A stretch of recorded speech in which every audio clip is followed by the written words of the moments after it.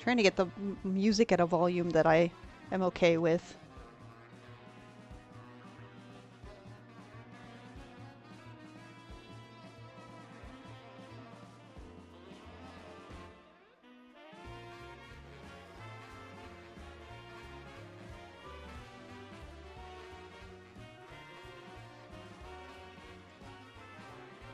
Okay.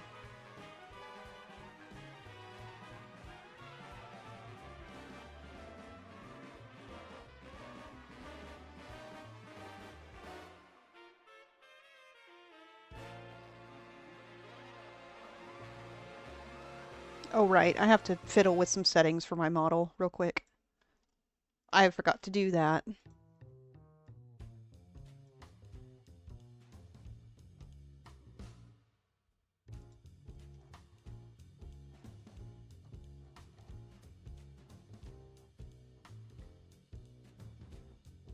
Hmm.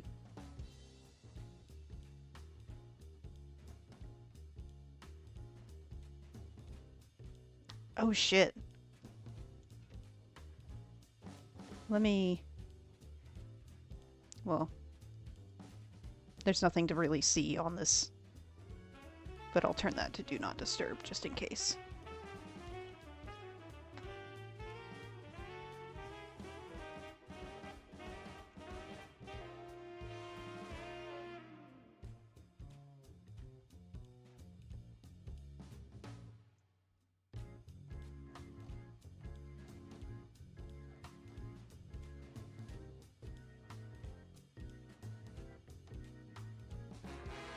Nothing to see because it literally is just a blank Discord.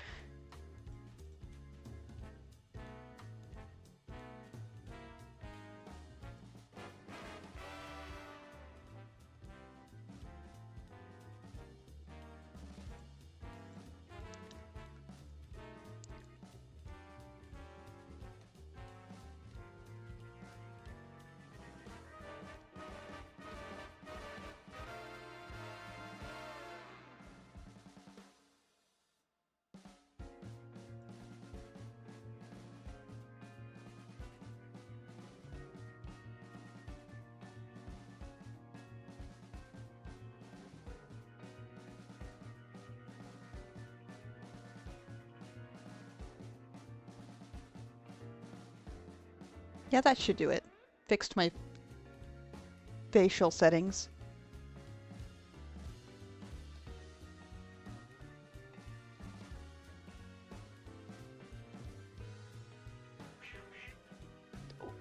What? What? Alright, now I gotta post links.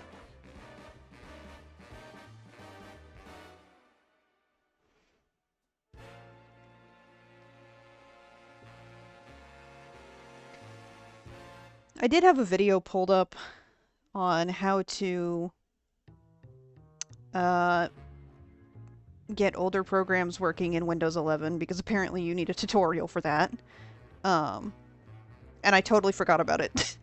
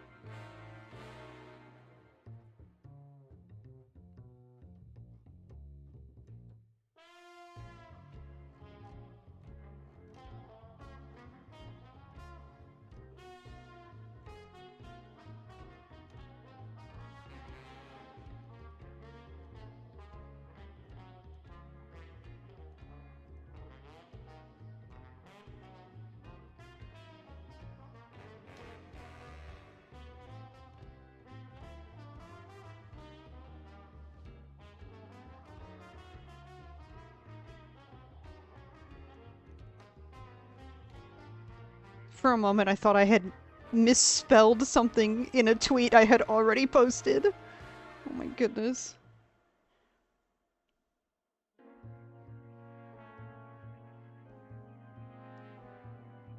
There's really no reason for me to be so bothered by misspellings because it's the internet and literally everybody does. But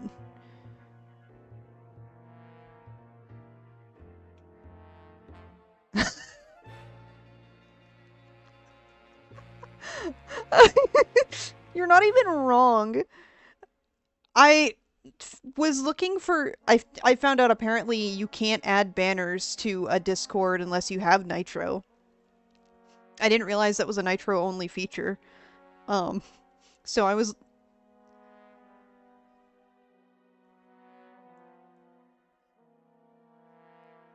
oh my goodness. I mean, I there a lot of these things that they have locked behind Nitro is ridiculous. Like I don't know. It's like money grubbing at this point.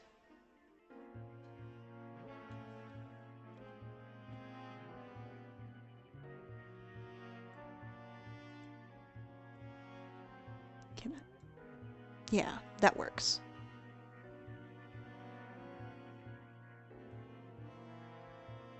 I was thinking about trying to like dual stream to YouTube as well, but for whatever reason, my YouTube account keeps rejecting the like. Whenever I try to connect to it, it's like this YouTube doesn't have a channel, and I was like, huh? What do you mean it doesn't have a channel? I've been uploading videos for like 5 years, not consistently, but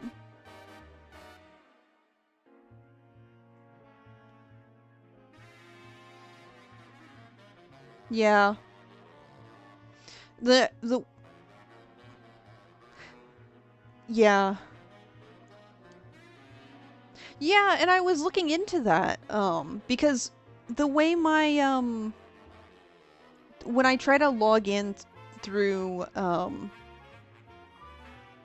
when I try to log in to YouTube, through, like, streaming, like, my streaming software, um,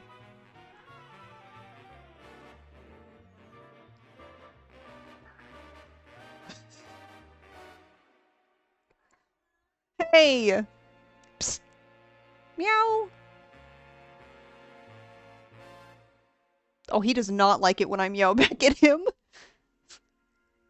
But when I try to connect to my YouTube, it actually distinguishes between which one's the Google account and which one's the actual YouTube account. But for whatever reason, it gives the same error regardless of which one I pick. So I'm wondering, like, if it's because it's already connected to a Google, it's just giving that issue anyway. Like, there's nothing I can do about it. I was reading like a how to disconnect your Google from your YouTube thing, and it was like first step, deactivate your account for 10 minutes, and I was like, no, no. Like, I need that.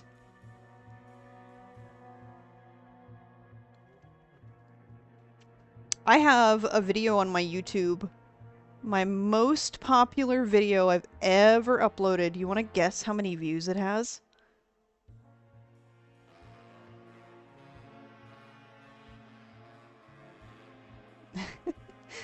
It's got 10K views.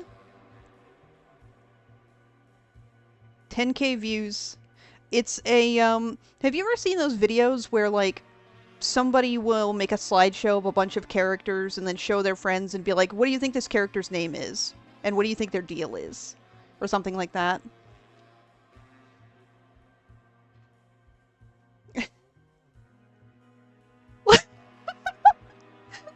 Bandcamp with a pop quiz! That's awesome! Um, well, it used to be a like trend like 5-6 years ago where, and it was mostly a thing with anime where people would compile a slideshow where each slide has a different character on it, and then bring in a bunch of their friends who don't know anything about the series and be like, okay, what do you think this character's name is and what do you think their deal is?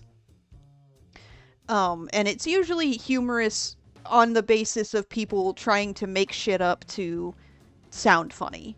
But um we this was this was at the like height of my interest in bug snacks, so I had done one of those with the bug snacks characters, and it was very funny.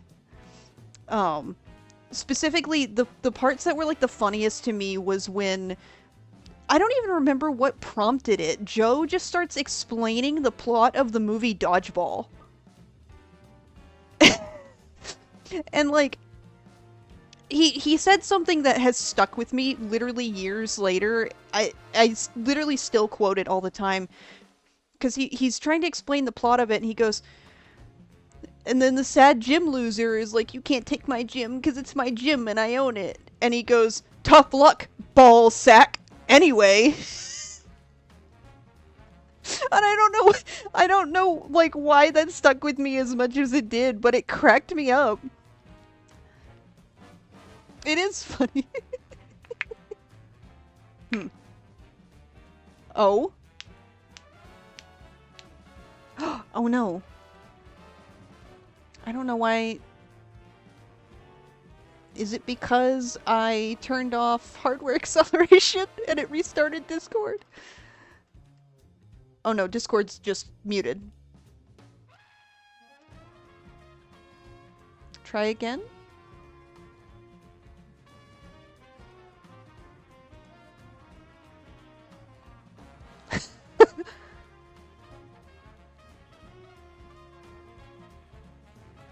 I didn't hear any of that come through. I got it now. Okay, it's working. Does it sound okay? Like, volume-wise? I'm louder than you. Aw, shit. Why is that always the case?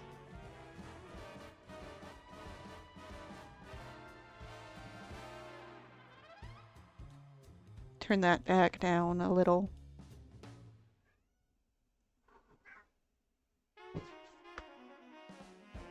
Who's thumping and rumbling outside my door?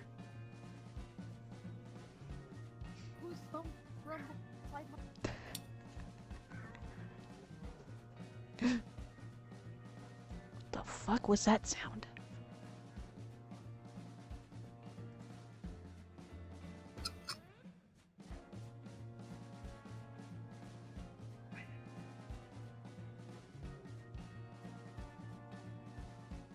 Hey! Meow!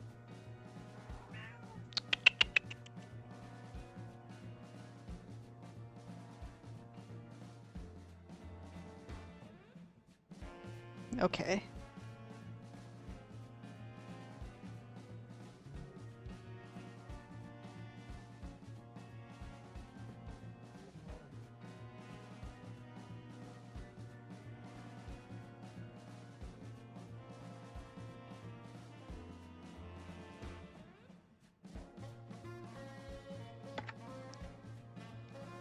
Oh man.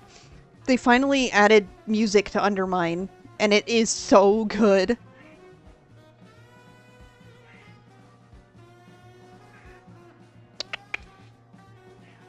They have more songs than just the Goblin Town one? Yep. That one doesn't play anywhere in Undermine that I've found. Does it have music that comes out of the Goblin boomboxes now?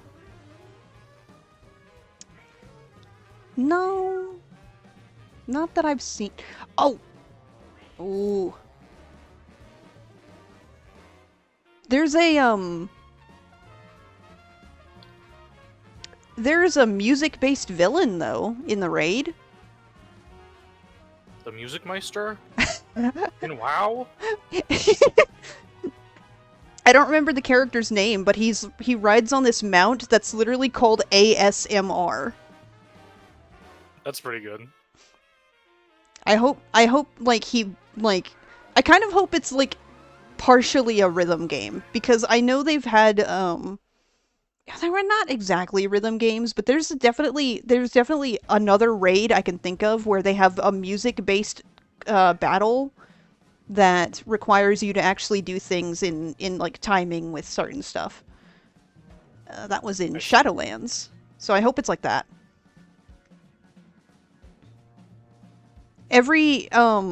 The different areas where all the different cartels are located all have their own soundtracks, by the way. It's really cool. Ooh. Um, let's see. I was waiting to see if Jay would get here, but...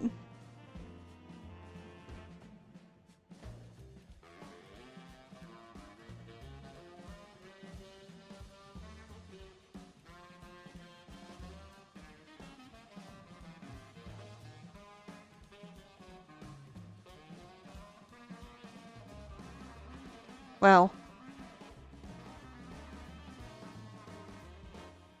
This music is distracting me. I gotta turn it down just a little bit more.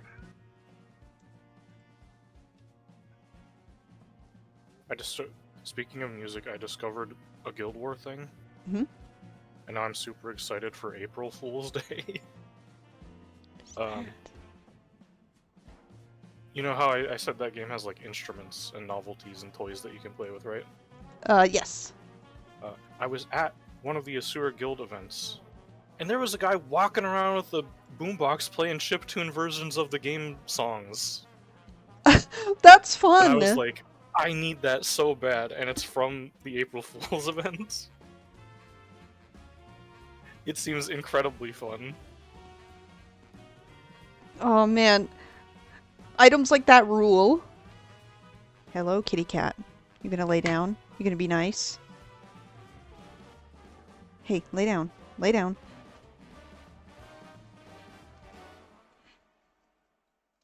Lay down! No! Get down! Get out of my lap!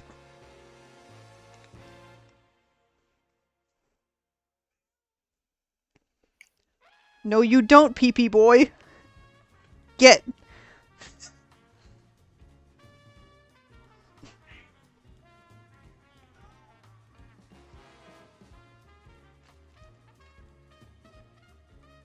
I know what your angle is.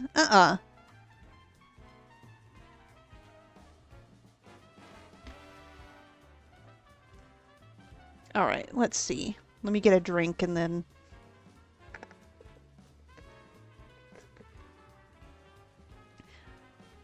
I do want to preface this by saying probably everything that I do here in, everything I do using, PMXE, you could probably do in Blender the same way, but the problem is that I don't, I don't know Blender that well to confirm.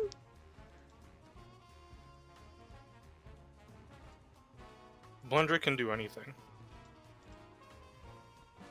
Blender, I made a couch in that once. That's how I know. Blender does many things. I just am not very good at learning it. I have a general understanding of how it works, and that's it.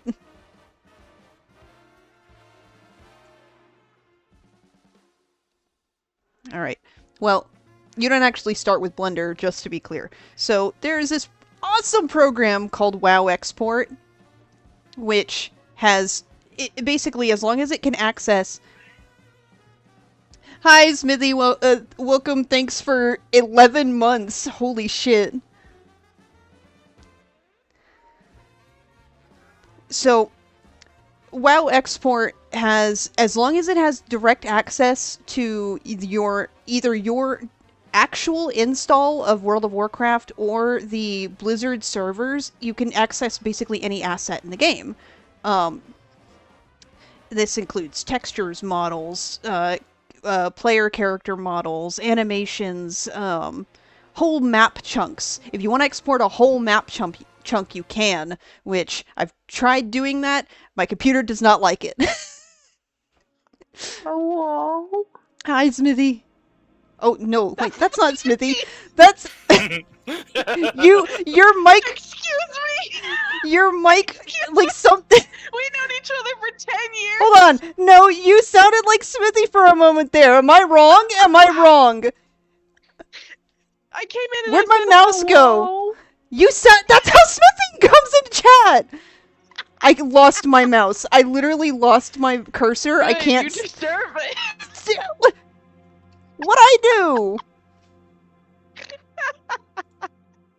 I didn't. You sounded like Smithy. You came into the voice chat the way Smithy does. Hold on. Wait a minute. Is your icon being covered by the stuff on stream? I can't find my cursor to fix it. Man, I don't get to be on stream, I guess. You're on stream literally in spirit. Smithy even says identity theft. That's Listen, I didn't steal your identity, okay? It was forced upon me. identity reassignment.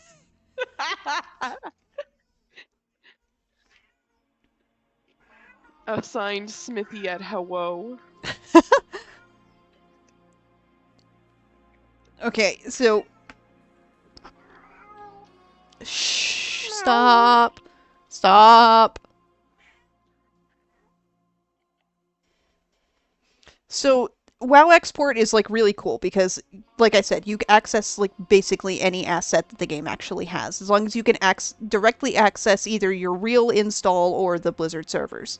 Um, and what's also cool about it is that if you're looking to export specifically your OC, for example, that your character you actually play as, you can go directly into this import button, type in your character's name here, and then what realm they're on, and it will directly pull up all of their assets without whatever armor they're wearing.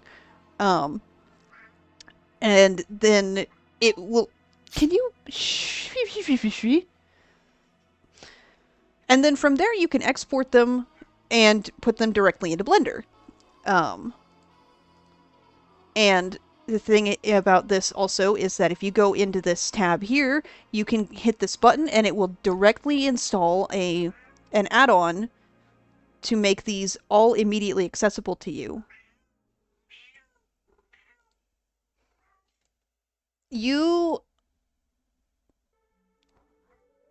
Why do you stop when I look at you?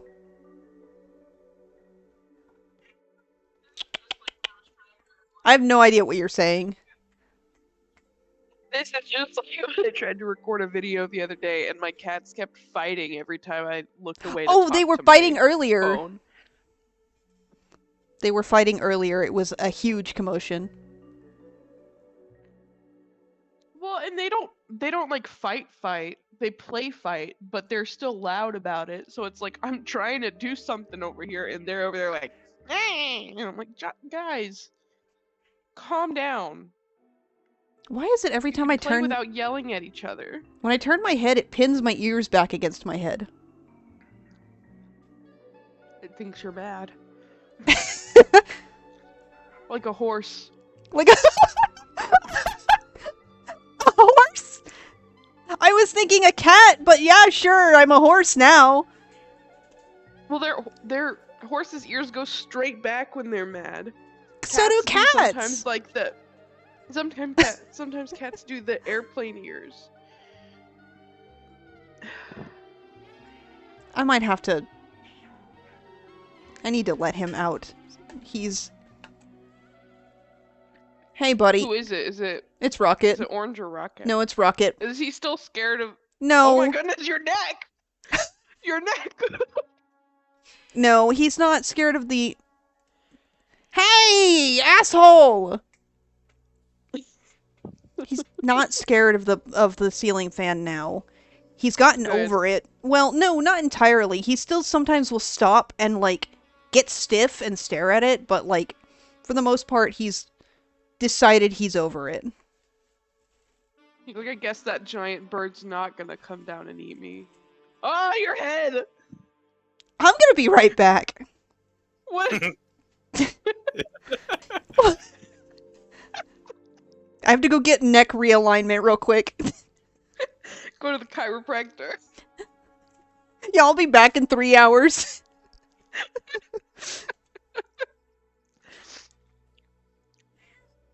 Lear, hello. Hi, Jay. Oh my goodness! What is he doing over there? Vibin. How are you? I am good. I finished another whole expansion story in Guild War. And then I tried doing some 3D stuff today and got really frustrated. Yeah, But now I have that's a new commission to Percy's work whole on. life so far. Percy doesn't know how to make a model, but I know how to make a model. He knows how to make a model. It just takes Nope. him a really long time. He said at the start of the stream he doesn't know how to make a model. He only knows how to steal them. Ah! Is it stealing if it's available to the public? That depends. I read a book. I read a whole Oh. book in like 2 weeks. I was so proud of myself, and then I got to the end of the book, and I was like, "This book sucks." Ooh. 2 weeks, world record.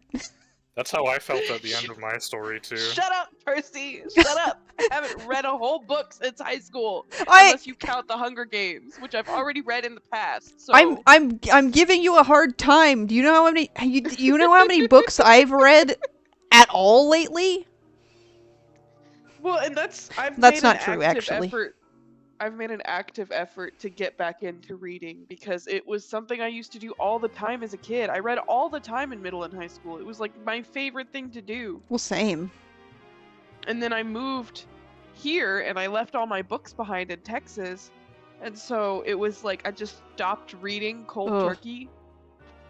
And so all of the media that I consumed was TV shows and movies and like comics and anything I could find a fandom for on Tumblr. And it got to a point where I was like, why is media consumption not fun anymore?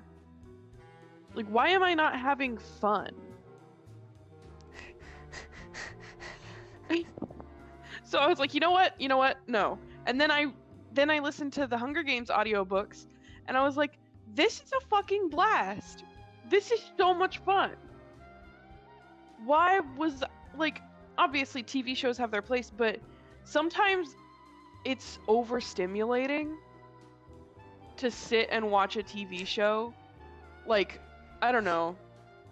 So I started reading again, and even though I was super disappointed by the end of the first A Court of Thorns and Roses book, I still felt like I got something out of it.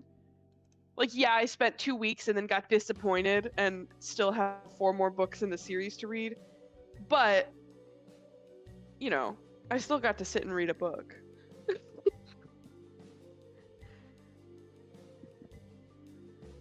And it wasn't as infuriating as dealing with fandoms, which I have so much experience with now. So it's like, okay, yeah, was I disappointed by the ending of the book? Yes, I was very disappointed and angry. But not nearly as disappointed and angry as I have been when dealing with other fans of things in the past. Like, and one of my coworkers, her daughter loves the series. Wait. And I went to work, or she came into work a couple days ago, and I was like, "So Chris, I finished the book." And she goes, "Oh, and how did you like it?" I was like, "I didn't."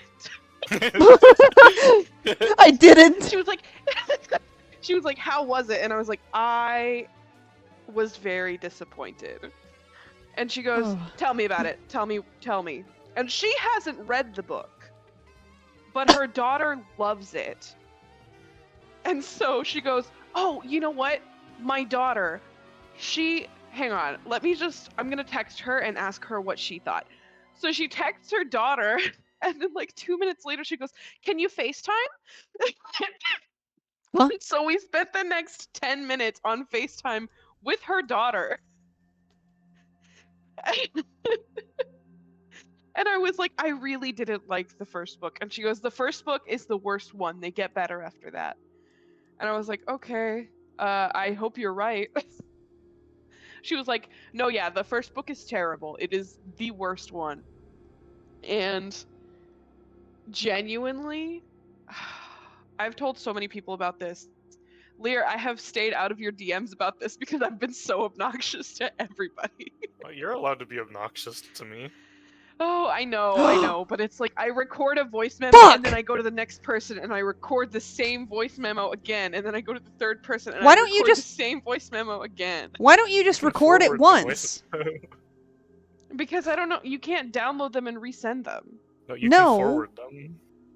Oh yeah, forwarding exists now. I'll be doing that Or from now on. or you could just record it in a voice recorder and then send that to everyone. So then That's you true. also have it for later when you want to make videos. I still have it for later when I want to make videos because Yeah, it's but up it's in a Discord. downloadable format. It's okay. I could just re-listen to myself. It's fine. Anyway, what was I saying? Oh, there are excerpts that I have quoted to people from the first I'm book setting that more shit feel up. like they're stealing from Hunger Games and Twilight. Which, Ew.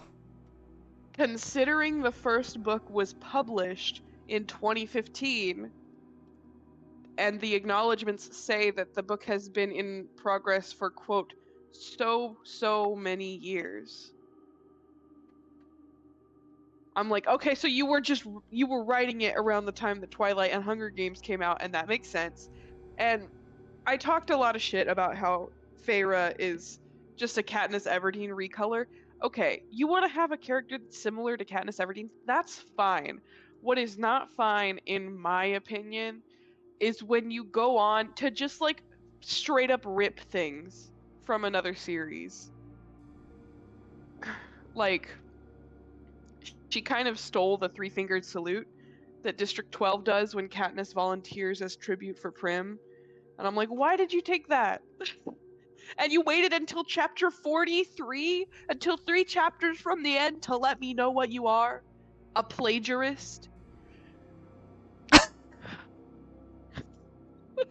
I know And what then, you like- are. And then, like, literally a few chapters later, huge spoiler for the first book, if anybody gives a shit. So, like, heads up. It's really stupid. Feyre dies at one point. No. Yeah, she dies, which she sucks in the first book. Not so my I was like- specialist girl. I was like, this could be really interesting story arc. That she like dies and then they bring her back, but she's still a fragile human who now knows her own mortality. Because by the way, she's 19 in the first book. She's 19. And her love interest is an ageless being who is over 500 years old. Sorry, that one Undermine Combat song I really like just came on.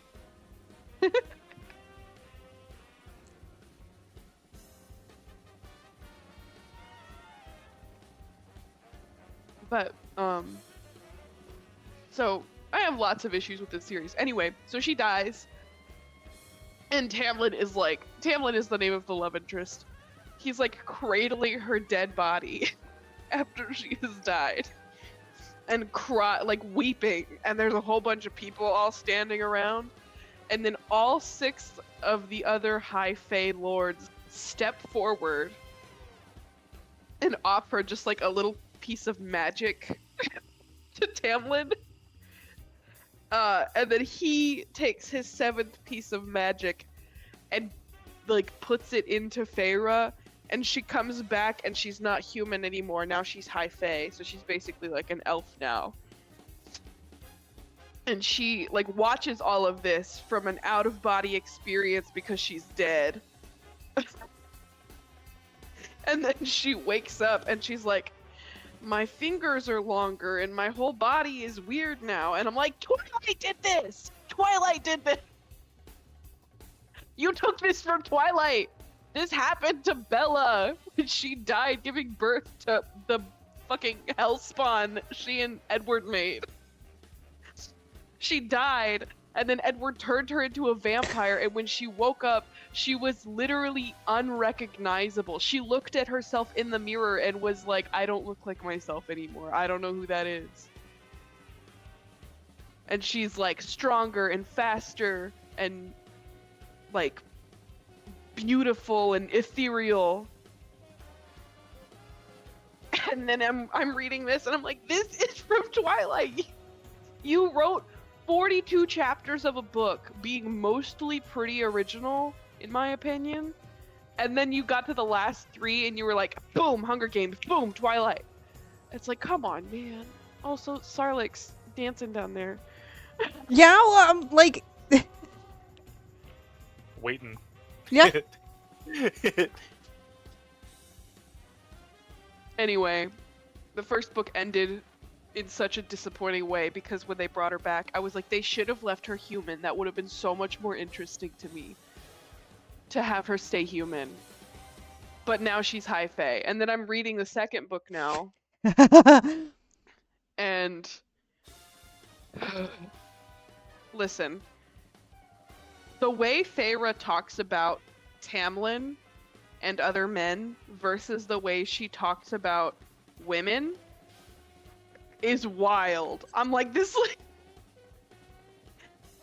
she described a woman in this book as having, or as, quote, far from matronly, and not in a bad way, and also said she had a full sensuous mouth. Oh, Girl, I sorry, think I you're don't in like love that with her. description. I don't either, but it's like she also described her body as supple, and I'm like, I hate that. That's the worst way to describe a woman. it is, but it's like, man, she does not talk about her love interest like that. And also, I am like I'm 500 pages into this series now. A book and 50 pages in. And she and Tamlin have yet to have a full conversation where he listens to her. They've talked to each other like 6 times. She's been in the Fae realm for 11 months. She just turned 20. She's supposed to be getting married. They've been engaged for 2 months. They've known each other for less than a year. They are ageless beings. What is the rush? Why is she in such a hurry to get married to him? I don't understand. But then, like... This, I'm gonna be honest, this sounds like it makes for bad romance novel. It is Not a bad romance fantasy, novel. but bad romance. Yeah, the fantasy aspects are amazing. I love the fantasy aspects. I wish the romance was tied into it better. See, I really do. This is what I was talking about when you first started telling me about this book, where I'm like, I don't want to go into a book where one of the main selling points is romance, because like this is one of the huge fumbles that can happen. Yeah, well, and it's really frustrating too, because I feel like the first book falsely advertises itself. Because on the back, let me read you the back. It says, Feyre is a huntress. The skin of a wolf would bring enough gold to feed her sisters for a month, but the life of a magical creature comes at a steep price, and Feyre just killed the wrong wolf. Taken prisoner by a high Fae lord, Feyre learns that her masked captor is hiding even more than his piercing gaze suggests. But as Feyre's feelings for Tamlin begin to burn through every warning she's heard about his kind, a shadow is falling across the land, and if Feyre cannot fight it, she will lose everything. She's not a prisoner. She is, She's though. not his prisoner. She is, though. Like, she kind of is, but it's one of those things where, there's like, no kinda about being a prisoner. You either are or you aren't. She's not allowed to. Tamlin... Okay, no. She's allowed to leave under the acknowledgement that she'll die if she does. That's not freedom. That's being imprisoned. The worst part is, this is why I fucking hate Tamlin. I don't like him, because that was a lie. That wasn't even true. He made that up. Then that's She not could've freedom! That's It's bro. not, and That's I not hate freedom. him. She's a prisoner. I really hate him. But the thing that gets me the worst is, like, at least, because this is supposed to be kind of inspired by Beauty and the Beast. At least Ugh. with Beauty and the Beast, they have conversations and talk to each other and come to an understanding. And Belle stands up for herself and is like, you can't talk to me that way. Feyre doesn't do that. They talk to each other like maybe 5 or 6 times in this first book. It sounds They like don't talk to each other. And then in the second book, I'm like 50 pages in. The first real conversation they have. I'm not gonna say that because it's explicit and we're on stream, so I'm not gonna say that. who gives a shit? Okay, fine. So the entire first book, I'm sitting here. The reviews of the first book say sizzles with sexual tension, sizzling romance. The front says a violent, sexy, and daring. There are no explicit sex scenes in the first book. There are like 2 or 3 fade to black scenes that are not explicit at all. So I'm like, what do you mean? Okay, then I'm reading the second book. Chapter 2 or 3 maybe, I don't know. There's an explicit sex scene. And they start to have a real conversation during it, and then Tamlin just cuts her off and is like, I'm done talking about this, and eats her out instead. And I'm like, what? This is the first conversation you guys have had about anything important. And you're like, I'm done. Let's fuck. Shut the fuck up. Pussy's more important right now. Like, he comes What? to bed and she's still awake. She's supposed to have gone to bed hours ago, and she's still awake, and he's like, you're not asleep? And she's like, no, I couldn't sleep. Because she has night terrors. And he knows that she has night terrors because she wakes up screaming and vomiting every single night from them. But he never wakes up to comfort her. Never. I'm gonna be honest, never- this series sounds not good, actually. Well, It and sounds, then, so- not good. it's not good so far. But so he comes. Okay, maybe I'm a little, like, biased against it to begin with, because I have very low expectations for romance novels to begin with, because a lot of them are just not good. But, like... Well, because you can't center your whole story around 2 people being in love without having something really, really strong there. Yeah, And a lot of romance novels are just based in, like, sexual fantasy. and don't get me wrong, I can understand the desire for them. It's the reason that I seek out things like reader insert fics. Love that kind of stuff. But I don't like when romance, even with those, I don't like when romance is the only, like, plot point. Because it feels stale.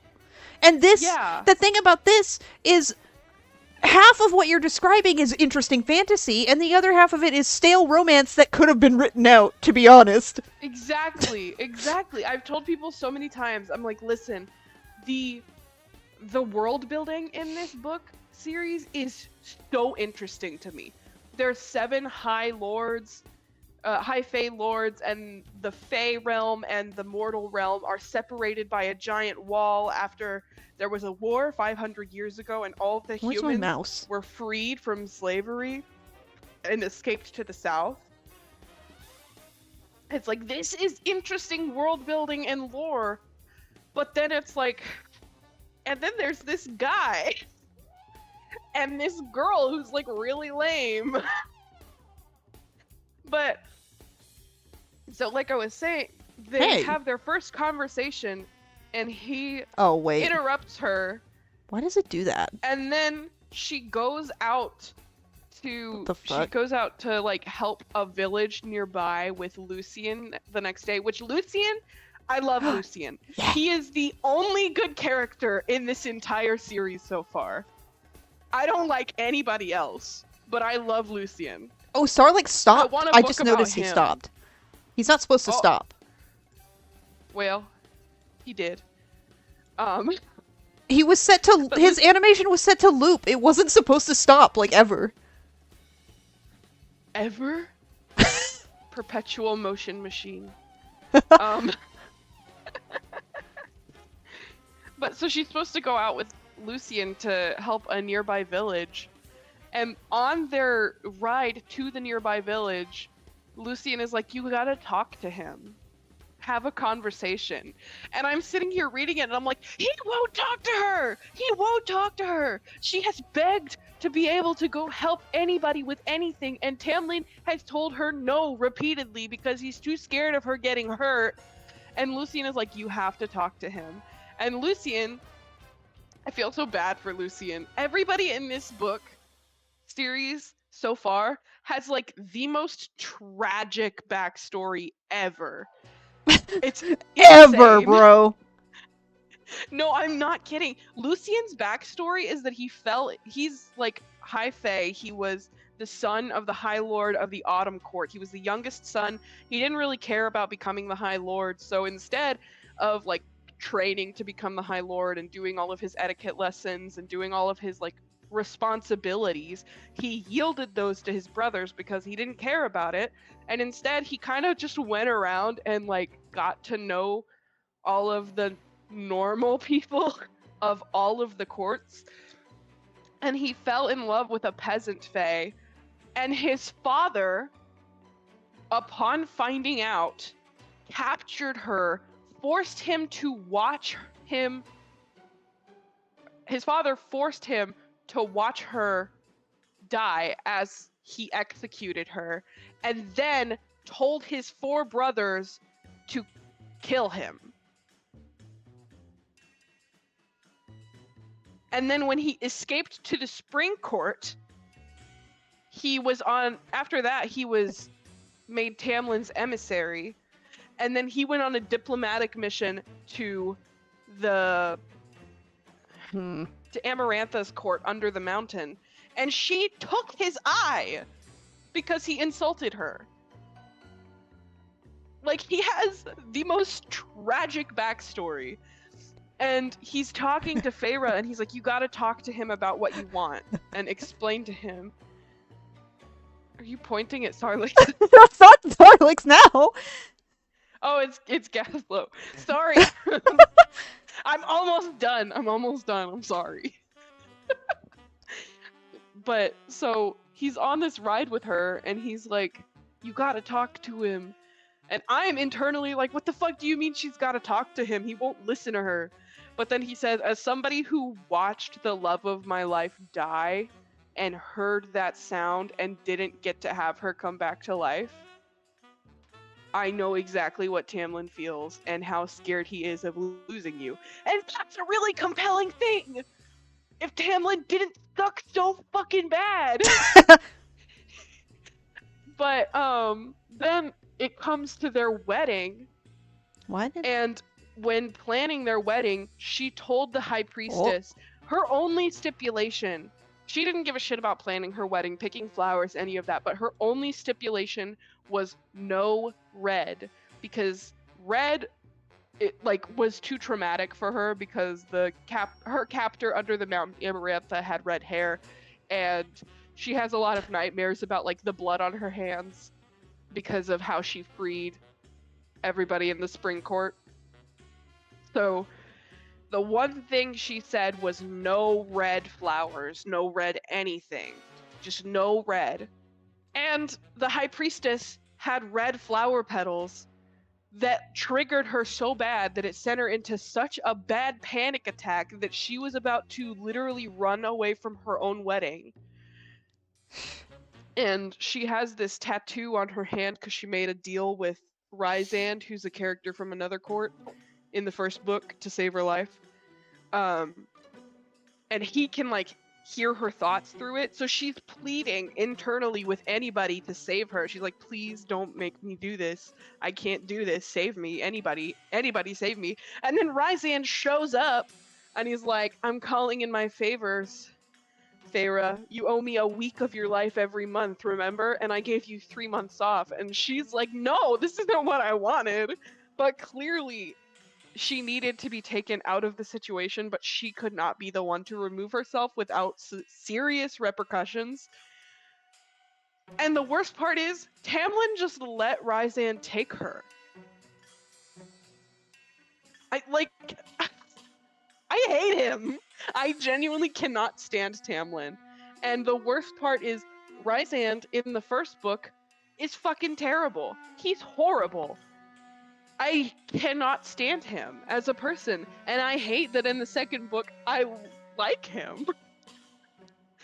Like, why did you make him charming and funny and give them good banter? Why did she have better banter with the guy who actually is like holding her life hostage than she does with her fiance? Sounds like bad writing, bro. I'm It gonna be is. honest. It is. It's really bad, but it's like there. Man, the last scene I read before calling it earlier was she got pissed off at Rysand and threw one of her shoes at him, and he didn't notice, so it hit him really hard in the back of the head. And then he turned around and was basically like, "What the fuck was that for?" And then she threw her other one at him, and he caught it and burned it to ashes and was like, "Dude, calm down. You're not a prisoner here. I gave you a break because clearly you did not want to be at your wedding." Oh, I don't like that. Also, everything. I don't like the way Gazlo looked directly into the camera. He was looking at me Also- for a second. I also find it funny that somehow Sarah J. Maas has made it seem like not only is Feyre more into women than she is into men, let alone Tamlin, she has made Rysand and what Tamlin's the fuck? past so mysterious that it's like, I'm stuck. does Rysand have a crush on him? Rose, I'm stuck. Is your model stuck or are you My stuck? my model is sticking, and I don't know.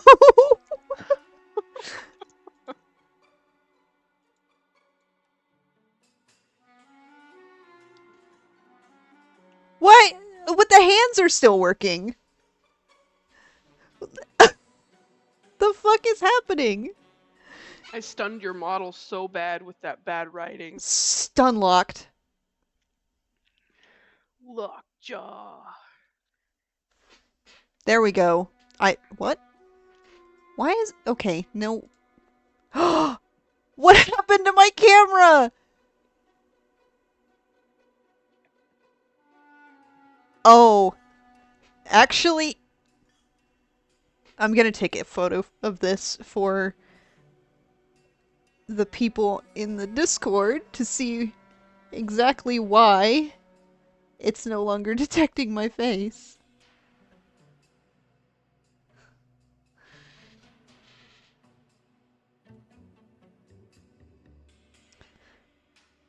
Look how fuzzy it got suddenly.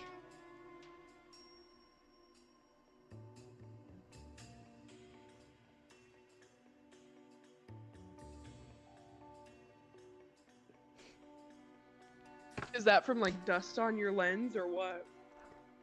It was clear 2 seconds ago.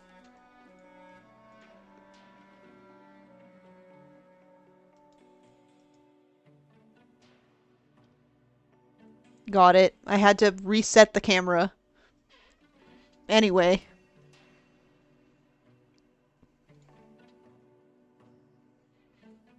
Oh, my arms are cold.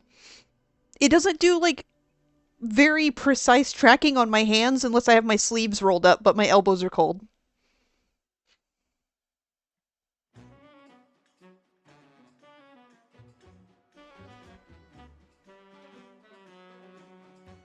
Hello? Hi. Hi. Sorry, I'm eating.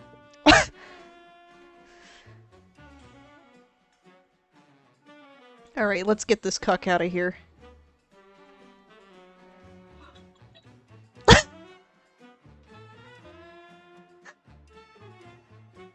I should be nicer to Gazlo.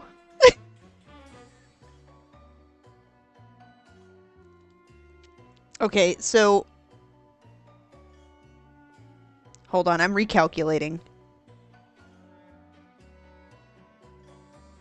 So, okay. Yeah, okay. So, once you've like literally pulled the model out of what the fuck? Why?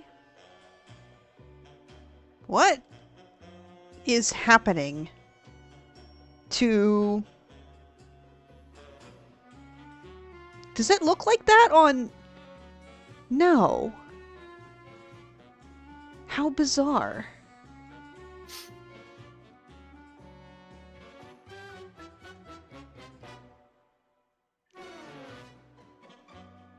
Well, whatever. I can't see my own stream preview, but so here, let's just So I was saying earlier you can input the name of your character and the realm that they're on, and it will automatically import them exactly as they actually are in the game. Um, and then once you've done this, my immediate recommendation is to go in and turn off the eye glow. Because for whatever reason, that one's automatically set and it makes their eyes completely white. If you're doing a goblin specifically, I also recommend you turn off Geoset 1, because for whatever reason, it automatically spawns them in with that one rag they have in their crying animation that, like, is not properly rigged. And it sticks directly off of their waistline in a way that's weird. Anyway. Oh, I'm flinging her around. I don't mean to be doing that. So, now that I have her, I can export her here. Um, I personally export my characters without the base clothing so that if I need to go in and fix textures on my own, I can. And in case they're wearing an armor set that has like certain exposed skin areas like upper thighs, or like shoulders and whatnot, it doesn't have like, you know, underwear straps. Um, that's just a personal preference. No one else has to do that. That's just me. But once I have the model, I can load it up into Blender, and it's already got all of its proper bones and everything. That's not something you have to worry. Fuck, I forgot to turn off the stupid rag. Hold on. Get rid of that. The music stopped. Yes, I'm still watching.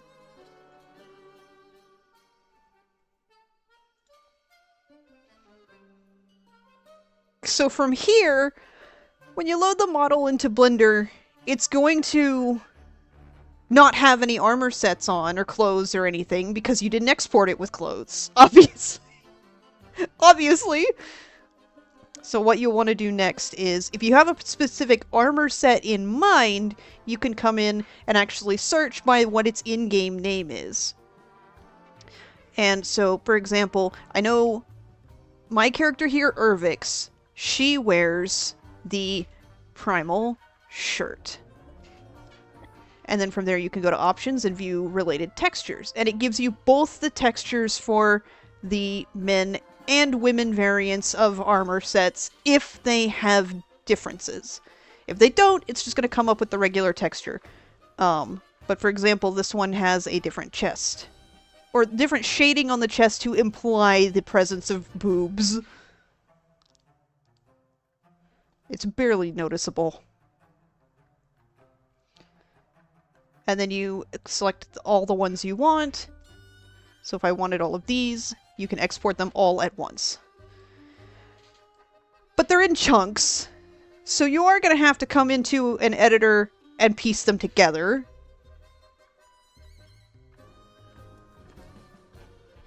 So then from there, wait a minute. Yeah, let's...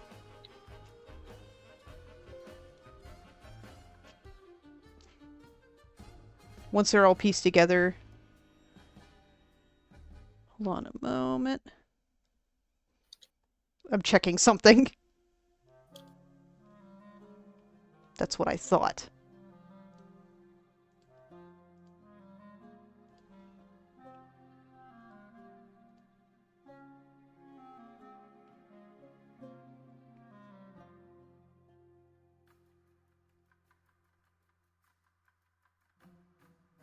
Yeah, okay. So then you can save over the base texture file and it'll come up with the clothes in the places that they're supposed to be. That's just for textures though. If you have any armor set pieces that actually stick off of the body, such as shoulder plates, gloves, knee pads, other such things, you're going to want to come in and, for example, let's look up X52. That's the Goblin Heritage Armor. So if I wanted to come and get, for example, the belt, I would search the model the same way, the item, but then go to View Related Models, and it's going to come up with exactly the model part that I'm looking for, like, the belt, for example. And then you just export it the exact same way. And once you have it exported, generally speaking, it'll export specifically to this folder. And this folder is in your users folder. Your users and then whatever name your computer has for you. And then it'll be in its own folder called WoW Export. And once you're in the WoW Export, it'll come up with all of these different folders as you export more things. When you're looking for armor set pieces and textures, it's going to be in the item folder. Actual objects, like chunks of armor, are going to be in the object components and separated into what part they are, whereas the textures are separated into the texture folder and they're separated by what body part they go on. So let's see. If I want to give her the proper Goblin Heritage Armor pieces, let me see, where is it? It would be this one. So we're going to copy that, and when we're in our layout, just import, paste the directory, and it will be armor, collections, armor, goblin, and then they're marked F for female, M for male. You just load them in, and they'll be exactly where they need to be. Now, the thing about this is specific to goblins, because it's the Goblin Heritage Armor. But, if you're looking at an armor piece that is not specific to a particular player race, for example, let's look at... Oh, what's the name of that armor piece that's like, Oh, what did they call the Sylvanas armor set? Jay, do you remember?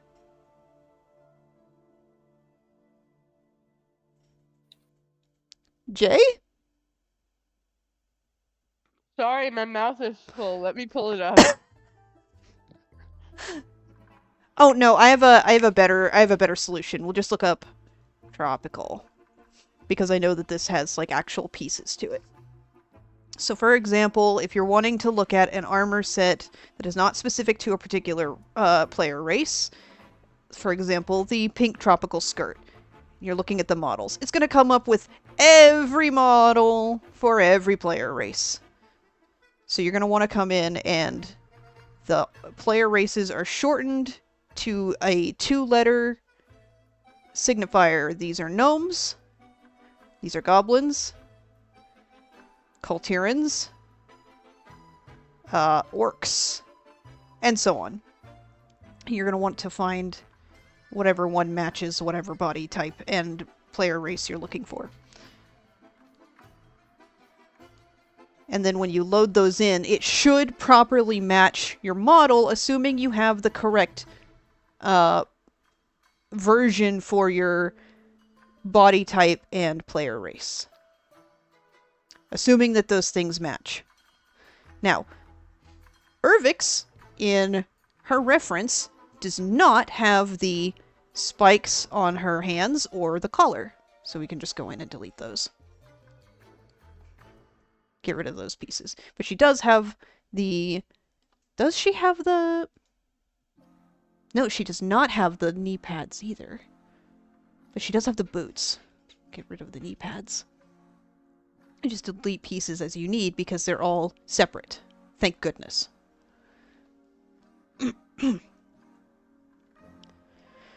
So from here, we have her basically set up as we need her. Aside from the belt, which I'd have to go figure out where that went. But I'm lazy. I'm lazy. I don't want to deal with any separate pieces, honestly. I looked it up because I was curious. It's called Dark Ranger General's Kit. Dark Ranger General's Kit. There it is. So here's the I have thing. the one that's just a bra for them. I don't think I have the actual like chest plate, just the bralette. No, you got all the pieces when you got the set. Yeah, when I looked in the set though, the one it showed me was the bralette. But it So has I like all to the imagine pieces. that I know, but it's funnier if I just have the bralette and not the chest plate. So from here, this is where you're going to want 2 specific add-ons for Blender. The first one being MMD Tools, and the second one being... Let me remember what this shit's called. It's like VRM something.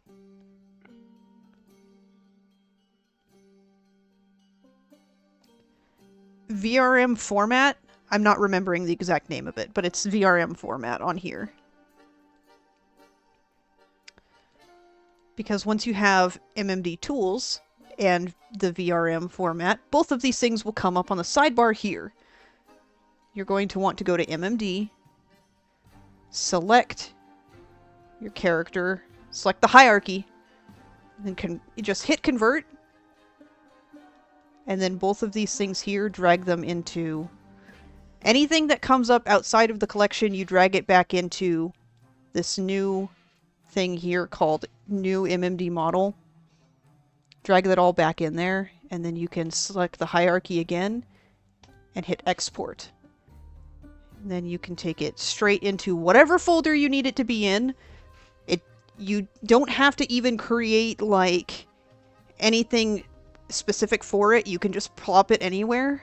So we'll title this Irvix because that's her name. And then once you hit export, when you go into wherever you exported it, it will have its own texture folder already set up. And then any other parts, like that was just for her body. If you have extra parts, such as the Goblin Heritage Armor, like I had, you just do the same process. You convert it and export it. So we'll export this as boots, since it's just the boots.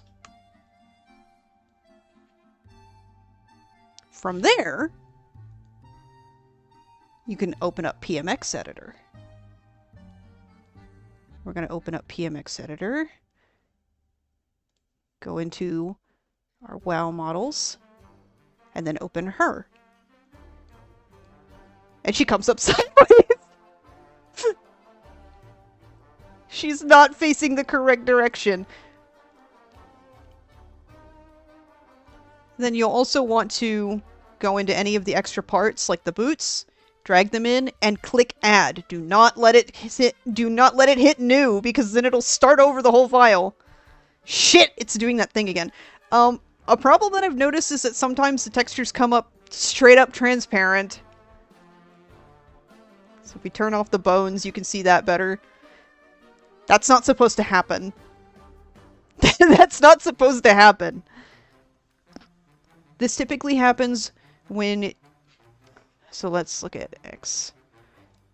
We're going to look at the boots.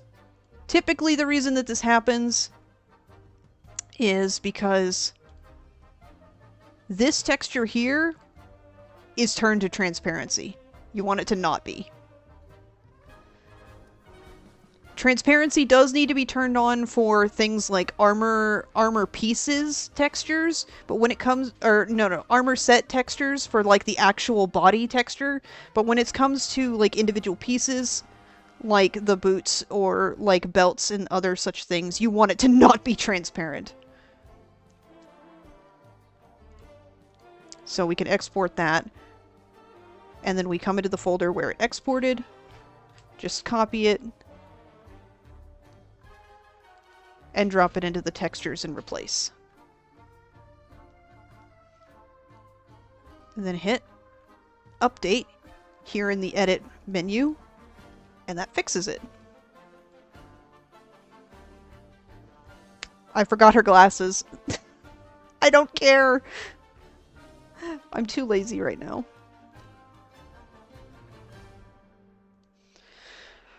When they're sideways like this, you're going to just want to turn on vertex, face, and bones.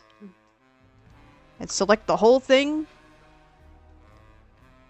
And turn it till it's straight.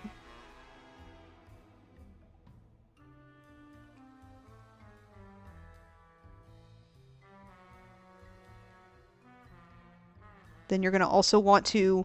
There's a bone right here in the middle, here.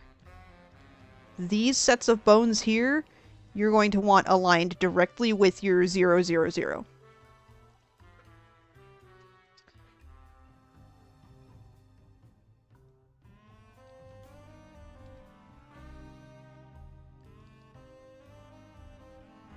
Just like that.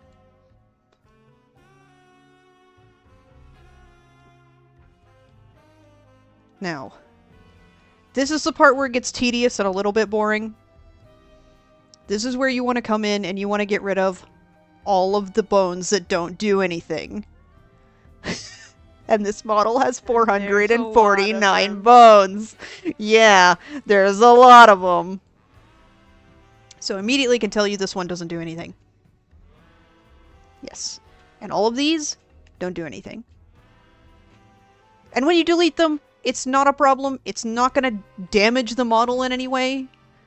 As long as you're deleting the ones that actually don't do anything. And not just deleting willy-nilly. When you're using PMX Editor specifically, though, if you want to check that a bone doesn't do anything, there's a button right here at the bottom that says Mode. You can hit that, go to the weight, and it will show you a wireframe version of the model. If a bone does something, when you highlighted it, parts of the model will come up in red to indicate that something is weighted to that bone.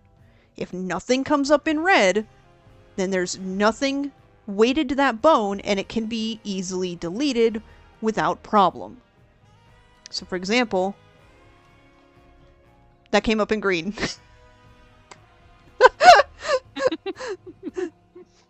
It comes up in red, green, or blue depending on how many bones you have selected. Mm-hmm. So the reason it's coming up in green is because it has 2 bones selected here. If I were to click on something that only has 1 bone, it would come up in red. So, with WoW models specifically, the thing of it is that there's going to be a lot of bones that don't do anything. Mostly, this is specifically because the way WoW models work is that they have a bone attachment for just about anything the model could need. That includes where the weapon is sheathed, where armor pieces are meant to go, where spell effects are meant to go, where the nameplate is meant to go, where any possible piercings, hair changes, like anything that the model could need attached to it has a bone at the ready for the actual model to be attached. The model pieces will directly attach to whatever bone is sitting waiting for them. For example, this bone right here is intended for any kind of shoulder plating.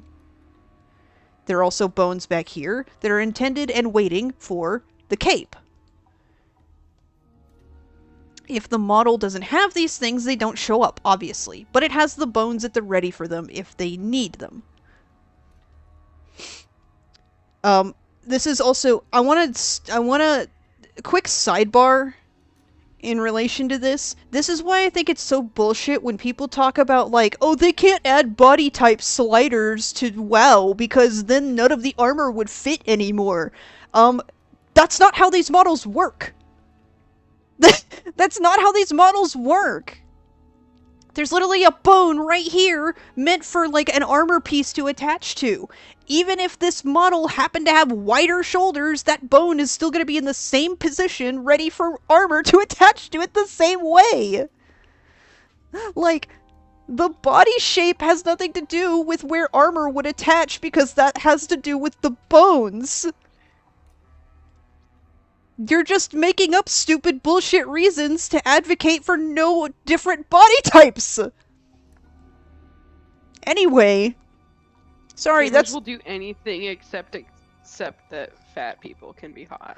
Literally, it's like, why wouldn't you want body sliders in your video game?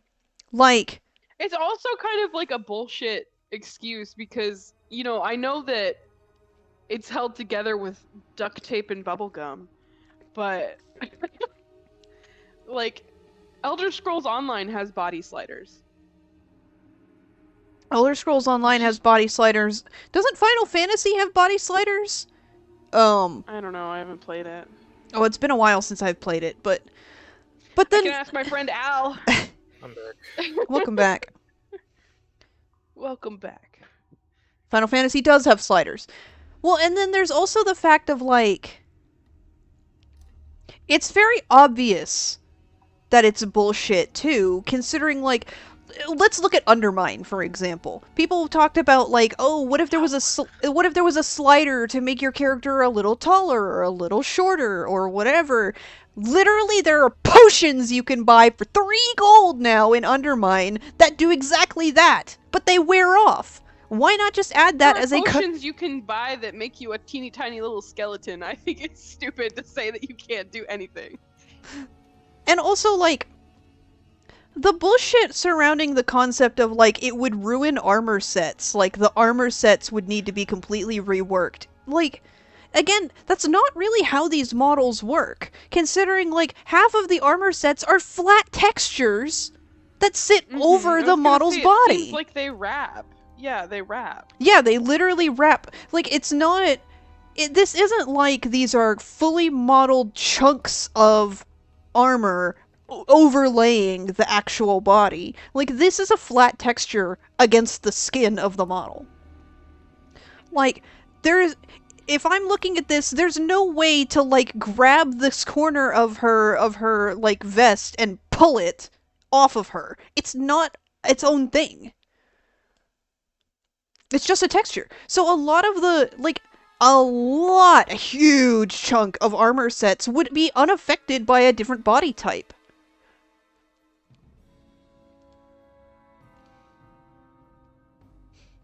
Unrelated, I need to get myself a chair. Like just a sitting chair. Instead of just my deck. Uh-huh. Yep. Never mind. Well, apparently I can't say words. Well, and here, look. I need a chair, not a desk chair. Here's a model whose body type I edited from the base quote-unquote female model. Nothing about this, like, the same belt fits just fine. The boots still fit just fine. Like, everything still fits just fine. Nothing about the body type changed how well the armor fits.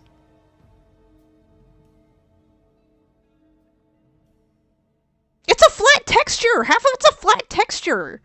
I think gamers are just fat-phobic. I mean, you think? No, I know they are! I know they are, but... Anyway. So yeah, you want to come in and delete all of the useless bones. So, If you don't know what bones are or aren't useless, you just go to the weight and you check if they're attached to something, basically. What the My fuck? favorite thing is that there's a bone for your name. What? Why is that there? Huh? Y'all seeing this, right? Hip bone connected to the toe bone. Why is the hip bone connected to the toe bone? Is it like that on the other side too? No. What the fuck? Why is the bone here?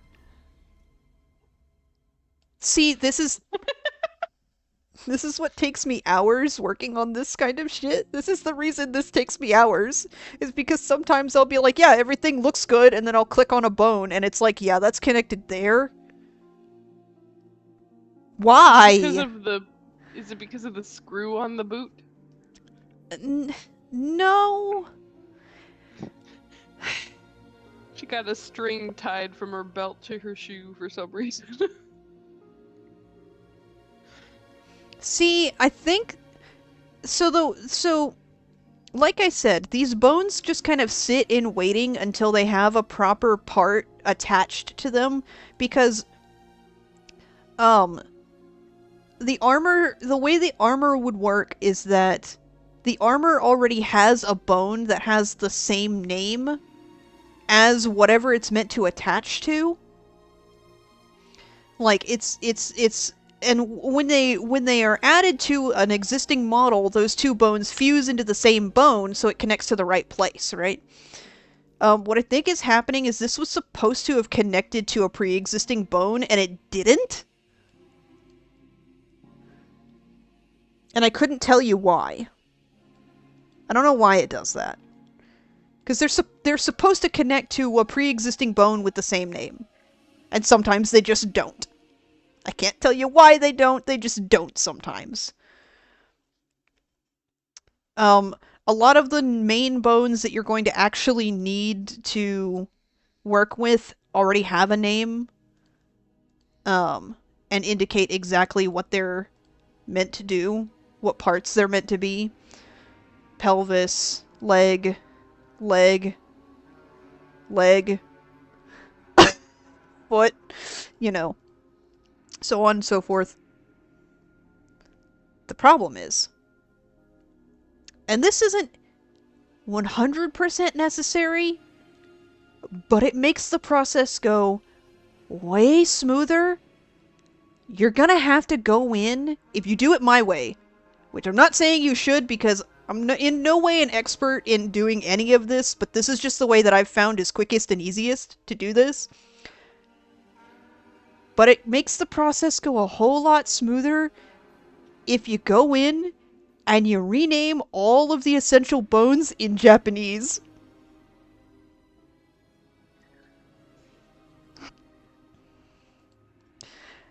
That's one way to learn Japanese. I know, right? I'm literally paying to do that.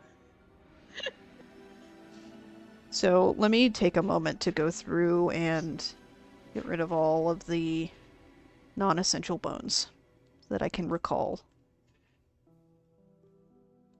A lot of these ones that have a dollar sign in front of a bunch of letters are non-essential. Those can immediately be deleted.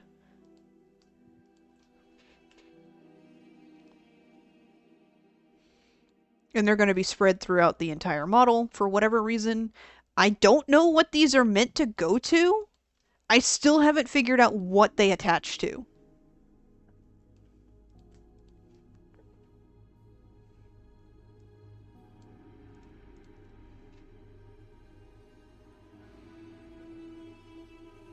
This music's creepy. Oh, this is Galliwick's music. Ugh. It's got like a vibe I don't like.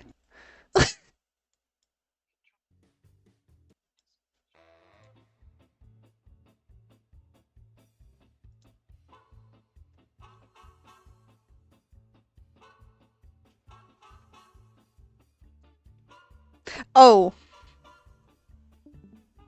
Speaking of, actually, I was gonna see about using Galliwix's model as my, like, example model for this stream, but I opened his model up and got mad, because I found out he does- What? No, not for the reason you think. I got mad because I found out he doesn't have face bones. I don't know, like, he only has, like, one bone in his, like, face, and it's to make his jaw open. He literally doesn't have, like, bones to control his actual facial movements. He just has a bone to make him go bop, bop, bop, bop, bop. And I got mad! Because that's no fun. What? Can't hear you. Brainless mouthpiece. Brainless mouthpiece? I think he's just so Yeah. rich he doesn't need emotions anymore. True! He's stupid and he talks a lot. He's not stupid, though. That's the scary part. Oh, I know. I know. That's the thing that gets me about characters like that. It's like, okay, you can't be a joke character and be smart and be evil. It's Sure too you many can. things. Too many things. That's why he's such Well, a good and that's, like, villain. Well, that's one thing about one of the characters in this series. It's like, you can't be hot and smart and capable and evil. It's too many things. And then now you want me to like you? No. Can one bone for his whole head, though? Not for his whole head, just for his face. Like, he has no expression bones. Well, no, that's not true. That's not true. He had 3 bones for his eyebrows. One bone directly in the center of his forehead, so that it could go up or down to make him happy or angry. and then Happy or angry? well, and then also he had 2 other bones on the at like his temples to control the outside of his eyebrows.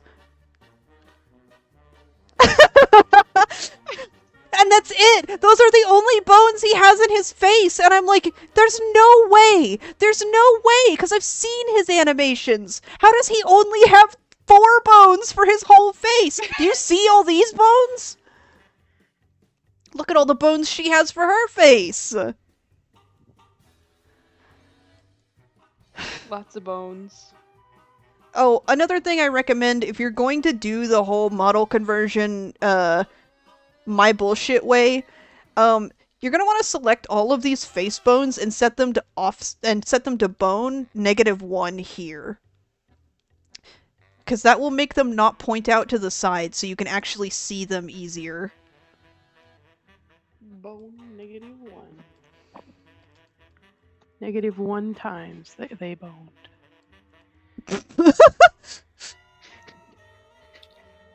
Yeah? So celibate that they opposite of fucked. They got in a fight. That's the opposite? I don't think it is. I think that's too close. They just never spoke again. They lived separate lives. The One of opposite them moved away. the opposite is divorce, I guess. Well, divorce doesn't imply celibate necessarily. No, but you're generally speaking, you're not sleeping with the person you got divorced from. Okay. I'm gonna now I've gotten rid of a lot of the bones that are useless. Now I'm gonna start deleting bones that are attached to things, because here's a cool thing about PMX Editor. So if you have a bone like this, so we have this arm. No, fuck. Arm bone. We have this arm twist 2 here. When you have a bone like this,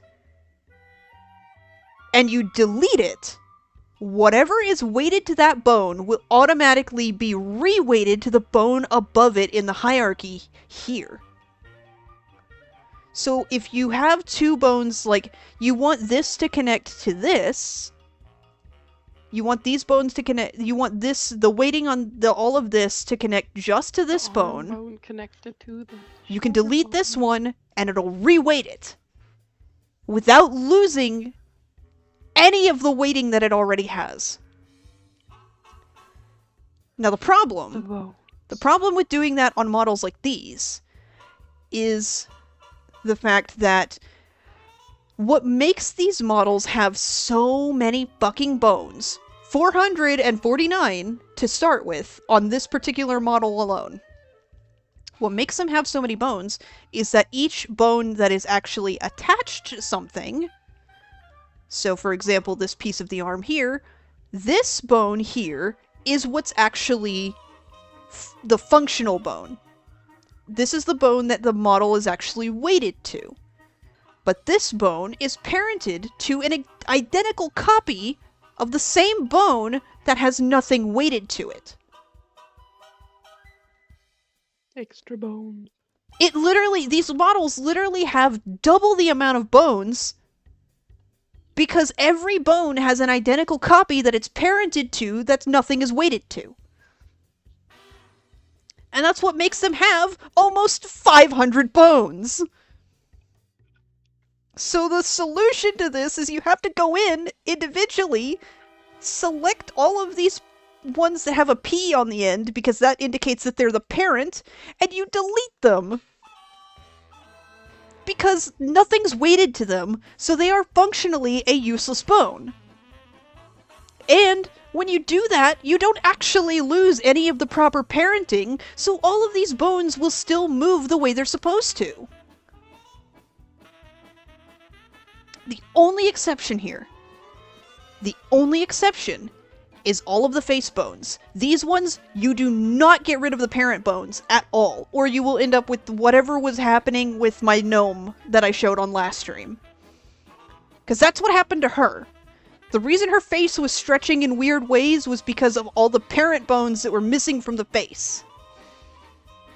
So these ones you don't touch. Whoopsie. These ones stay.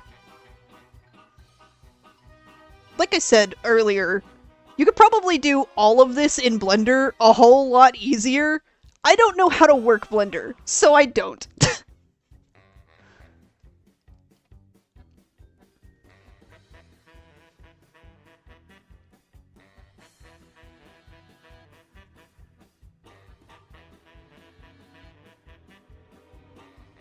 But also, I do want to point out, while this particular method for model conversion may be tedious and a little convoluted, it does make the conversion process into VRM for VTubing infinitely easier. Infinitely easier! The amount of things that you don't have to do once you've done this is infinitely easier. And like people want to talk about like, oh, you want to convert your model into VRM, get Uni VRM so you can do it through Unity. Fuck Unity. Unity is not a model converter. Unity is a video game builder. I don't want to be using Unity to convert my models. And I understand that like a lot of VTubing stuff for 3D models in particular works through Unity. And I understand that that is how that works. But the problem is that even if you follow a tutorial to a T for converting your model into VRM through Unity, you're probably going to encounter some weird bullshit issues that nobody else has ever seen before. Because that's what happened to me. Maybe that's just my luck, though. But the problem is that that's not what Unity is really meant for. Unity does a lot of things, just as Blender does a lot of things. These programs do a lot of things, and they're very good at what they do. But the problem is that Unity is not a good solution for this. If you want to do this, you don't use Unity. And I'm sorry to all of the professional quote-unquote VTubers that I'm probably just upset with that mindset, but like, fuck Unity for converting things into VRM. It's not a good program for that. I would literally rather spend hours doing this than touch Unity. Because every time I've tried to work with Unity, it has had like a... I can't even say it's an easy program to use, because there's a bar for entry that they don't really give you good instructions on how to get over, you know? Unity's a great program for what it is and what it does, but this is not something it should be doing. Make sure I didn't grab any bones I didn't mean to. Can get rid of that one. Anyway, that was my tangent for the night.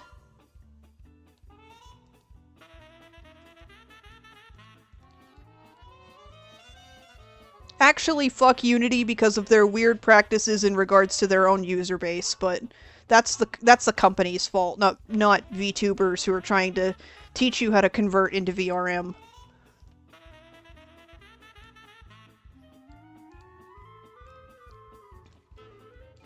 Okay. So now I have gotten rid of all of the non-essential bones. Wait. I see some bones that don't need to be there. Aha! Found you, motherfucker. I don't know what that bone is for. I think these are the bones where rings are supposed to attach.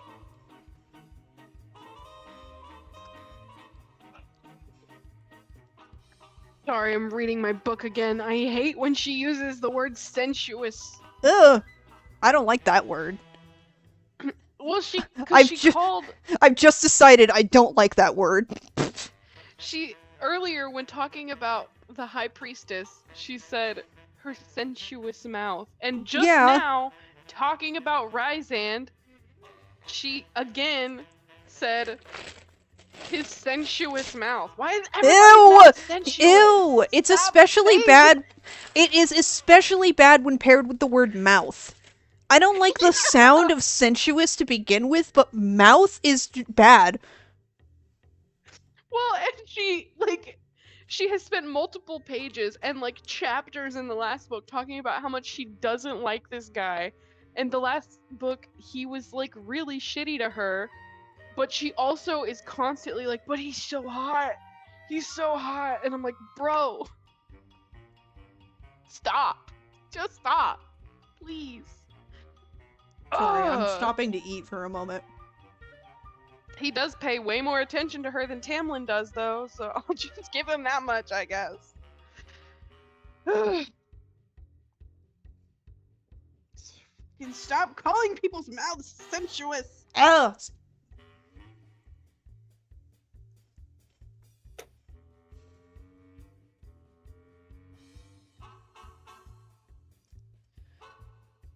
So have y'all tried any new foods lately? That's unrelated. I'm just eating right now.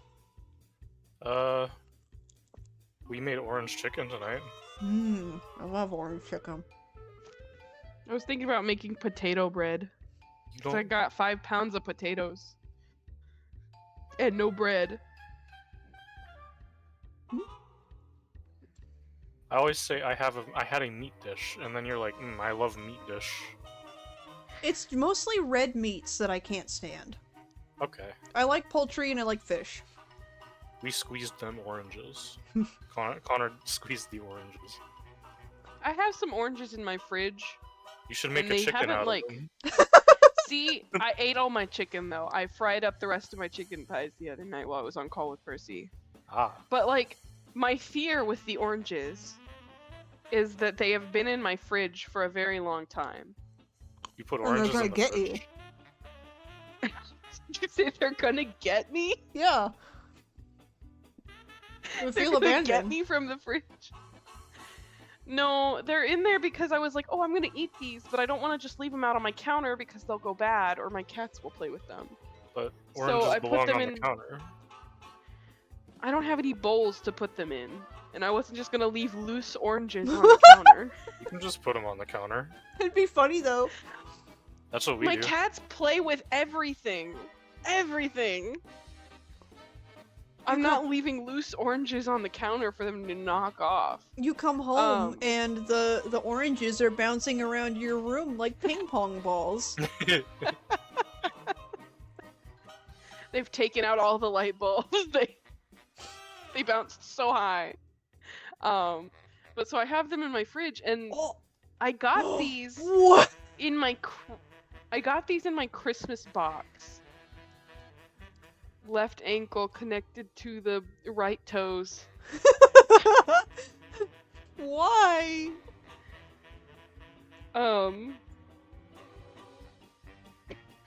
It's so weird. I hate this. I hate this stupid shit.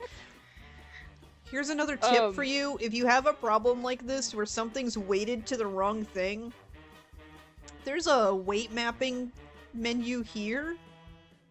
And then you want to open up your object management. No. Your vertex/masking.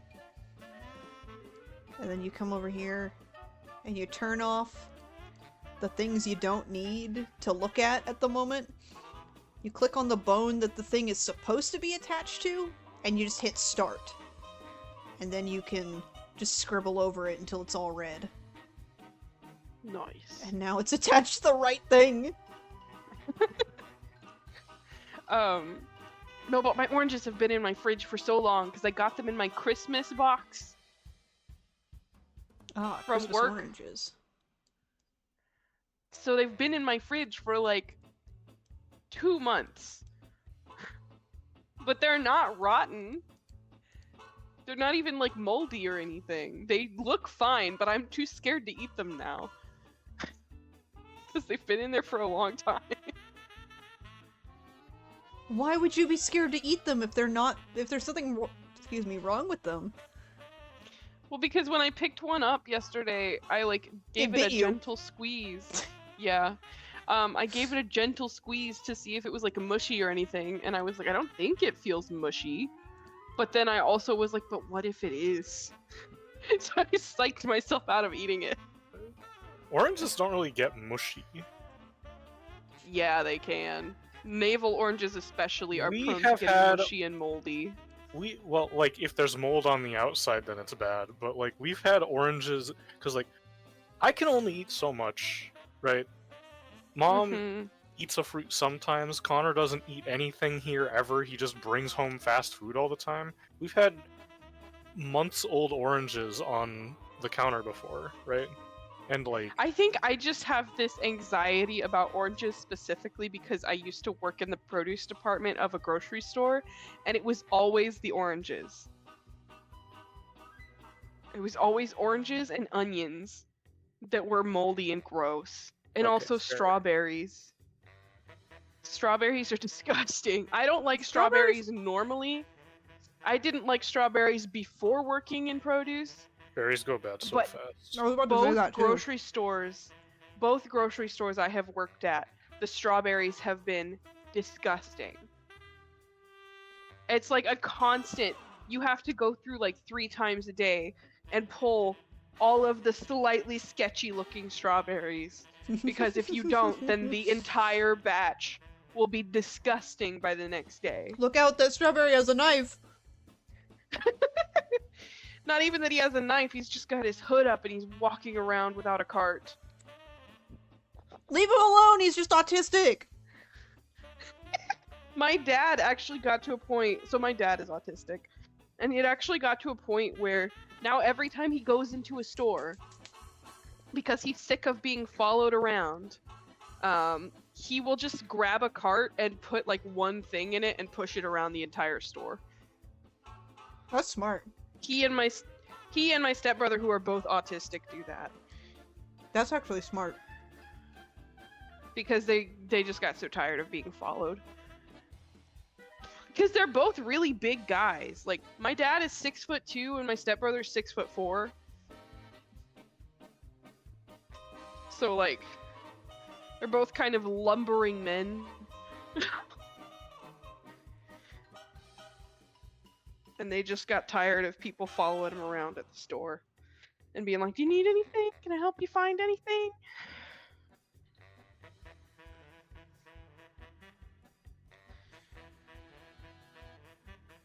My stepbrother one time put just like when he goes to the store, he will grab a cart and then he'll just put the ad in it. Like, he'll grab the sales ad and just put the sales ad in the cart and walk around.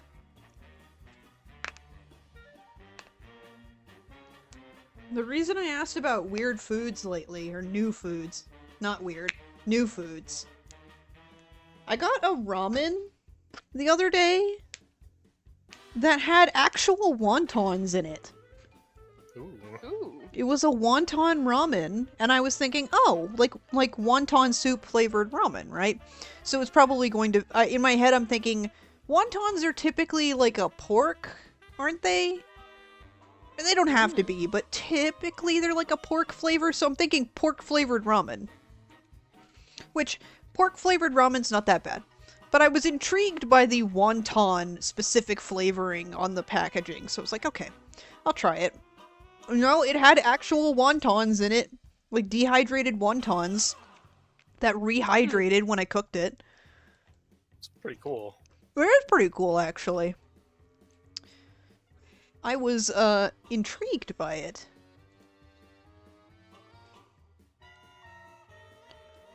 What the fuck do these bones go to? Where is that bone? Oh. Man, why does every Oh, single... That's a boob. A boob bone. They have boob bones. Kitty bones. Literally Kitty true. bones. That's what gives them Why the does bounce. every single... I'm not kidding! I know you're not. It's just funny to think that bones are bouncy. Oh, I don't like that one. Bones that jiggle. Oh, that's worse. You understand how that's worse, right?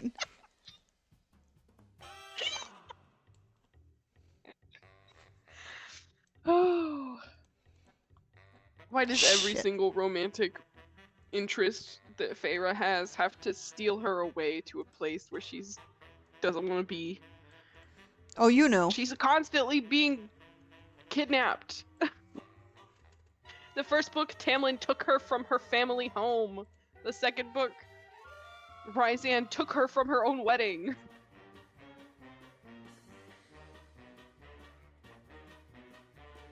And both times she's been like, but he's kind of hot though. Girl, get better standards. Sometimes the fantasy is being whisked away, but not like that. No, exactly. It's like I keep having to be like, it's escapism. It's escapism. I got scared! It's escapism. Ooh, I got scared for a second there because I thought I thought the model was see-through again, and I was about to be like, how did that happen? I literally have the wireframe turned on. Why is it see-through? Oh, I had a horrible time. Cause, like I said, I was gonna set this up so that I was using Gallywix as my like example model because I thought it'd be fun. I loaded him in and his whole self was see-through, and I was like, what? Huh? Is Like- it because he's constantly in that little ride-along thing? Spider tank? Yeah. How does that turn you see-through? They don't need to see his legs. I don't know. That's not- he walks around normal in other places. He's literally standing there on the Lost Isles during the Goblin starting area. You can literally approach- Yes! What? I have a picture of- Hold on. No. The only time I saw him was him riding around in his little spider tank. Oh, when no. when you leave. Never mind. No, not when you leave. I Hold- only saw him walking around in his spider tank yelling at me because I was a slacker, apparently. No, hold on. I literally have a screenshot of Sarlix standing next to him with like 3 instances of the text above his head that says, "You cannot attack that target." What a shame.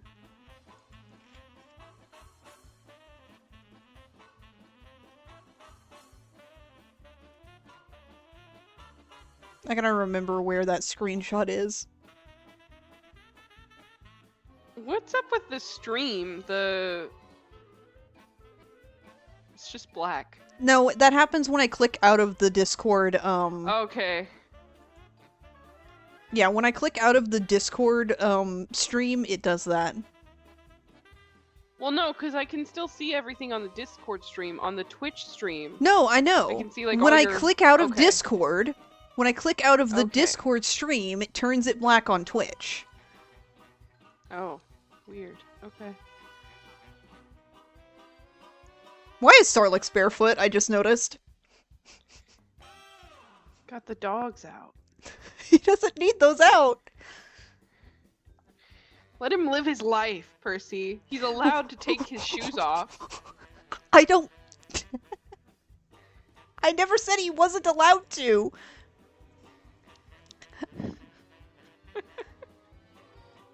This process would be going on... I guess I never realized he was up here. I never talked to him.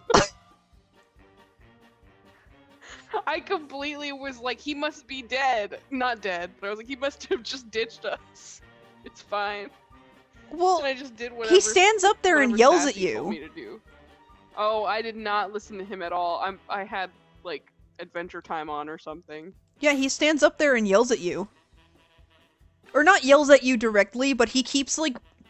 I almost said vaguing. He's not vaguing, he's like... What's Negging you. Huh?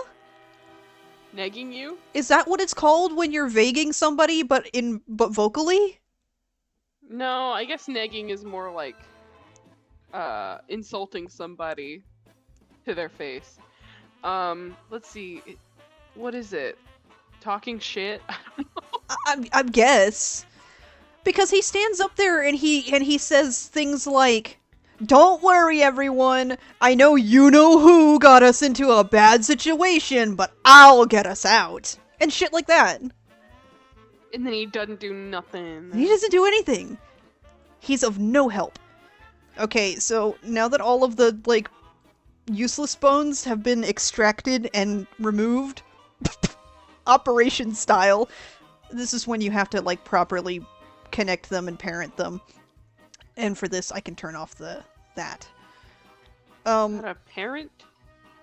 What? Nothing. What? What did you Just say? making a joke about... I said you got a parent? I have to parent these bones. They have no one else. You have to take them to soccer practice.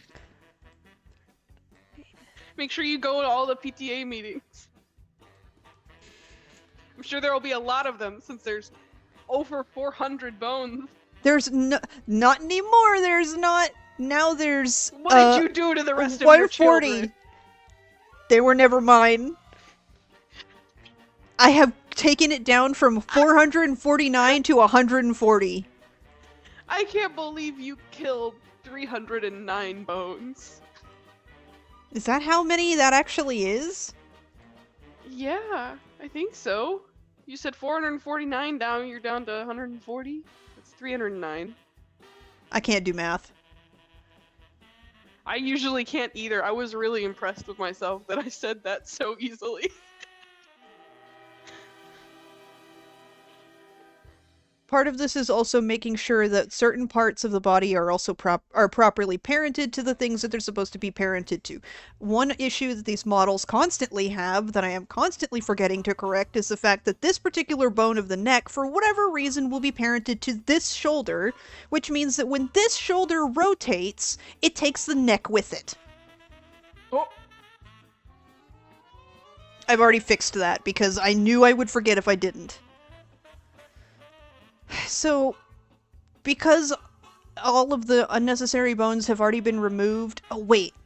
The other thing is that for the face bones, you can just go through and select all of the parents and then turn them invisible so that you're not accidentally clicking on them instead of the actual bone that's supposed to move. So they're still there, but they're not visible and not, like, modifiable.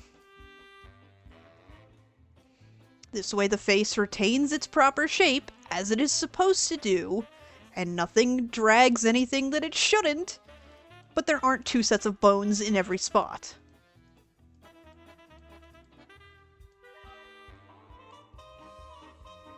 I'm just thinking about when a mutual of mine DM'd me and was like, "Hey, how did you make those renders that you made?" And I was like, "I don't know how to tell you that you shouldn't really do it the way I do it."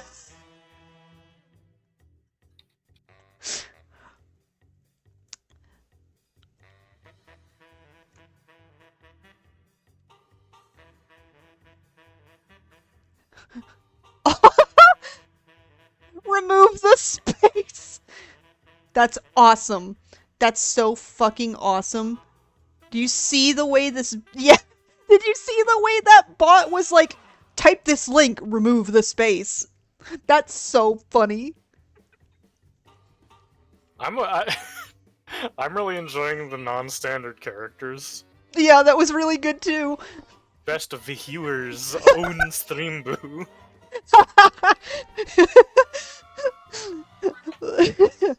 What? What? I'm reading the thing. Streamboostspace.com. Open parentheses, space, remove the space, space, and parentheses, space, at.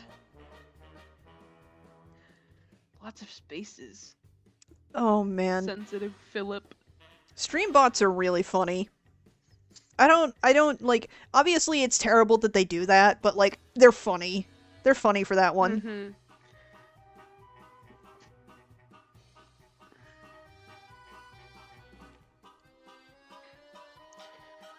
Ah, shit. My keyboard. Is that... Oh.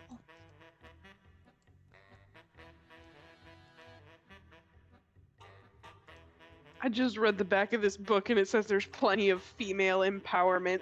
That's a fucking Huh? lie so far. Plenty of female Come on. empowerment, huh? I'm on page 56 and she's been kidnapped from her own wedding that she didn't want to stand up about. To a man she's only known for 11 months. Ah! That part pisses me off so bad. Because it's like you are literally immortal now. What is the rush? You don't even know this guy. Immortality.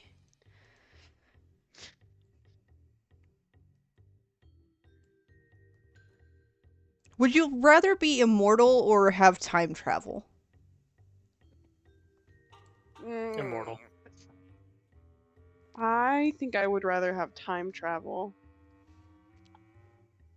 Honestly.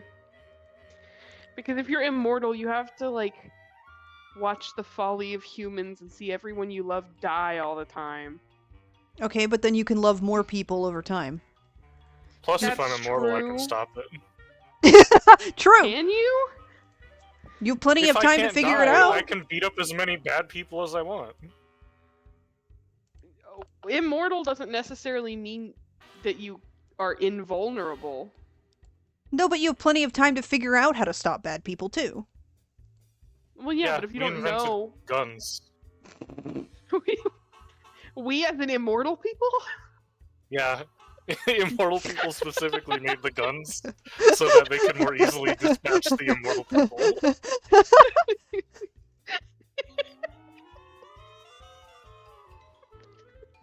See, this is why this is why I don't believe in guns. Guns are propaganda by the immortals.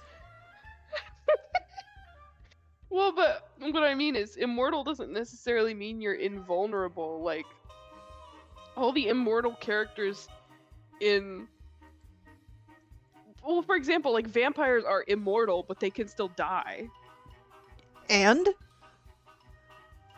That just Lear it said that you depends can't on the die. well, it depends on like the rules. Like, It depends on the type of are immortal we you saying are. like, yeah, because like you can be immortal and still die, but then like come back.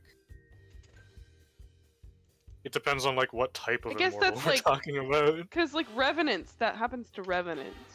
Because if we're talking like time immortal, like time will never decay you, that kind. I don't know. I guess I live until someone does something about it. In which case, it's not forever and not a problem. Until someone does something about it. It's such a funny way of saying, until somebody kills me. I mean, it's not inaccurate. No, it's 18. not, but it's still funny. 18. Oh, I now think I would now go we're with time travel, though. now we're getting into where I'm gonna start counting out loud. Why are you a time traveler, Jay? Well, first of all, You may not know this about me, but I absolutely love time travel media. You may not know this. You may not know this cool fact doctors don't want you to know. Well, because my first thought was Back to the Future, but I was like, well, but also Inuyasha is a time travel story. And Adventure Time. And Adventure Time. I fucking love time travel. It's so interesting to me. I loved Doctor Who in high school. Like, time travel is this thing to me that just is like the nostalgia is never out of your grasp, I guess. You can always try to recapture those moments. Never exactly the same, because no matter what you do, you are actively going to be changing something just by your presence there. But it's like, I don't know. I feel like, to me, time travel captures the essence of, like, the inaccessibility of the past. Because even if you go back in time, you are changing the timeline just by being there. Otherwise, you're creating a paradox. What if you were there every time, though? That's the paradox. Because No, now the you ti- have the to be there, timeline- or else that doesn't happen. Yeah, like the timeline accounted for you being there by putting you there for a little bit. Yeah, well, and it's one of those things too where it kind of becomes. Hold on, sorry. The pause before you were like, yeah. Sorry. Well, that I was trying to think. I was trying to think of the phrasing. It becomes this. It almost becomes a free will versus destiny type deal, because if you're not creating a paradox and you were always intended to be there, then you didn't choose to be there. But if you didn't choose to be there, then why did you go? Well, because Time if you travel. didn't go, then the world would fall apart at its seams. would it though? I don't think it would Kind care. of what a paradox is. I think it would just be like, whatever, and then like ignore it. Oops. Man, I should rewatch Back to the Future. You guys should watch Back to the Future with me. We have I to love watch Back to 1 the million Future. movies and shows with you. Yeah, you do. And now it's been so long, I now have shows that I want to show people. I want to make you guys watch Mashal at some point. Ooh, what is that? It is a... It just recently got an anime, but the original manga is a parody of, like, the magical school genre in general. But very specifically Harry Potter. A lot of beats are like beat for beat similar to Harry Potter, except the main character is cool, and the world is cool. Everyone has magic in the world, except people who don't, and those people get a little mistreated because they don't have magic. Our main character does not have magic, but he is effectively One Punch Man. And he has to go to magic school and succeed at magic school so well, he gets to make rules. If you like this, I can't wait for us to get to... We gotta start listening to NADPOD again, because in Campaign 3 there are some characters that, like, their whole deal is that they went to a magic academy a la Harry Potter, except it turned out everything at the academy was a lie and never really happened. It was all illusions. And it was called Launchpad Academy. And it's all, like, basically making fun of Harry Potter and being like, I can't believe they let those kids do all that stuff. And almost and like die. I can't believe they let them die. Well, they were at school. They let them die at boarding school. That's crazy. Stuff happens. I mean, someone else in a different stream, like, that I watched once said it really well. They did have the children walking around with what were equivocally guns if you knew the right words. Yeah. Does it matter at that point? Yes. Okay, that's not... Yes, it still Okay. does. See, it's better executed in Mashal because everyone seems to just know one spell. One of the deuteragonists, his spell is just make an explosion. Granted, they can use these in different and creative ways, much like they use the stands in JoJo. But still, he's just exploding stuff. His only spell is explode. And he's allowed to walk around magic school. There's an entire, like, fraternity, I guess, that's just fucking up everyone's day all the time, and they're not punished. Magic frat. Holy shit. They're the bad guys. Okay. Everything has been properly connected and parented. Now, the next step to this process, by the way, I'm not going to actually do this. I'll explain how it's done, but I'm not gonna do it because it's so much easier to just copy and paste it from a model that's already done. And maybe that's a little This is where you post your GitHub that has the exact thing that people need to paste, right? Some people do. No, some people actually do that. Where is final V3?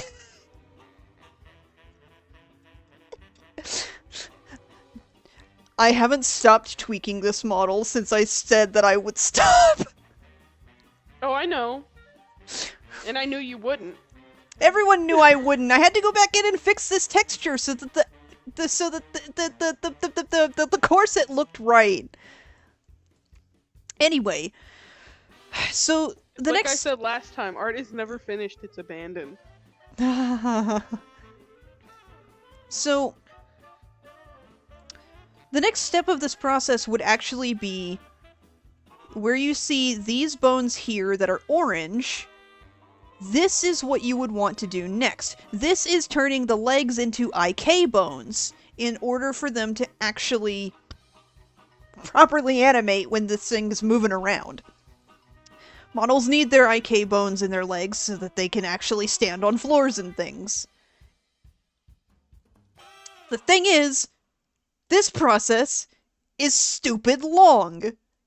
And you have to know exactly what you're doing. So what I like to do is, now that I have a model that has it done, I just go in here, find the IK bones, which is going to be these 8 bones here, copy them, and then I come back to this model.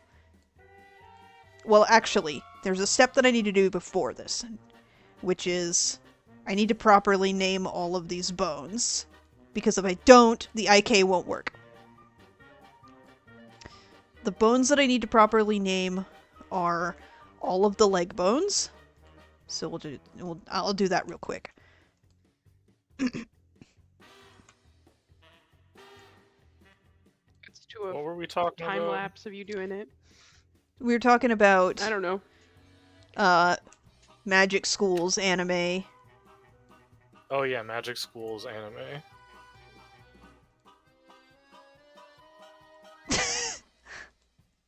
I have a suggestion for a semi-similar concept anime that I liked and never finished watching myself. So I don't know if it Oh, yeah? gets bad, but I'd like to watch it again. Now I don't remember what the name of the anime was, but it's basically about this kid who his parents like sell him to the devil, and the devil's like, "Okay, you want to go to demon school now?" So he goes to demon school. And that's it! That's the show! Oh, that's funny. The And it's just a Like, regular school anime, except that, you know, they're demons. I remember one time I tried to watch Rosario X Vampire in like, Okay. I guess it was like freshman year of high school, and I got like halfway through the first episode, and I was like, this is too much. I can't do this. It's too bad. Not as in like poorly written. I was just so flustered because it was so like there were boobs and blood everywhere. I can't do this. Okay. Now I can paste this, and it automatically does it. Let's go! So now, if we go into this transform view, I can grab this bone, and and then we immediately have a no. problem. Oh. You got 2 knees. Oh no.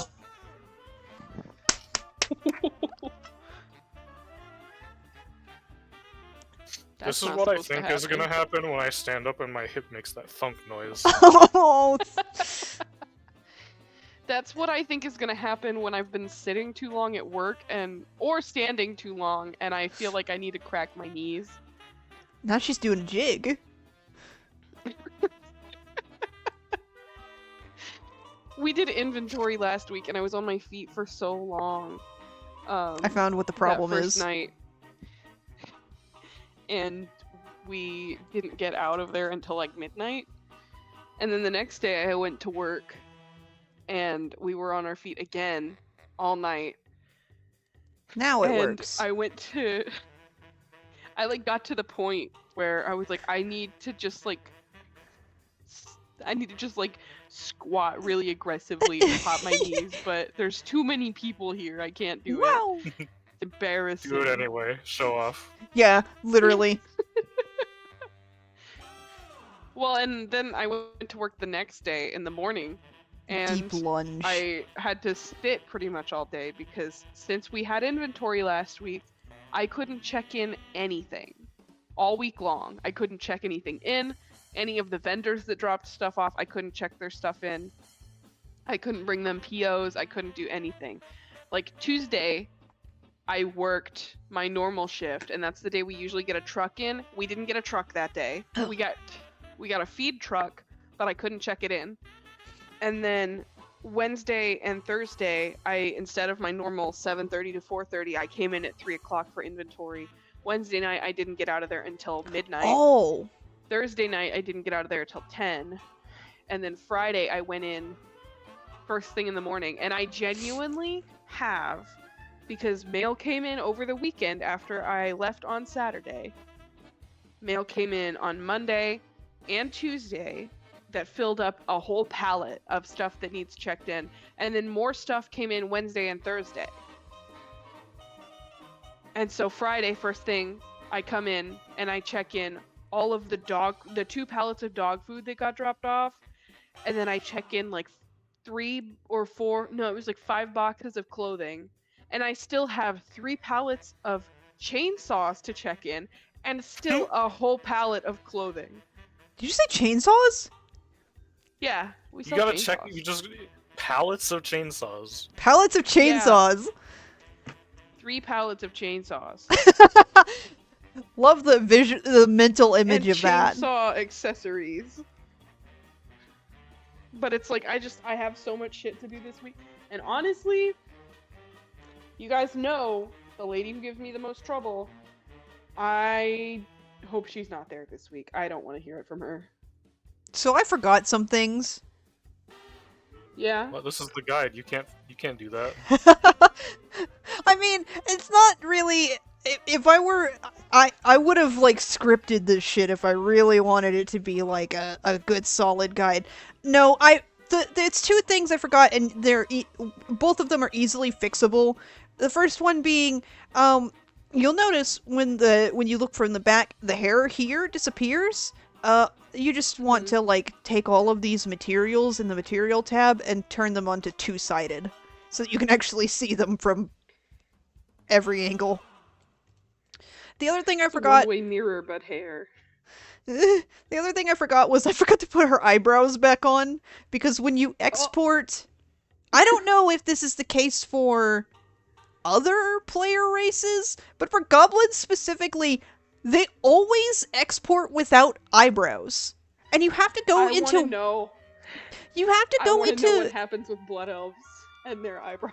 well, since their eyebrows are an actual like part of their model and not a texture, they don't just disappear. You could probably turn them off Okay. though. You could probably turn them off though. Or trim them to be not fucking slug antenna sticking off the side of their faces. So if you're working on a goblin model specifically, you just go into WoW export, go into the textures tab and type in goblin. And then it's going to be these ones that say facial hair up. No. It's here it is. Where is it? Here it is, he says before he's found it. Nope, that's pussy.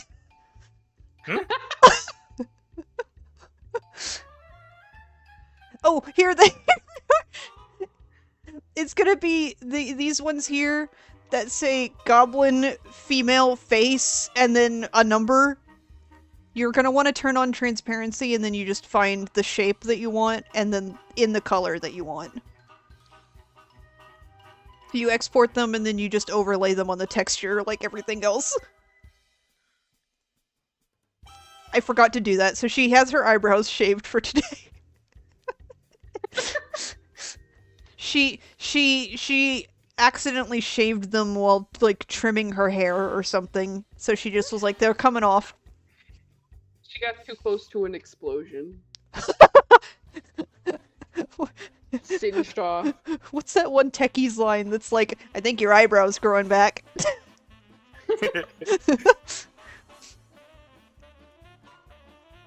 Alright, I need to turn the bones back on. I turned them off so I could see her eyebrows, but...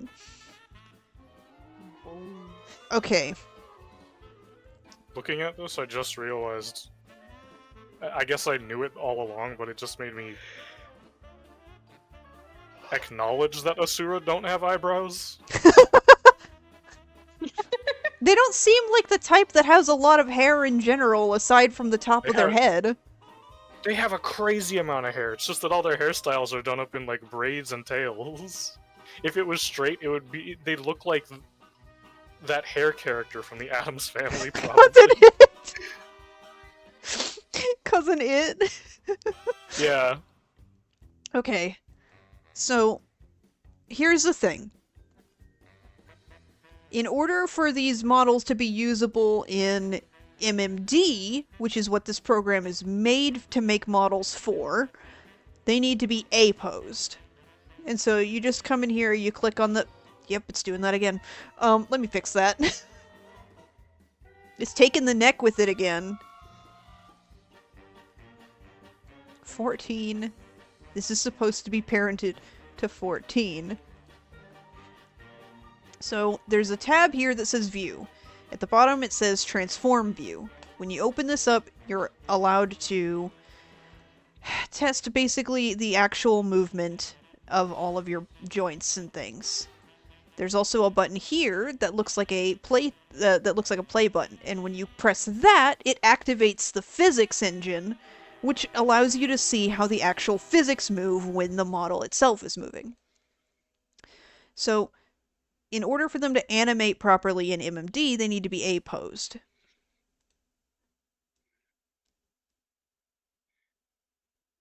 So when you move things in Transform View, you can also save them as a new version of the model. You just rename it as whatever you want to rename it. I tend to rename mine as character name 1, 2, 3, 4, so on and so forth. Unless it's my own personal model in which I have multiple files that are named final in all caps.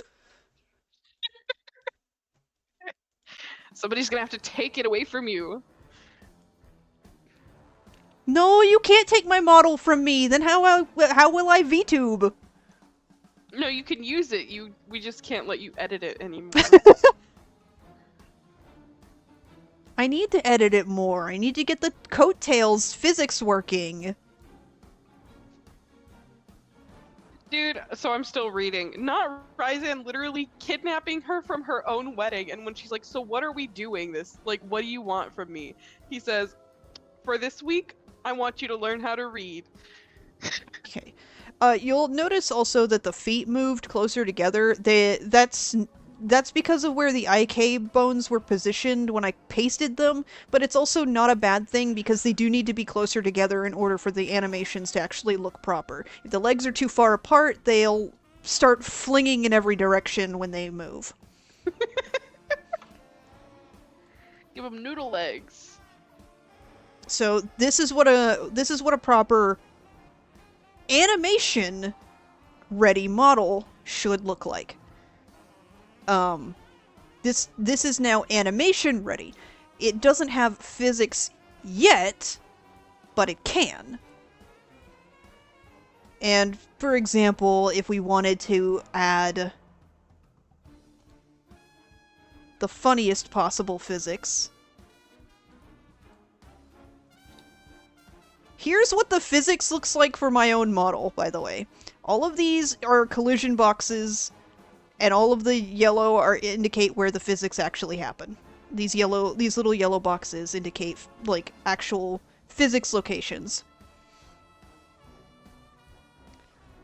The type of physics is determined by the little yellow boxes. So, for example, I wanted to copy this.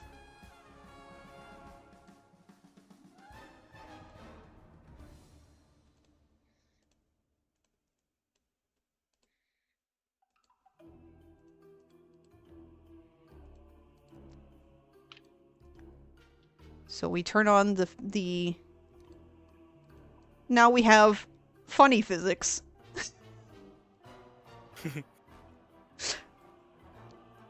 The way these work is you go here and you add a new body. The body it comes in 3 shapes: a sphere, a box, or a capsule. And each of these can correlate to the different shape that you're trying to go for with a particular part of your model. For things like the head, you would want to use the sphere because obviously, like, you know, you'd set it like there. Then once you have it set where you want it, you would want to go in... Can we move that down? Once you have it set where you want it, you would want to go in here and find the bone you want it to be connected to. So, because this is the head, I will connect it to the head bone. So now it'll move with the head. Head bone. And this is going to be our solid body here. This is going to have no physics whatsoever. This one's not going to do anything. This one is just going to track the bones of the head, or the bone in the head.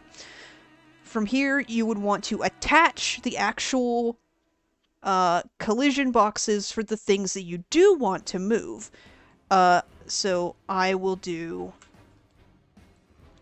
2, 3, 4.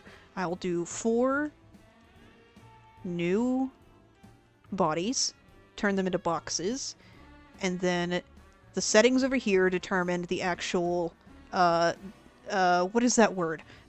Dimensions of the object, the body that you're working with. So because I want to turn these into the ears, I want them to be thin, about like that, and smaller height and width wise. Also, I don't know if this happens for other people when they use PMX editor, but for whatever reason, if I'm editing something like this, and if I were to, like, take these and drag them here, and then, like, drag them over here, and then, like, edit the size or whatever, for whatever reason, it, like, snaps it back to wherever it was. Oh, it didn't do it that time! Oh, when I'm trying to show the problem I have, it doesn't do it. Thanks. Great. Thank you. So much. It knew I was complaining, and it was like... we're not going to let you get away with that one. So the thing about the thing about these is that the body does not actually have to line up with the angle of the bone that it's supposed to attach to. So these are supposed to be the ears, but they don't have to be slanted backwards to match the ear bones. Sometimes it helps with the actual movement, but it doesn't have to be. It doesn't have to do that in order for it to work properly.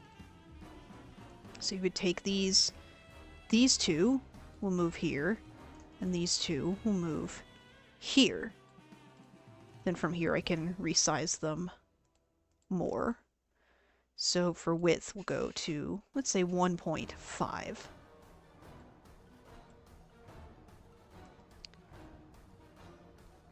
And then I will select the two that are meant to be on the bottom, move them here, and the two that are meant to be on the top will slide here to match the actual positioning of the ears. And then we'll also take these two upper ones and slide them back. And like I said, they don't have to actually match the slant of the bone that they're connected to. It helps, but it's not necessary. Now for these, I would want to connect them to these bones over here. But these bones over here are named with numbers rather than what they actually are. So for the head body, I could just go and find the head bone. But when it comes to things that don't have an actual name to the bone that they match up with, you can just come back into the bone tab, select them to see the number that they are, and the number of the name here does not match the number that the bone actually is. This says 49, this says 45. Keep that in mind. So this one over here is 47. So we'll come here, click on this, and connect it to 47. And then based on that knowledge, we can scroll down and connect the second one to 48. Then we can go back here, connect this. This is 45. So this one will be 45, and the next one will be 46. And now these are properly attached to the bones that they're meant to be. I'm gonna scale these down a little bit more. Them just a little bit thinner. So now that all of the body parts are in the correct place, you'll want to add joints.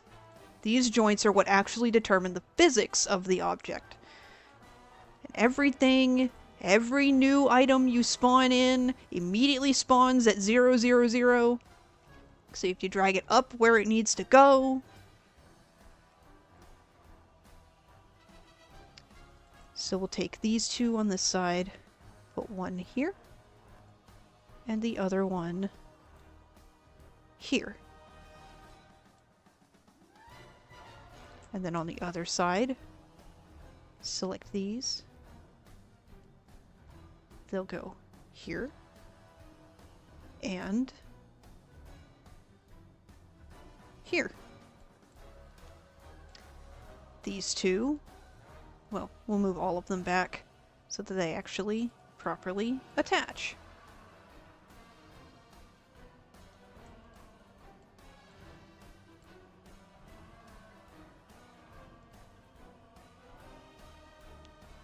And then you come into here and you find what body you're looking for. So this is number 3 on the list. So we'll attach 3 to 4 and 4 to 5. And then on this side, 3 to 6 and 6 to 7. Then we come back, select all 4 of these bodies here, and set them to physics. From here, we can select all of these joints, and we can give them the limitations for the amount that they are allowed to move. For something like this, for the ears in particular, I tend to only set this little setting right here. Hi! Good to see ya! Hello. Who joined? I don't know. It's comic. Hello. Hi. Oh, I should probably... Welcome. It has been so long! How you been? Now that I'm looking at it, well, okay, I'm so... glad you showed up now instead of when I first joined, because you missed me ranting about a book for like 30 minutes. So, like I was saying, this for things like ears, just the little bit of wiggle that you want for ears when they move, I usually set this sole one right here to 1. Maybe 0.5 if it's too much. I should also take these bodies here and shrink them down to a height of 0. Let's say 5. No, maybe 6. Dude, you don't want to hear about this book. You don't want to hear about this book. This book is bad. I'm doing all right. I mean, I'm doing better now than I have been. I should probably move these joints down a little bit more.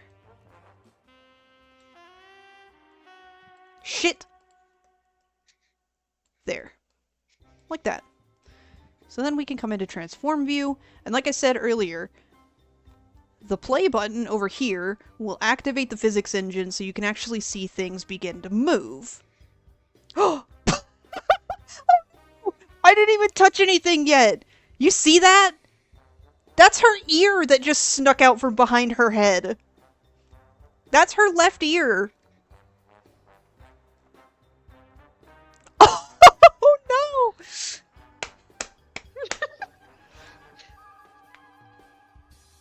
Congrats on quitting your job! Alright, I think I know what the problem is. Let me fix that. I'm gonna guess that the problem is that... Let's see, 41 is the head. Both of these need to be parented to 41.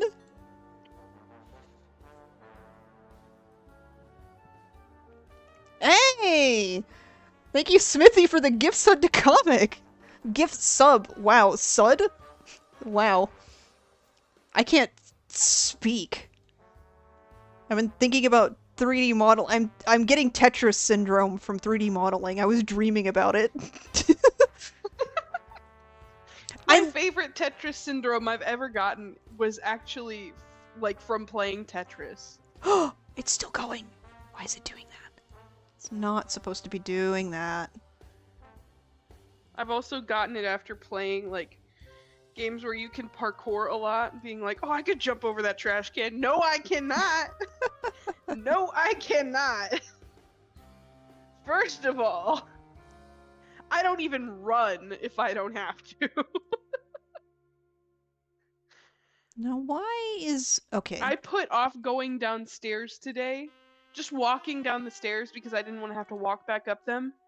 I accidentally left my cat food out in my car, and I was like, I'll feed them the rest of what I have in the bag this morning, and then I'll go down there later today.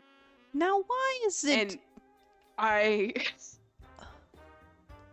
I waited for it to stop snowing. I probably waited a little bit too long to go downstairs, but... Why are they doing that? It's taking all of the joints and bodies I just added with it. Why is it doing that? They're leaving.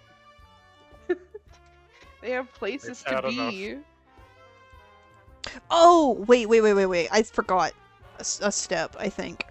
So all of these need to be set to non-collision to the same group. So they have a list of groups here that goes up to 16, and you can set different bodies to be in different groups, and then set which other groups they have no collision with. If they're not set to non-collision, they'll bump into each other and move.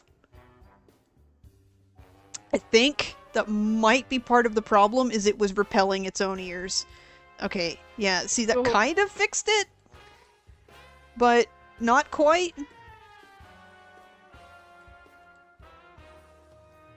They're still moving in ways they shouldn't, but for the most part, that's... Oh! Yo! Where's it going? Why'd it do that? See, this is also why this process takes me 4 hours, is because sometimes this happens and I sit and I fiddle with it trying to figure out why.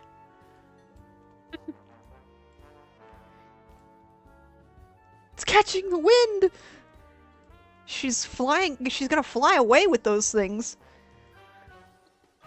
If you These are like notice, wings. if you notice, the body and joints that I copied from the other model are fine. It's everything else. No, they're not fine! Oh no! Oh no! Oh no! What the fuck?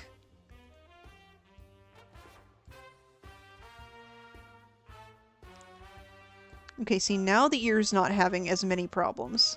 I do think... Let me check something. Not the bus doing the awooga!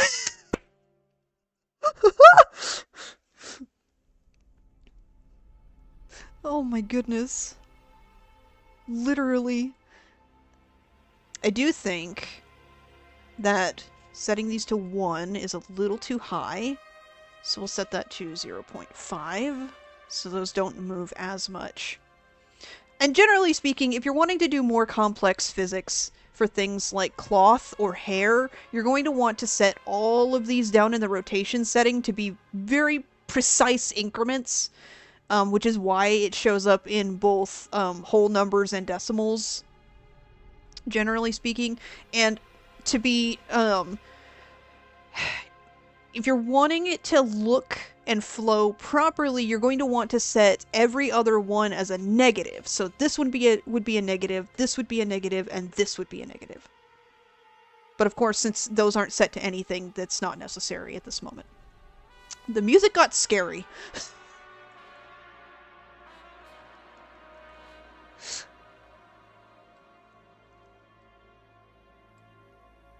Okay.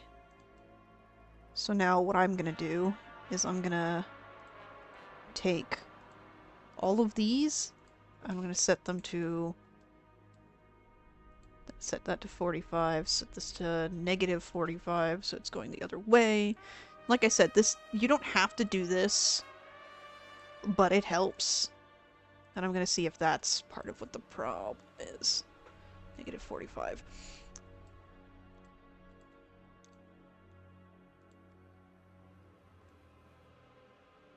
Now see, why is her... Number one, why is her ear moving so much? Holy shit. Well, there it goes. Goodbye. I think the bones are wrong. Something's wrong with the bones. Go into here.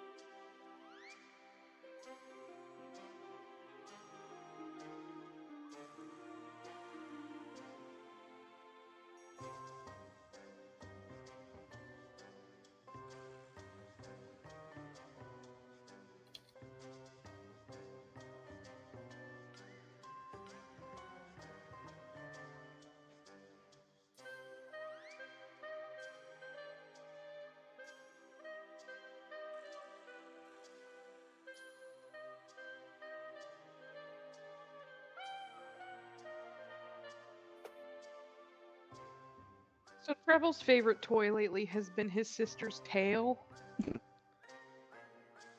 And she doesn't seem to mind until he actually like grabs it multiple times in a row and bites it. And then she's like, stop it.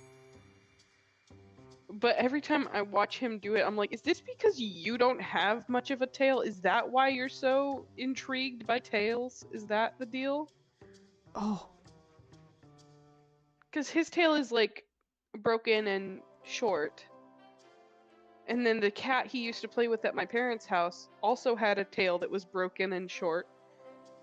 And now he has a sister that's got a nice, long, beautiful tail, and he is constantly like swatting at it and biting it. And I'm like, what is your deal, man? Are you jealous? Do you think it's a snake? You think she just has a snake coming off her butt? But they play all the time, and they snuggle, and she actually groomed him for the first time the other day, and I was like, yeah, yeah. They like each other. Oh.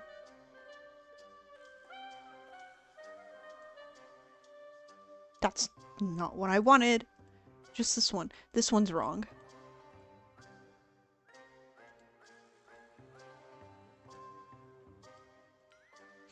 Huh? Hold on. The one of these physics is taking control of the wrong bone? So this little bit of the eyebrow here is twitching. It's barely visible, but like... Look at it go. She's stressed. She's stressed. Turn that off. Bob, she's about to kick your ass if you don't stop. That was deserved.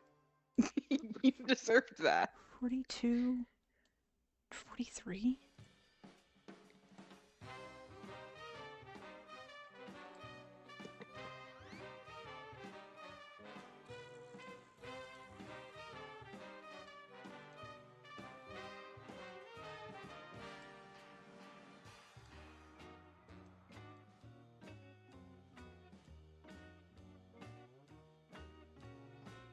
Yeah, there we go. And then the other thing I have to fix is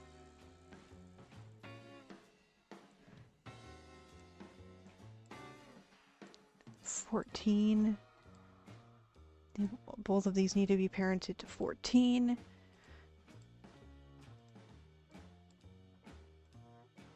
Oh.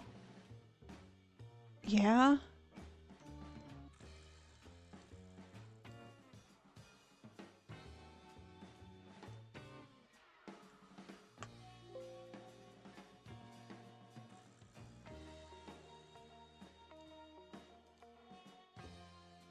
Oh, wait.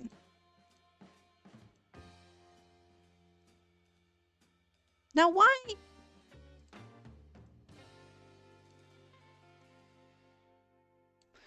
It keeps...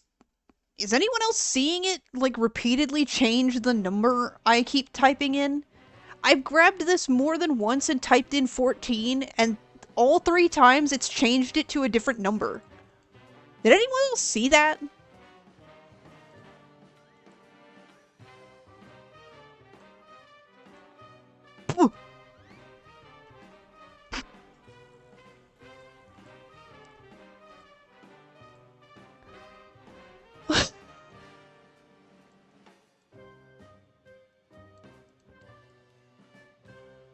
That one's 14.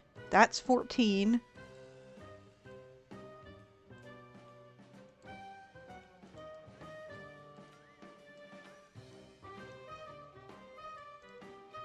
I think these are... Oh.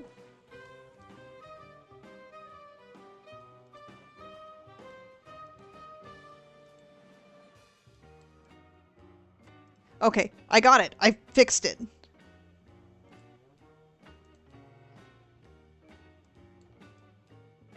Now they go. Now they go.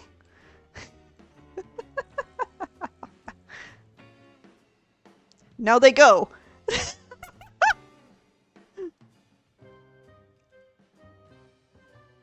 Sexual? No. Comical.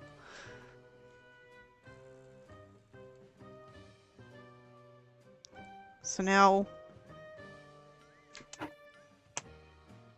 Now we can hop over here to our lovely physics testing ground, as I've called it. And we can go into my OneDrive and look at my WoW models and open this one. And if things... Oh, I forgot. They come out real shiny. Hold on, I gotta fix that. I'm forgetting a lot of steps here. This was not meant to be like an actual functional tutorial. So if your model comes out too shiny like that, you need to go into the material tab, select everything that's too shiny, and then set diffuse to white, specular to black, and I tend to set ambient to this lighter gray than the darker gray. Then we can save that. And I dropped my mouse. And then... dipped in grease, literally. Then... we can go back into my OneDrive and load her up. And now she looks normal. Now she looks normal and should be, huge emphasis on should, be functional. So now I can let's see. What's a good one? What's a good one?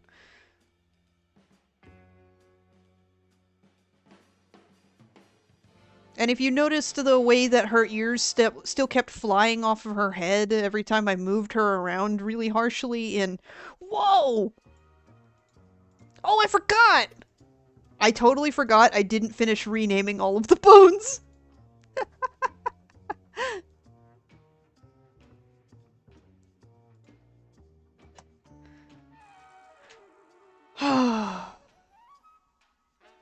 So how we doing? Does anyone have plans for the week? I probably need to clean my apartment, but other than that, not really.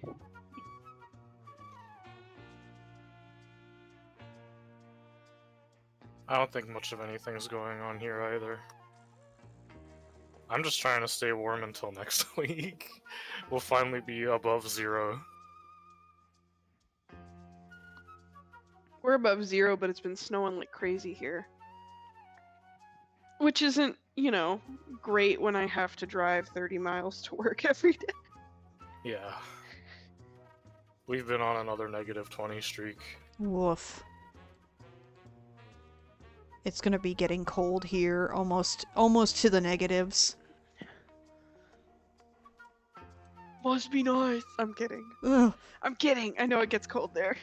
I hate Excuse the me. cold.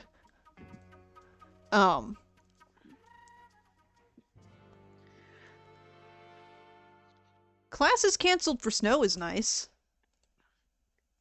Send the cold here. Our classes, I can take it. our classes just go to Zoom instead. I'm sure that like the actual school canceled. Excuse me, I have the worst hiccups right now. I ate like a lot of slices of frozen mango and I have the worst hiccups. But my teacher last class said that even if the school cancels, we're still gonna do Zoom because we have 1 4-hour class a week. And she's like, I can't afford to lose 4 hours of class time because this class is so jammed full every week. Like, there is no wiggle room for delaying lessons. So we just do Zoom class instead. If you notice me constantly right-clicking to copy and paste, that's because my keyboard is fucked up. And the C key keeps sticking, so I can... if I try and click copy, Control C, it will start typing a bunch of C's. Anyway. I've never had frozen mango. Why not? I bought it so that I could make smoothies, but then I accidentally dropped the like circle top thing down the garbage Shit. disposal and it broke. So Ooh. now I'm too scared to try and make a smoothie without it. Hmm. So I just was eating it. I guess I've just never thought about buying frozen mango. It's really good. I mean, I like mango. It's a little harsh on the teeth because it's Oh, really cold. Ugh. Well, yeah, Yeah. you let it thaw before you put it in there. But nah, man. I just eat it. I can't. Oh no. If I want to go to the emergency room hurts. again, I'll eat it frozen. Yeah. No. Well, that's one reason why I told you. I was like, maybe don't. If I'm gonna have something mango, I typically want like fresh mango with something spicy, like a spicy something on it. Are I you just like mango smoothies? But I don't know how to make a smoothie good. So you put it in the blender? I said I don't know how to make it good. Put milk in there. Other I tried, ingredients. and Oh, that's it's a smoothie. just freezed up. It all got so frozen that it just, you know, wasn't really a smoothie. You Y'all put are so dramatic over there. Chill out. put some banana in it, and you won't taste anything else. Yep. Yeah. I got some frozen banana too. Sorry, the way you just said yup reminded me, so, I have to answer the back door at work whenever the mail comes to pick up. And usually we have this same one FedEx ground guy. And he's super nice, but for whatever reason he hasn't been there. And they've replaced him with this younger dude who's kind of like a chill, cool vibes kind of dude. And he's like the hey bro, what's up bro kind of dude. Nothing wrong with that necessarily, but like I don't know, something about him. I'm like, I don't know that this guy takes his job super seriously. But anyway, earlier today, what the fuck? What is this bone? Never mind. Doesn't matter. Earlier today, the younger guy showed up to, nope, that's Blender. The younger guy showed up to pick up the mail, and he does this thing that kind of pisses me off. It's not a big deal, but it kind of pisses me off, where I will barely have the overhead door open. I'll have it open maybe 2 feet off the ground, and he'll duck under it to get inside. I hate that he does that. He's in a rush. He's in a rush. But he'll do that, he'll get inside, stand up, and go, "You got any mail for me today?" And then have to duck back under when I say no, because generally we don't usually have a lot of FedEx ground going out, like ever.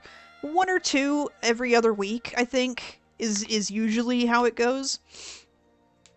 And so today just happened to be a day where we actually had a couple FedEx ground boxes going out.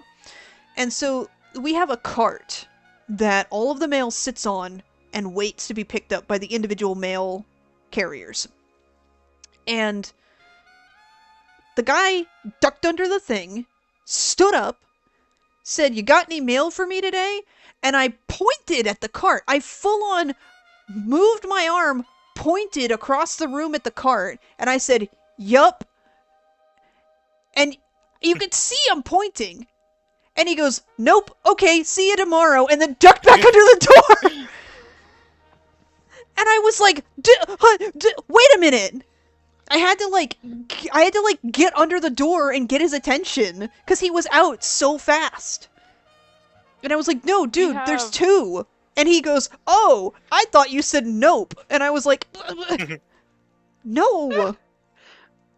We have mail. We don't usually send mail out that often, but we get it delivered all the time. And I was talking to one of my bosses the other day, and I was like, "Hey, so I finished all the mail for today." And she goes, "Mail?" And I was like, "Well, yeah, mail. Like the stuff that comes in the mail." And she goes, "You no, that's what?" And I was like, "The packages that we get in the mail that I check in." She goes, "That's not mail. That's product." I said, "But it comes in the mail." And she goes, "No, it comes with UPS and FedEx." I was like, "Yeah, the mail. That's the mail. It comes in the mail. That's mail."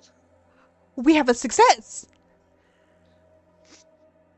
Because she was like, "Well, you don't go to the post office and pick up the mail." I was like, "No, our mail that comes in every day for me." She was like, "You don't get mail here." I was like, "Anne, yes, I do. There is mail. It's product that I have to check in. It comes in the mail." That's that you don't call it mail though. I have to I agree, you do. don't call Everybody it else mail. does. You no, it's typically called a shipment. Like No, our shipments come in like in the back room. if it's product you have They to come check in in on though, it's still a trucks. shipment. It's called direct ship technically, but it's dropped off by the mailman. It's mail. But Everybody it's else knows what I'm talking about. Whenever one of the cashiers deigns to let me know, they always come over the intercom and say, "You got more mail up here. It's well, mail."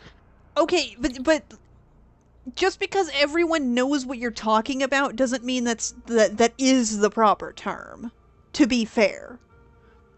Well, yeah, but the issue was that she acted like I was insane for calling it mail when I've been calling it that since I got this promotion months ago. I I've mean, always called it mail. I She probably would have knows also what I'm looked at you talking. funny though. Well, but I've called it that for months, and she knew what I was talking about, and this is the first time she's ever been like, it's not mail. Nobody else has ever said to me, "It's not mail." This is the first time anyone has ever said it to me. She knows what I'm talking about, because I've always called it mail. And this was like the first time she's ever said, I was like, what are you talking about today? I just talked to you yesterday about the mail I got in, and you didn't have anything to say about it then. Some people just want to pick on you some days, and that's what I'm doing right now.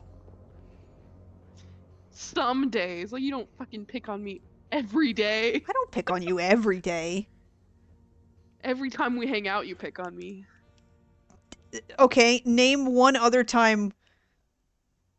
Go on. I don't believe Name you. one. You've picked on me multiple times tonight alone. What did I say? What'd I say? Oh, What'd I say? gaslighting me just because I don't remember exactly what you said. Gaslighting me. Gaslighting Not me. gaslighting you. That's what a gaslighter would say. I have a witness. I have 3 witnesses here. 4, because we have 5 viewers. 2 of them are me, I think, because I have it open on my phone and my laptop. But my Aw, laptop is all the way over there.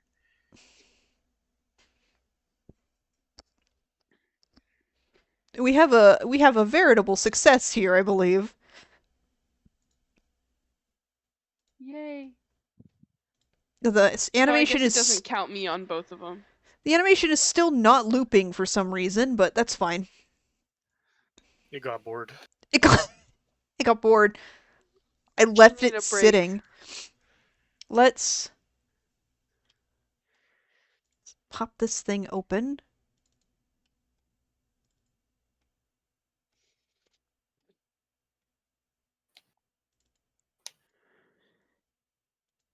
There we go.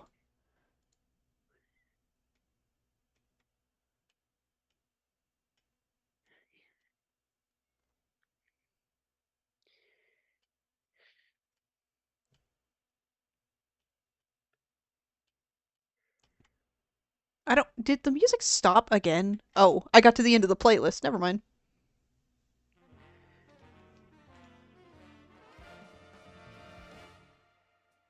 I don't really have any good motions for duos, do I?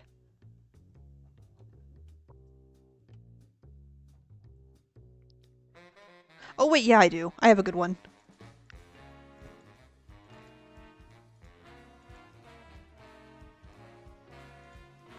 Come on.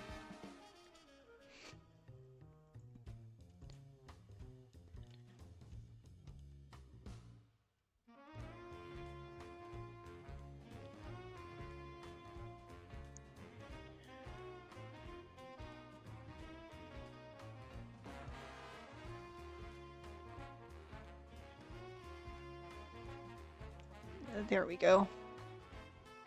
Let's make this a little bigger so it's easier to see.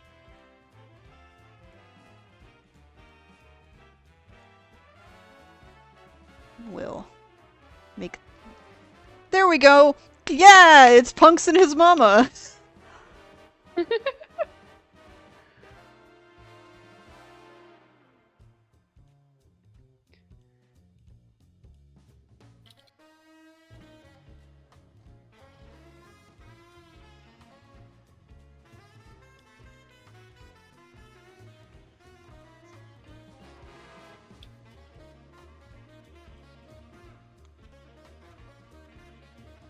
Punks and his mother, who is extremely paranoid. This is so funny with no audio. I can't play the audio for copyright reasons. I don't want to get hit with the DMCA. It's like they're doing one of those like guess that dance TikToks where one of them is standing behind the other one and starts the dance, and the other one has to guess it, and then they do the rest of the dance together with no music.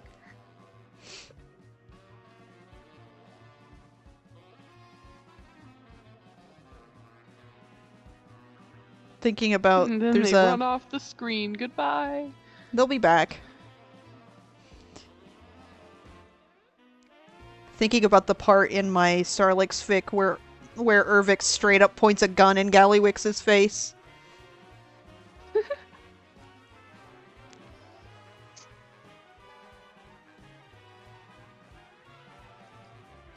She didn't budge, keeping her gun focused on the Trade Prince's horrible grin. Oh, gonna shoot him in the mouth.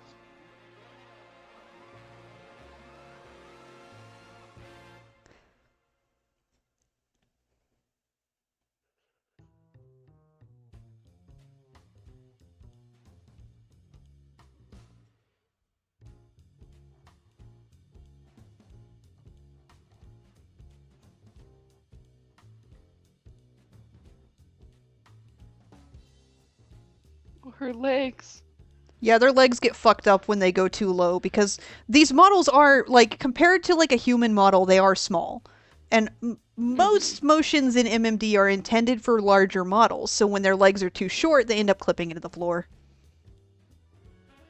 Is that why their legs go so far apart when it's clearly just supposed to be shoulder width apart? Oh yeah, that's absolutely also why that happens. Don't punch your mom.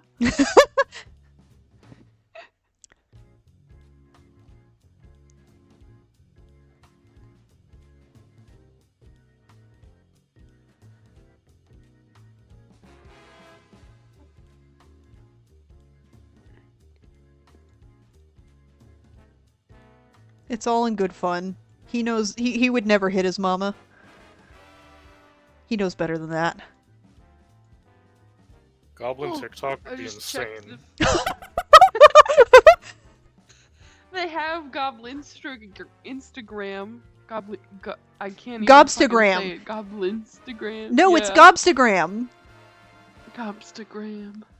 It should have been Goblinstagram, because that would have been a funnier pun. But I guess they can't use the actual name Instagram, and if they did Goblinstagram, it would have been in there. Goblin Graham. Because at least if it's Gobstagram, it's like passable as parody. Speaking of parody, Undermine has Elvis impersonators now, and you can attack them. And I think that's funny. Oh wait, not just Elvis. Fall on New Vegas. Yeah, I was literally thinking the same thing. But not just Elvis impersonators. There's also Frank Sinatra impersonators and Blue Man Group. Like not Blue Man Group. Yes. I They're used to love the Blue Man Group. I was like obsessed with the Blue Man Group as a kid, and now as an adult, I barely remember anything about them. same. They're not called I fucking loved them. their parody name in Undermine is like Azure Gob Collective or something like that. And it took me a while because I saw it and I was like, what the fuck is that? What is that supposed to be? Because they're literally just a bunch of goblins that are blue. And I was like, what is these weird It'd be fun if blue you could be goblins? blue as a goblin. I mean, I think, well, the Gill Goblins are blue. I wish you could just play as Gill Goblins to begin with. I don't know why you can't. I think I've talked about this on stream before. Do you have any idea how unfair it was specifically to the Alliance? And I know I'm like, for the Horde, blah blah blah.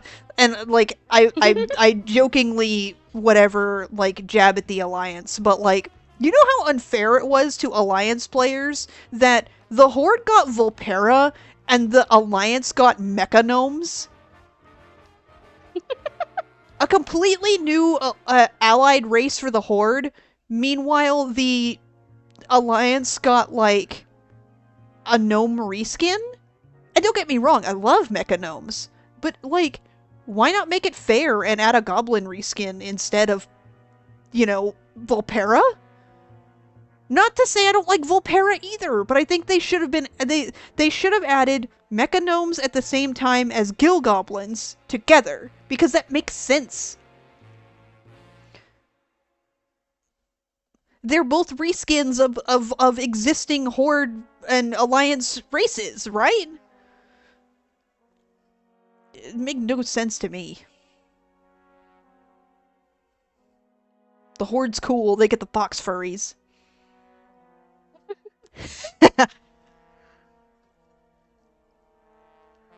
I'm just running around to people at this point trying to convince them to play WoW by being like, you could be a furry. What kind of furry do you want to be? Do you want to be a wolf? Do you want to be a cow? Do you want to be a fox? The 3 options. Or you could be a dragon. Oh yeah, dragons too. That's the one I was forgetting. Because I was I'm racking my brain and I'm like, I thought there was a 4th one. Dragons, you could be a dragon. Speaking of dragons, I saw somebody recently make a post that was like, Chromie made all gnomes look like a joke. And I was like, she's a dragon! Isn't that fucking awesome?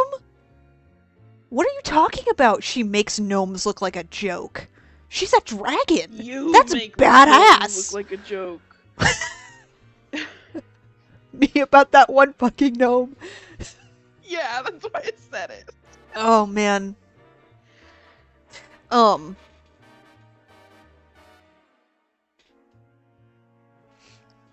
want to hear some bullshit? Always.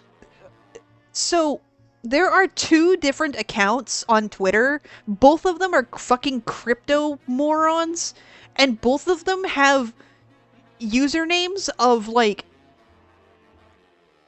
important goblin NPCs. One of them is Gazlo. One of them straight up just has Gazlo as a username. And the other one has Baron Revelgaz. And I keep getting pissed off because when I go on Twitter and search up either of those characters, all that comes up is people talking about crypto shit. It makes me mad. I don't want to think about crypto. I want to think about goblins.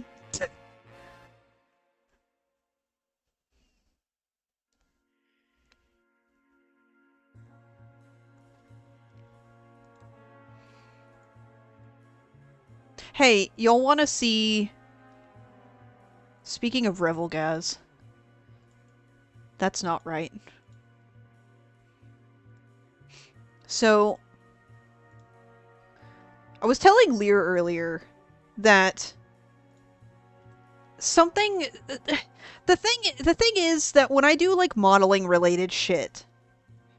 I know how to do a lot of stuff when it comes to these models. I can get them rigged and working in, like, not even just, like, if I had to take a model that didn't already have proper weighting and rigging, I could do it myself.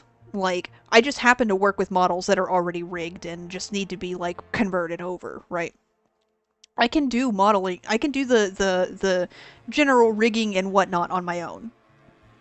And the thing about that is that the problem is that I can't actually 3D model. I'm not good at it. And I've been trying to learn, but it's hard. I'm struggling to make my own parts for my models. If you haven't seen the actual coattails of this model right here, the coattails look like shit when you actually look at them. I modeled them myself, and they're not good. The physics are fine, but the model of the coattails is bad. But here's the thing that kills me, is that, like... It just kills me that I'm missing step 1. Because I can do really good rigging and physics otherwise. But I can't make the parts myself. So check this shit out. Check this fucking shit out. I rigged the cloth on his shoulder last night. Look at that actual cloth physics! Look at the way it curls around his arm! Look at the actual physics that this thing has. And I rigged that last night by hand. That thing didn't have physics like that. Oh, also, his hair, his ponytail, I rigged that last night too. Look at it. Rigged that by hand too. Great, great. That's awesome.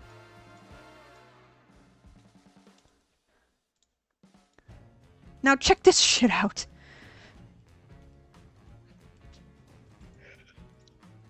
You go to the dance studio. This is my own model. You can already see where the coattails get chunky when you get to side view. Because for whatever reason, the topology is just fucked up, and I don't know why. But then, check this out. If I turn on physics, the physics are fine. But the moment it starts moving down, it gets all kinds of, like, fucking... jank?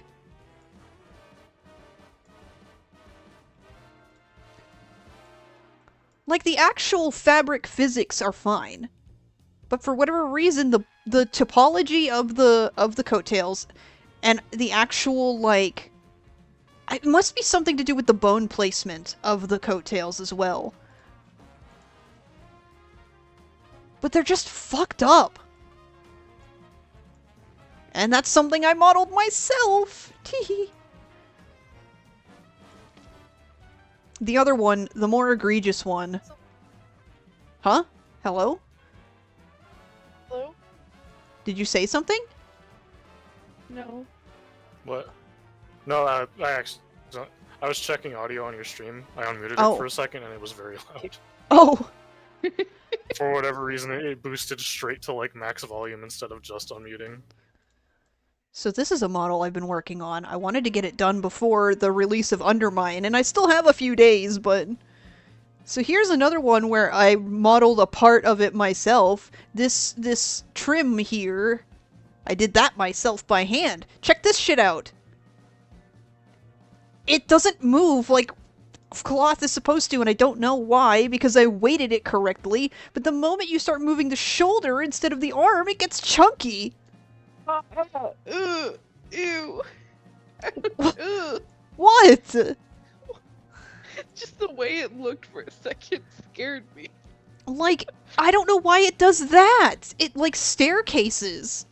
And I don't, I just, I'm not, I don't like, I don't know. I'm not good at making the actual pieces myself. I can do all of the rest of the process, but this particular area is just, I'm not good at. First step to being good at something is not being good at it. You're gonna be bad at it first, yeah. In the great words of Jake the dog, sucking at something is the first step to being kind of good at something. True. I love Jake the dog. He sure is a guy. He sure is a I guy! love him. He is. If I think about him too long, I get sad though.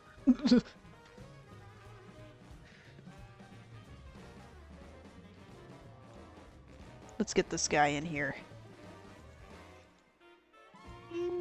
Goodness gracious. Oh. There's my man. In his boots that don't match his attire. Snoozing as I did today. The boots don't match. No, they don't match. Fashion crime. It's because I was lazy and didn't want to have to redo his boots. Because that would require, like, chopping off that part of the model and replacing it with normal Gotta shoes. chop his feet off? Yes! Imagine you can't change your shoes, so you just have to fucking chop off your feet. Okay, so... Flint Lockwood. Spray on shoes. Oh, that's who that is. For whatever reason, the name Flint Lockwood in my brain sounds like something out of a pirate movie. So I was like, who the fuck is Flint? It's because flintlock is a pistol. I know! Okay. I love Flint Lockwood. So, alright, that's the full process that I typically go through to get the model to where it's usable as a VTuber model. Now, the next part of the process... Oh, Flint is the name of the guy in Treasure Planet. Oh yeah, it is. It is.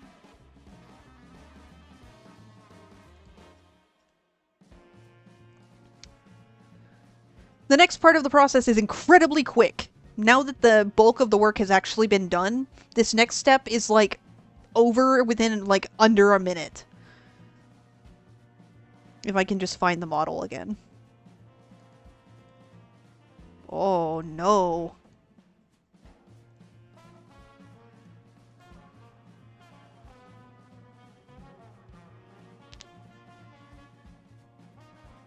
I gotta scale this back down so that it's not blocking the thing I'm trying to do in Blender.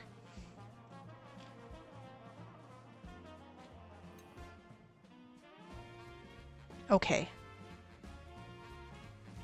So, you want to come back to your model in here, and when you're wanting to turn it into a VRM, here's the kicker. The hot milk thought bubble. Oh, I keep forgetting that's there. I posted a screenshot or something that had it in it, and a mutual of mine was like, "Hot MILF?" So, when you're wanting to convert to VRM, this is very important. VRM are actually T-posed. The PMX file that's used for MMD has to be A-posed in order to animate correctly. However, VRM needs to be actually T-posed. So you are going to want to come back in here, open up transform view, T-pose your character, and then save it as character VRM. So you'll know what file you're working with. And then you come back into Blender and you import your PMX. Where the fuck did she go? There it is. And now the model sits like this.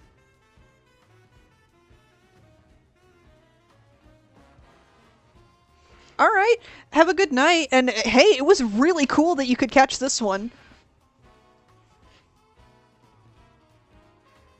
Good night. Let's see. Then you're going to want to open up your sidebar and go to the actual VRM tab here. And then you're going to want to go to VRM Humanoid. And if you did everything correctly when doing it in PMX Editor, all of these categories will be auto-filled. And you won't have to do any of this by hand. Except for a couple, like the chest, the eyes. The eyes can also be named in Japanese to be to be proper, and those will autofill if you do that as well. But the jaw, the upper chest, and then here is the thing. Although it says that these bones are optional here, if you do not have all 3 rows filled out for the finger bones, they will not track properly. Now, if you hadn't noticed, the goblins only have 2 bones in their fingers. Which means that if you want proper finger tracking, like yours truly has, you have to go back into PMX Editor, open up that bone menu, and add new bones as a 3rd bone at the end of the fingertips. These bones do not have to do anything. They do not have to be weighted to anything. They just need to be named as finger bone 3 for whichever fingers you're working with. And as long as they have the proper name, they don't have to be weighted properly in order to work. Because for my model, the bones at the fingertips are not weighted to anything, but the hand tracking still works perfectly. And the other thing of it is that while these bones here are named little finger, you're going to want to move them to ring finger instead. But because these don't have all 3 bones, you can't move them right now, currently anyway.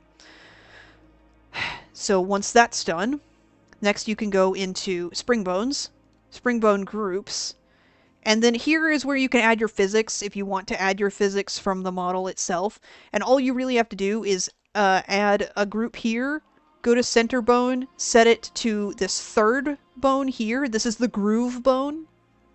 And then you go in here and add any bones that actually have physics on the model in the PMX version. Anywhere that already has physics and hitboxes, collision boxes, will be set properly here. The only thing is you have to come into these settings here and tweak them ever so slightly. So, for example, if I wanted to do the boob bounce, I would go into here, find the bones that have the attached physics for the chest, and then tweak these 2 things here and this hit radius here. And only those things. And then they would work exactly as they do in MMD. With some slight exception, because I've noticed that on my model, the chest tends to like float around instead of bounce. I don't know why it does that, but it's not a big deal. But that's if you want physics. You don't have to do that. It's not going to ruin your model if you do that. And for some things, I want to point out, sometimes you don't even actually need the physics properly attached to the bones that you're working with. For example, in my actual PMX version of my model, this ponytail, I'm putting it the wrong side, the ponytail here does have physics, actually. It has a slight bounce to it. I did not set it to have physics in VRM, but because it had physics in PMX version, and because it had a collision box with the chest and shoulder, it sits on my shoulder properly like it's supposed to, and actually, like, repels against my shoulder when I move my head, so it doesn't clip into my shoulder. Sometimes you don't need to actually set the physics proper. I don't know why, but... Okay, we'll open this back up. The other thing you would want to mess with if your model has these is blend shapes. I didn't go over blend shapes at all tonight because they take a lot of time. But what blend shapes basically are is what PMX editor calls morphs here. It's the same thing as a blend shape. A blend shape is just the shape that something turns into for things like expressions, smiling, opening mouth, certain mouth shapes, blinking, other such things, eyebrow, frown, and all those other things. For example, if I were to open up a different model... Come on, open. If I were to, for example, open up Punks. Punks has very unique blend shapes because they have to accommodate for the firecracker in his mouth. So we would go to Transform View, and over here in Morph, this is a list of the blend shapes. And they're named in Japanese because they have to be, because that's how that works. This is the blink AEIOU, or equivalent. So when you open up Transform View to actually look at the model, you have a slider down here in the bottom right. This slider allows you to preview your blend shapes. He's got kind of a squint going on rather than an actual blink. I'll have to fix that. Punks has unique blend shapes to accommodate for the firecracker in his mouth.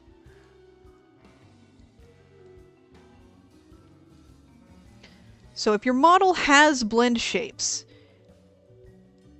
and you're gonna want your model to have blend shapes if you're doing VTubing like I do, because that's what allows you to actually speak. But if your model has blend shapes, you can come into this panel here and add the blend shape. And it has a list of presets for what the blend shape is supposed to do. So if you wanted your character's mouth to be the A shape, you would click on A here, and it would assign it to be A. And then you would go here, add a new bind, find your material, which is going to be whatever your character's name is at the bottom, and then go through the list of blend shapes that you have here in the list, if you have them. This model doesn't have them, so nothing comes up other than basis, which is the neutral. All of this process is actually incredibly quick. It's taking a little longer because I'm explaining it, obviously. The final step before you can export your model as an actual VRM is you want to click on the model, go into textures, and at the very bottom of the texture list is going to be, or not the very bottom, but close to the bottom of the texture list is going to be this tab here that says VRM material. And what you're going to have to do is go through all of your textures and enable VRM M-Tune material, and then set it to opaque, and then in these two top ones here, you find your corresponding texture, and just load it in. And that's all you do. And once you've done that, your textures should show up properly, rather than be, like all white, because if you don't do this, your model will come out either transparent or all white. So you make sure you have your corresponding name here, and you find it here. The more materials and textures you have, the longer this list is going to be. But the less you have, the quicker this part of the process goes. You set those to the correct thing. If you have anything that is meant to be transparent, like glasses, you want to leave it set to transparent, because then it'll make the actual non-transparent part still non-transparent, and allow things like the lenses and other parts to be see-through. And then we can go into shading, check that all of the textures are there as they should be, and then we can hit this button here that says validate. If it says no error, it is done. And you can export it as a VRM. And you can export it exactly where it was before. Back into the folder where she came from. And then you crack open your VTubing software. Oop. Hold on. Actually, maybe let's not do that one in particular. Because that one has my email on the front of it. And also my camera. No! Let's open up a different program for VTube. The one that doesn't have my camera and my email on the front of it.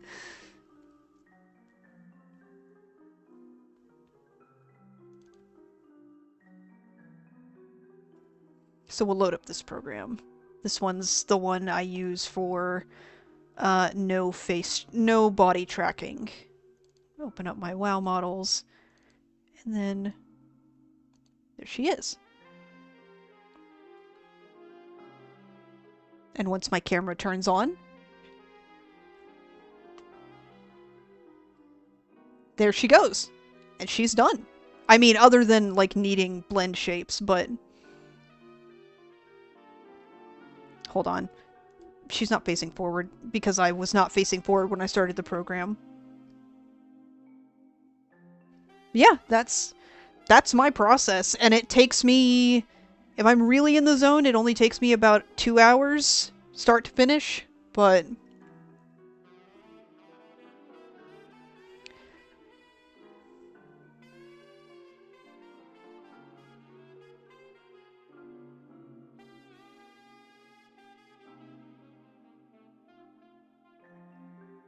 nice. Ta-da!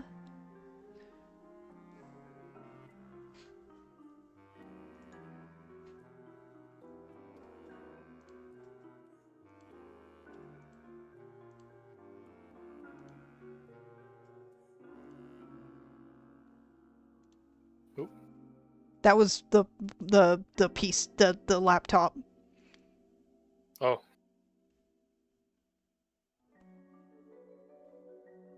Debating very, very, very hard how to refer to my laptop, whether or not I should he him it.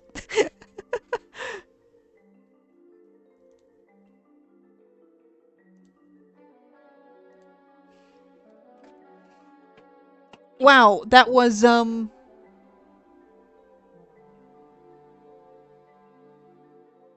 think maybe if I do another one of these kinds of streams where I explain how things work or whatever, I'll go over blend shapes and specifically how to make them actually work with the way that WoW models are specifically. Because the thing about WoW models is that they do already have the bones necessary to create specific mouth shapes and eyebrow shapes and eye shapes. But the problem is that if you use bones for your blend shapes, they won't show up for VRM. And I don't understand why, but yeah, that's how that works.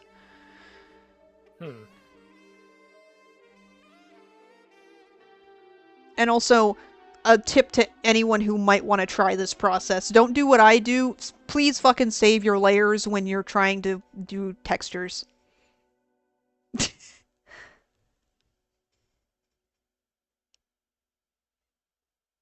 I'm a moron. I don't save my layers for some fucking reason, so I have to redo my textures from scratch every time I want to change something.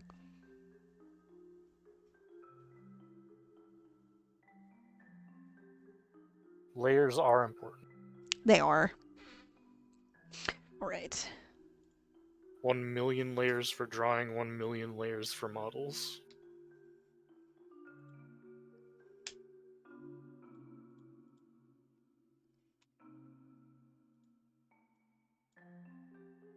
Oh no! Oh, all good? Yeah, I fucked it up. Don't do that.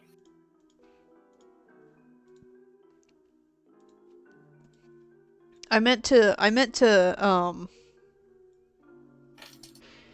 just resize the window for MMD, and instead I closed it. Oof.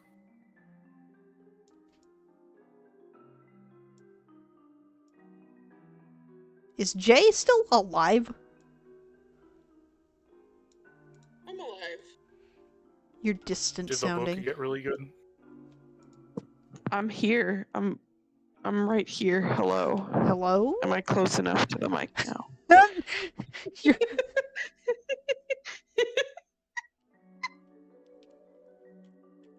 Where is your icon on here now that I look at it? I don't know. I don't think mine's been animated this whole time. I don't think so It either. has I don't know not. why. You've just been staring intently at what he's doing. Reloaded, I guess. I don't know if that fixed it at all. They're supposed to reload when you hide them, but I don't know. Mine remains hidden. I don't even Why know can't I where it hear is.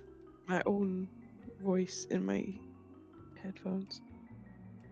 I don't know. Did y'all hear the wind just now? I don't know if that came through my mic. It's No. rattling my ceiling. I'm all tucked up in bed now. Oh, aside from the VRM part, by the way, the same process can basically be used for converting maps and other asset parts for MMD straight out of World of Warcraft. For example, let me get rid of these two. Get rid of them. Get rid of those. Yeah. Crack this open.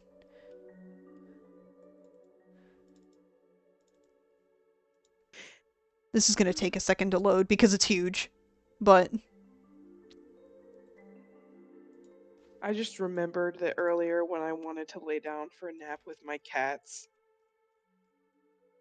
that I looked at them both and said, "Let's lay down, gays."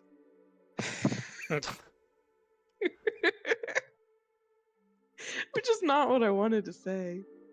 I wanted to say guys, or I call them babes. so this is a whole map. If I move this up, stick it right about there, I think. Front. Oh.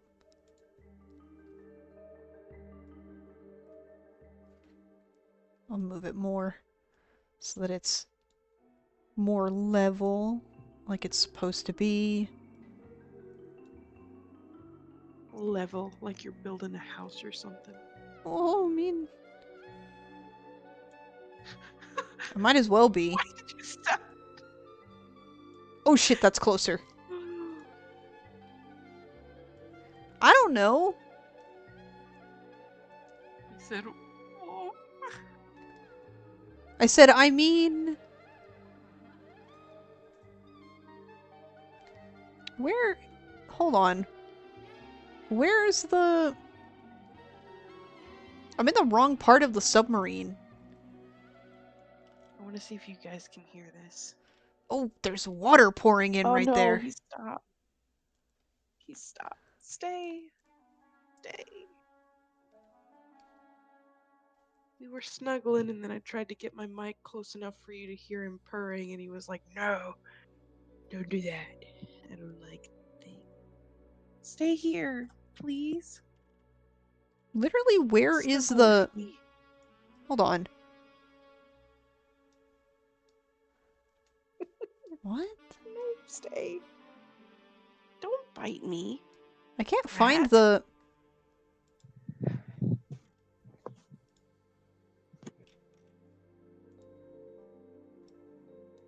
It's supposed to be directly under the deck. Yeah, here's the actual cabin.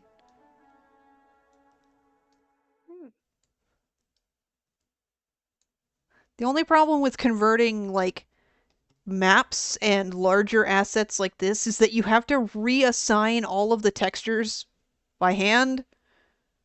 Mm-hmm. And I think this thing had, like, 100 and something textures. Ooh. That's a lot.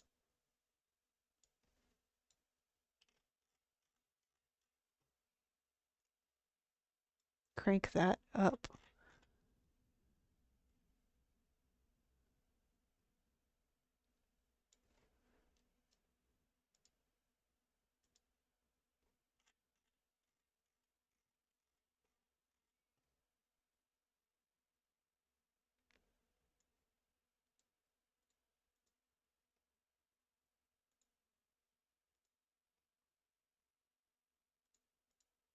Did the music stop again? Keeps doing that.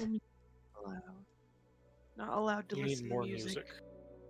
I have a 11 song playlist with everything being at least 30 minutes. More music.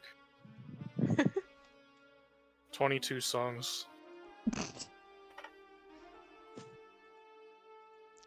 Let's see. That's what, view 330 coordinate minutes? axis. That's just 30 minutes.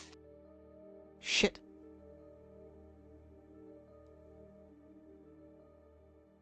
Right there. 5 hours? 5.5 hours? And then I can drop my own model right here. And there we go. There we go. He's in the hole. Not in the hole. He's in the. He's in the hole. He's in the. He's in the hole. What I call this shit? The cabin. The hole. I said hull, not hole. Hull, like the hull of a ship, not Hole hole. is funny.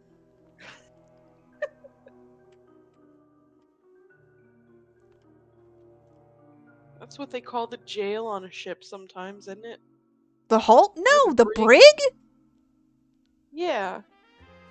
I've never heard anyone call the brig the hull.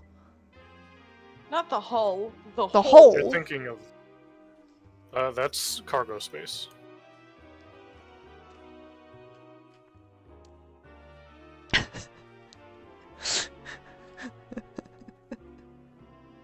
No, I meant the hole. Like H-O-L-E. The hole. Like in jail, they have the hole. I don't think I've ever heard that used to refer to ships before. I Land guess you don't want a prisons, hole in a yes, but ship. no. You don't want a hole in a ship. I've heard that Well, before for ships that not ships for prisons that are on land, but not for ships. Did you not understand my joke? I said you don't want a hole in a ship. I understood it, and I shook my head. Nobody laughed. I Nobody laughed at my joke. I laughed and shook my head. I also stopped the middle of my sentence. What are you talking about?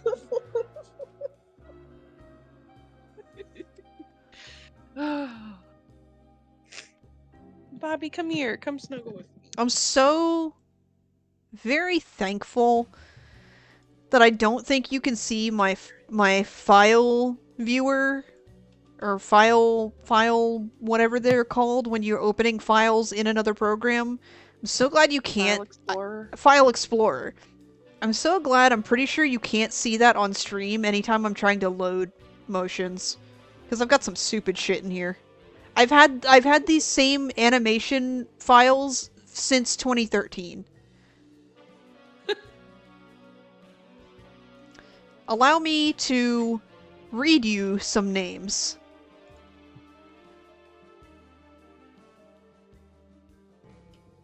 Boston Crab. Don't know what that is. German Suplex in all caps. Kick. Just kick. Just kick.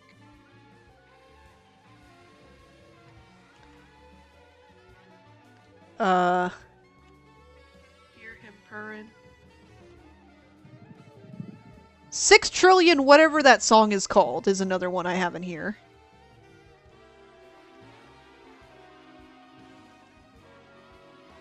Tombstone Pile Driver in all caps. Tombstone. My brother was a huge wrestling fan when we were kids. I never got into it. I would only watch it with him because I crave connection with other human beings. So we had like the PS2 wrestling game and we would play that, and he had a wrestling game on his DS that he would let me play. Wrestling I understood much more than like football. There's not a whole lot you have to understand. It's like there's 2 rules. Don't get pinned and don't get thrown out of the ring.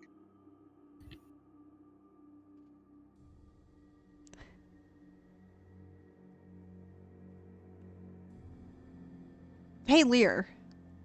Was What do you think of, headliners? that's the problem. I think nothing of it. It doesn't run on my computer. Aw, that's too bad. I was That was like, my if this is fear. good, I should recommend it. But like in the lobby, totally fine.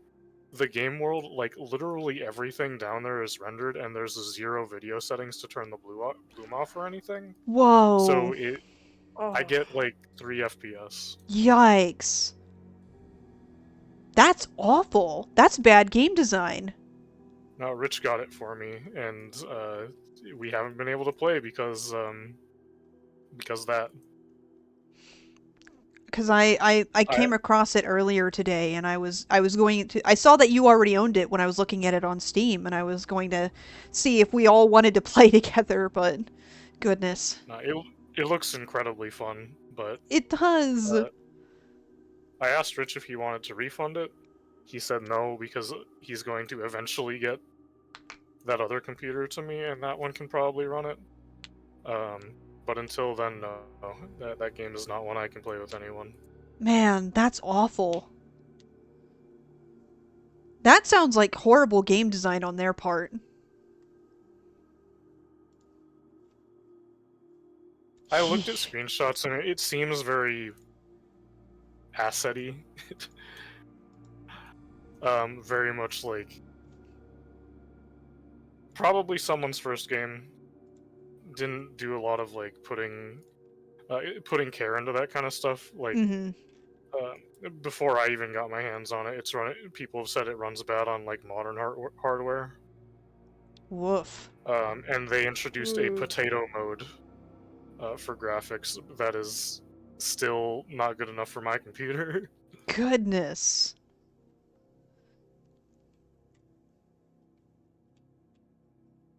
Hopefully they're still working on like optimizing it and stuff. I haven't seen any updates since then, so probably not. That's too bad. Dang. Then again, I'm kind of cynical about this kind of stuff, and generally think it's the sort of game that will. It released, it got all the buyers, and then it won't get updates similar to like content warning. Mm-hmm. Granted, Well, that one's kind of special because that studio always does tiny projects like that. but like, content so many warning also copycats. was free when it released for one day. which is probably where a Yeah, that lot of too. people came from to play it. So it wasn't like a there's no obligation because it wasn't something a lot of people bought. Hmm.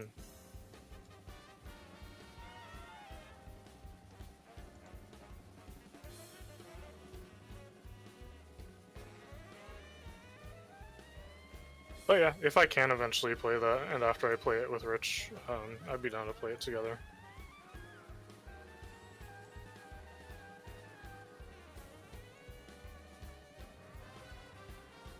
There we go.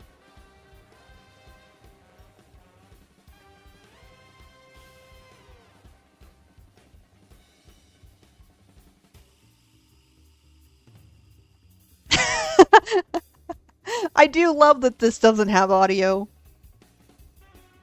It's especially great because I can hear the, like, Undermine combat music in the background.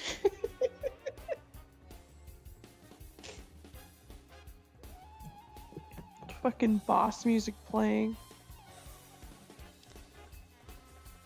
The boss music kicks in and it's just me doing this closer and closer to you. Put on Gangnam Style.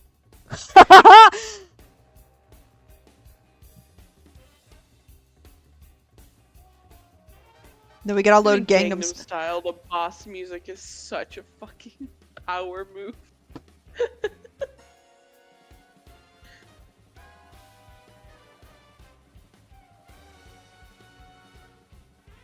I actually have two different versions of Gangnam Style animations, which they're not alike at all, which is the funny part.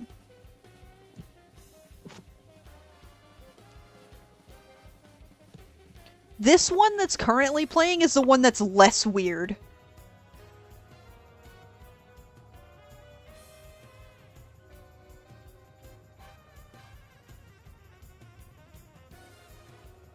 I love that every time I turn my head, it looks like I'm, like, trying to look directly at the screen. Like, I'm trying to look behind me to look at it.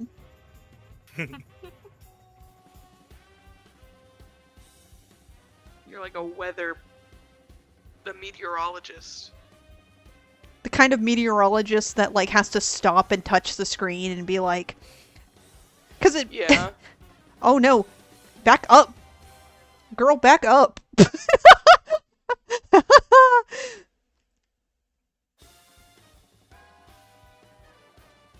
Here, actually, let me load up the one that's, like, weird. I don't know, it's not, I don't know how to explain it. It's not that it's, like... I don't know, it's weird in a way that I don't know how to explain without just showing you.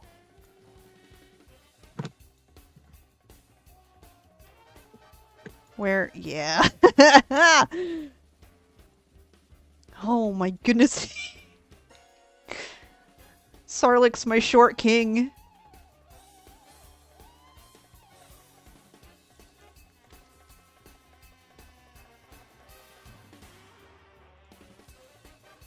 Let's see it.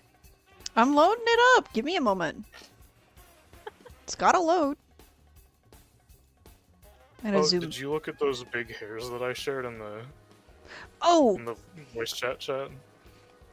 give me 1 second to open that up on my I phone. did look at them. I like the color on them.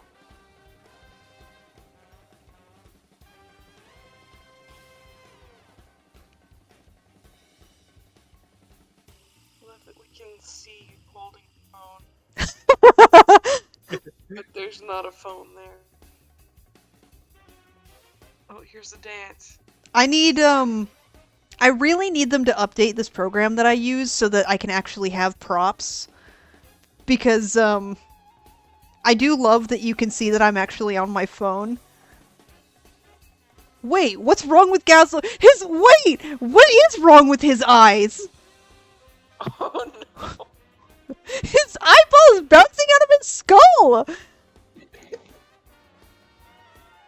What the fuck? Hold on. Where's my mouse?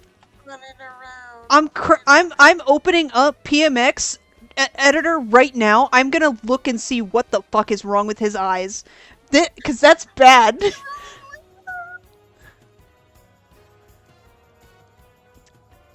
What's wrong with his eye? What joint? What? Whoa, whoa, whoa, whoa, whoa, whoa, whoa, whoa, whoa! Something's attached to something that it shouldn't be.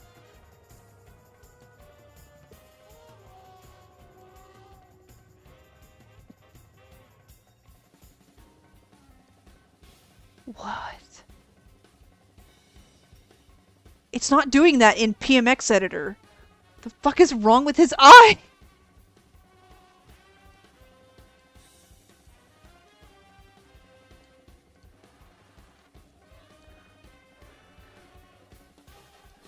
Wait. Alex's hair whipping around so fast. 52. What's body? Oh, this is the elevator part. Yeah. I haven't seen that video in so long. Fuck.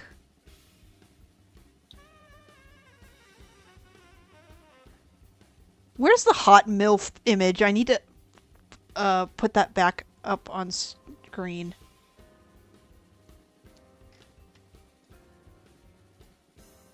Can't believe Hot MILF needs to be here, but I don't. I don't know where your... I don't know where the... I literally don't know where the source for it went. My hedgehog is hibernating. It's so cold outside.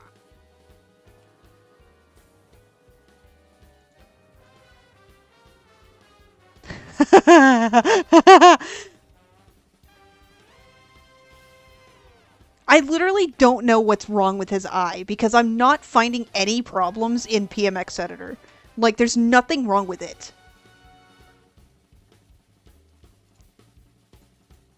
Not the idle animation. Wing in his hand. What is that?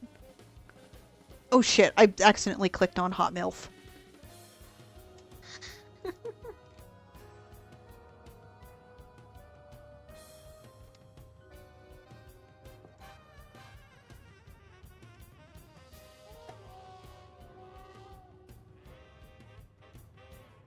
The horrors of rigging 3D models. 15, 8. Browser source 9. Where's...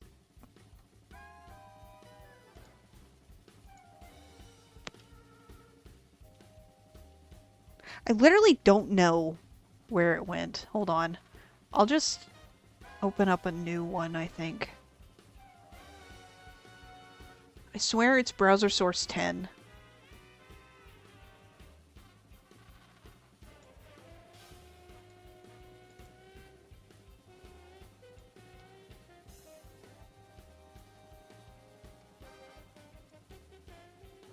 If it decides to ever come up, it'll appear at the bottom like it's supposed to, but...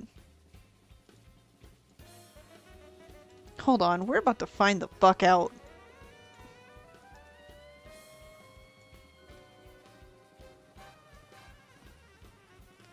Something is wrong with this man. Oh no!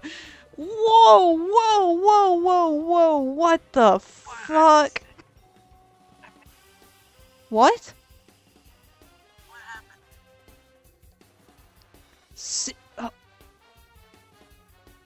happened? Parent is 51. What's 51?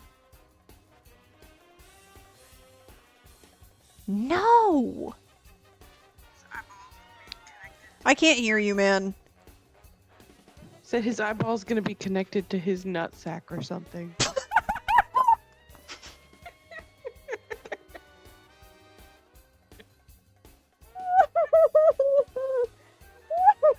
Not your neck literally breaking.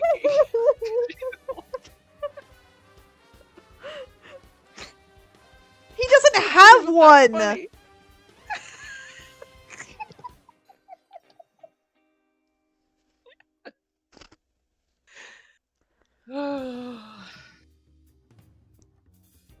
How can it his eyeball can't be attached to something he doesn't have.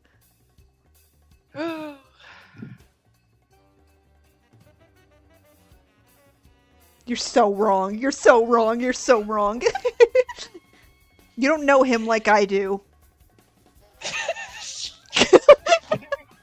you off. What?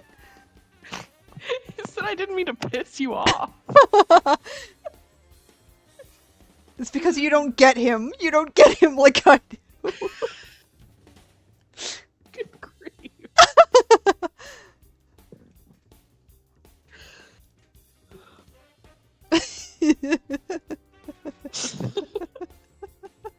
I really took you out with that one. It was really funny. Hold on.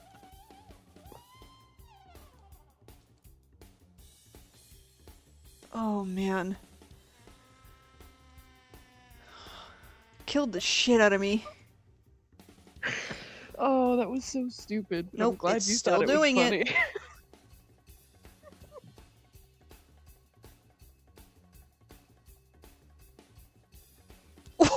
Whoa! What? No! I didn't get a screenshot of it fast enough. I just got a notification that said you now have 2 copies of Gazlo-Ailstorm.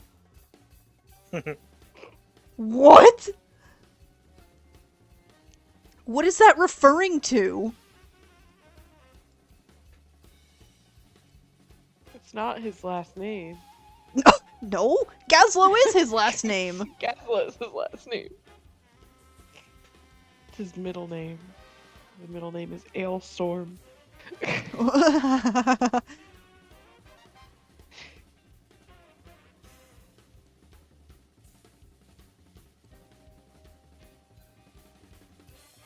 Something's fucked up.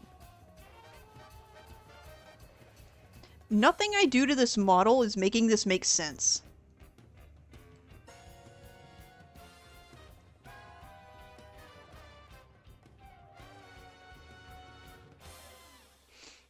Well, Ailstorm is the name of a band, by the way, Jay. Oh, I know.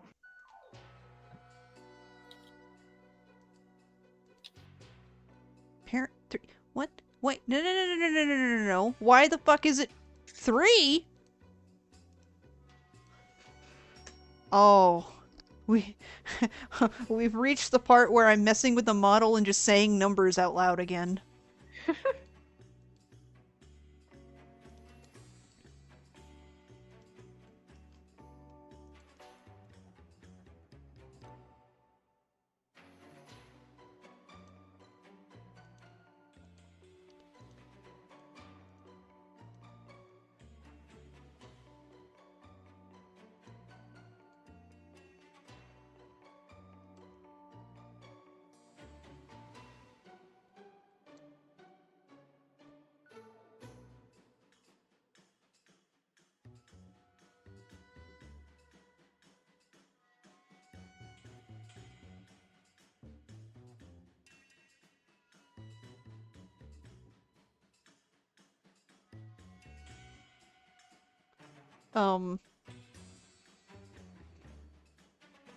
I don't know if that fixed it.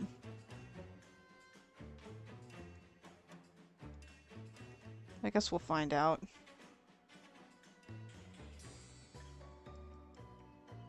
No, it's still doing it. What the fuck? Wait a minute. It occurred to me what the problem might be. This needs to not... All of these bones need to not be not be movement bones, for starters.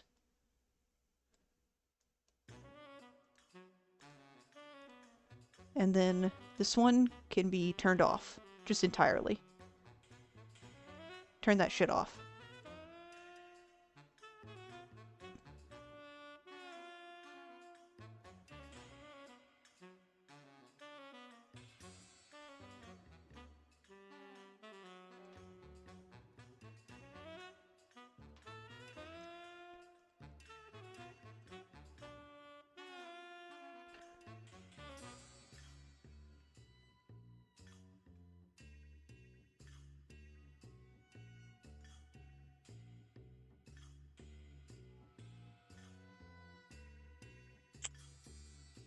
Yep, I got it. I figured out what it is.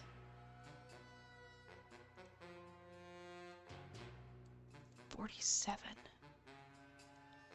One of these. What? I'm losing my mind.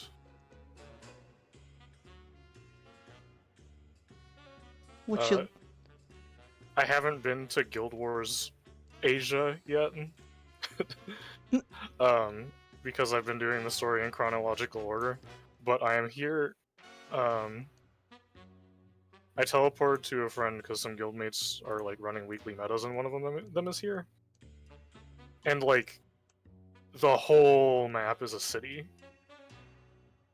There's like a tower here that's as big as Orgrimmar. Oh.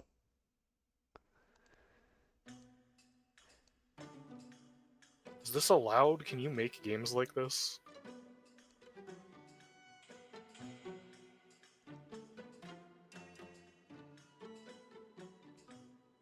$48. One of these is parented to $48. It's not supposed to be. No.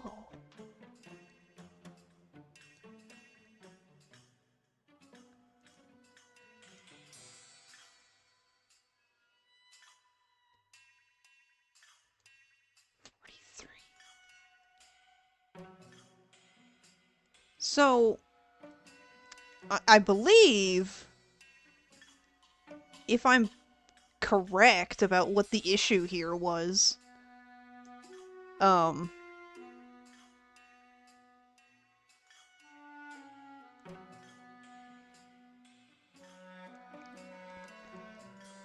of these bones here were supposed to have been parented to the head? They sure as fuck weren't. Where were they?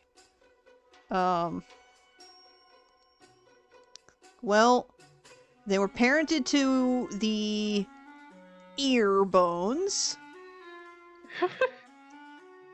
which is what was making the one eye specifically start flinging around.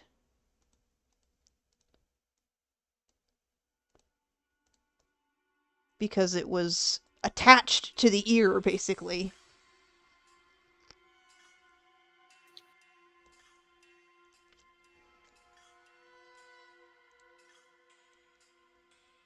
Okay. I think I got it this time. I don't know how that happened. That's one of those, like, weird things that it's like, no idea. It just did.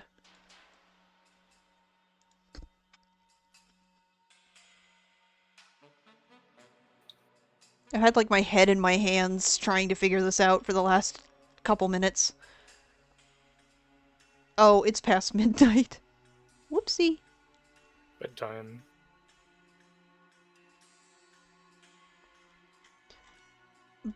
Before I go to bed, let me just, like, throw these two in the deep end with my current favorite animation motion.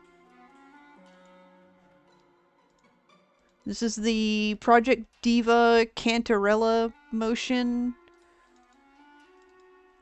I absolutely love this just because, like, I like the song just in general to begin with, but like I also really like this particular motion from the game because it just looks nice. I like it a lot. So I've been using it as like my default tester motion for whenever I like get a new model working. Mhm. Because it's really spinny in a lot of places, and it also like gets all of their limbs going, so I can get a good idea of if any of their limbs are fucked up, and if their physics are working properly.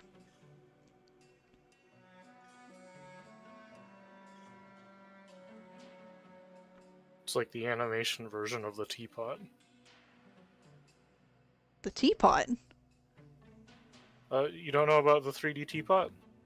No? So early on in animation history, I guess you could say, um, the common model to use to test like light, shadow, and whatnot in an engine was a teapot because it has like weird curves and stuff. Oh, that's cool. Yeah. That makes a lot of sense too. Sorry, I'm eating a cheese stick. Teapot is the classic, but everything kind of has its own thing. Like Blender has the monkey. Mm-hmm.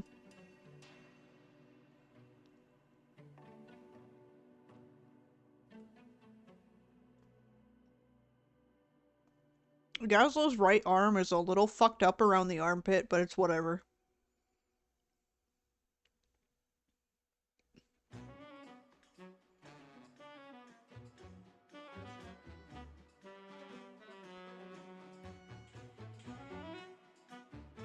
Hey, you know how in Warcraft games, if you click on on an NPC enough times, they'll like get pissed off or whatever and start telling you, "Stop clicking me" or whatever. Yeah. And they have all those really funny voice lines. Hold on, I gotta hit the soundboard real quick. Me not that kind of orc. Anyway, I learned earlier today that apparently, so some NPCs, if you click on them enough, they'll mention that like you're tickling them or whatever. Apparently, if you click on Khadgar enough times, he's straight up like that's all you do to him. He doesn't get mad. You just tickle him constantly. You can make him piss himself laughing from tickling him. I didn't need to. I didn't know. I did not need that mental image for Khadgar.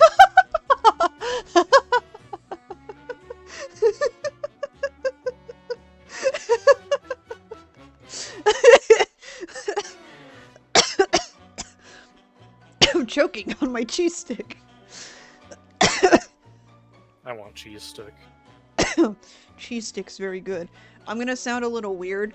I like to let my cheese sticks cool down so that they're a little bit, like, tough. Because if they're Cool down. if the cheese is too gooey and you take a bite of it, all the cheese will just come out. Huh? Like a mozzarella stick, you know? Oh, a mozzarella. I thought you meant like the kind of cheese stick that like you know you keep in the fridge. Oh no, not like street cheese. Mozzarella stick is a completely different kind of stick.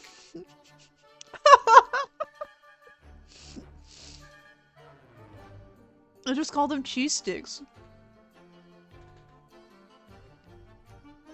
I know they're called mozzarella sticks, but I've always just called them cheese sticks.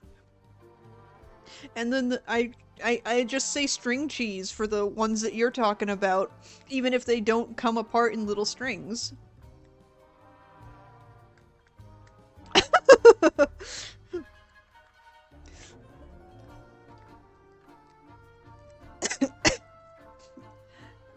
I can't even remember the last time I actually had, like, string cheese.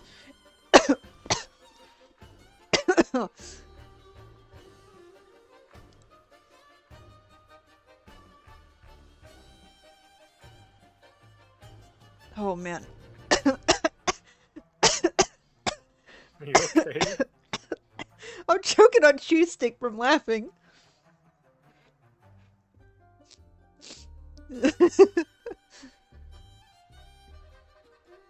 Alright, I think this is a good time to end the stream.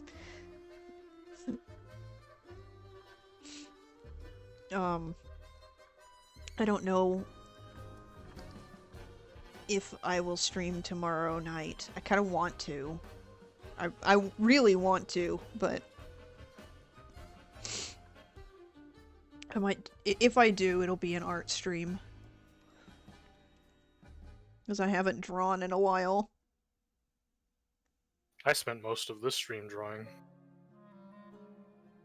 Couldn't get myself to draw for a whole week, but someone says commission time. Oh boy. I'm on that immediately. Well, that's because there's money involved. This one was also kind of easy. Cookie wanted her server is called Lophazone, as in like the thing cats do. Uh-huh.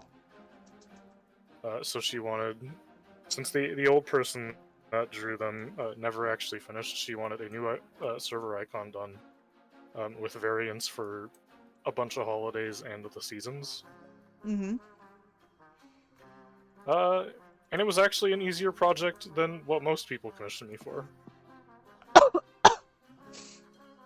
Way easier to make a bunch of cat variants than, like, draw a comic.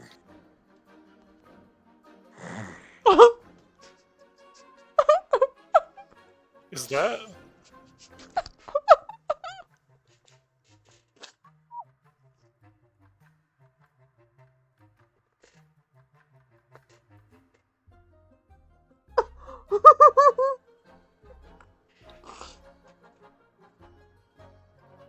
I think Jay fell asleep.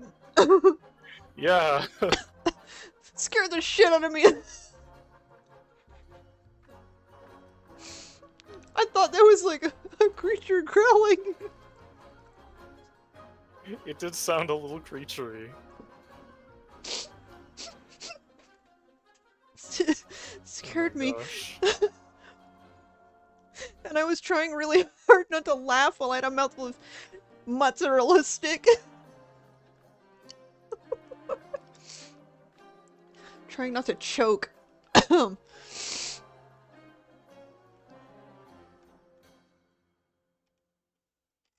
I still have not finished those new emotes. Ugh. Should do that tomorrow. Maybe that's what I'll do for a stream. You were busy drawing a Valentine. I was. And I'm glad That you was liked very it. nice, by the way. I love it. I had a lot of fun. The image was so clear in my head, I was like, yeah, I gotta do that. But I couldn't remember what a banana looked like. What? Huh? I mean, I know what they look like. I've never drawn one before. They look like banana. Jay swears I've drawn bananas before. I don't remember ever drawing a banana in my life.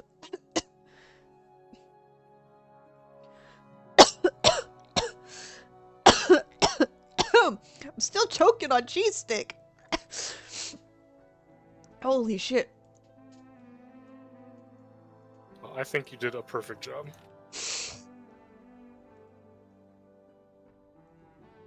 I went through like 5 different puns in my head before I settled on that one.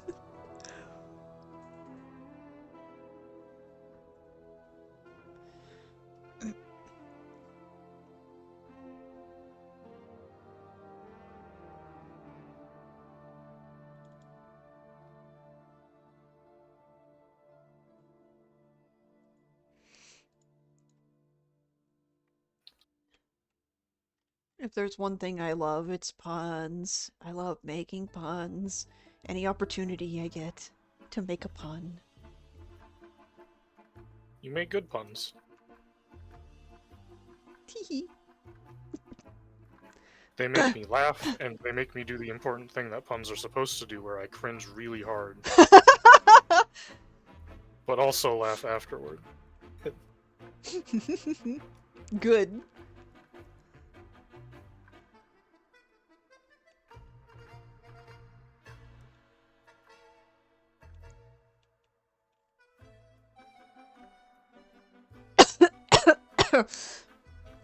Did you see the...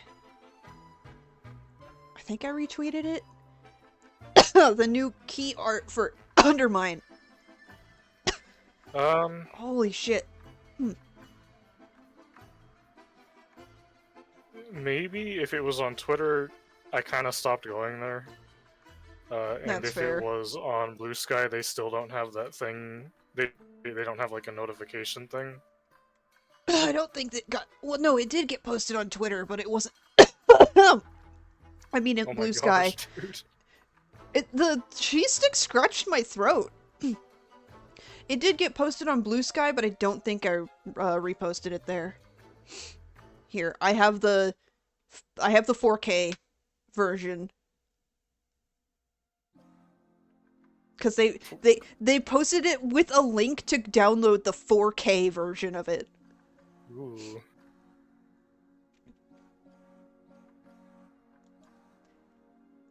Gazlo and Renzik in the car is nuts. I love it. Looking at this, I'm like, this feels like a different game.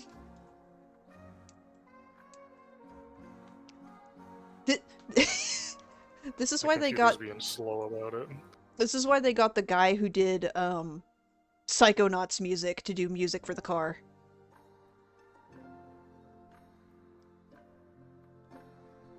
You can really hear it too. Ooh, that's really cool.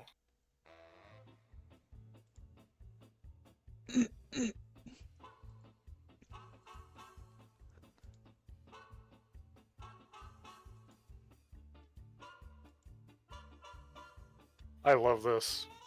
This is so Speaking good. speaking of music in the car, though, one of the story missions, in the last thing I did for Guild Wars, you hang out with the bad guys. You experience like a vision as a recruit in the bad guy warband, and you help with a bunch of like tasks and stuff. And one of them is you drive the tank, or no, you ride in the turret. And when you're in the tank, it plays the Metal Legion music. It plays their songs. Ooh.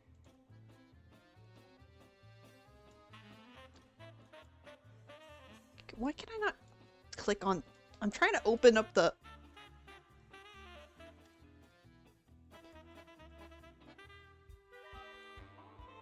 Open that.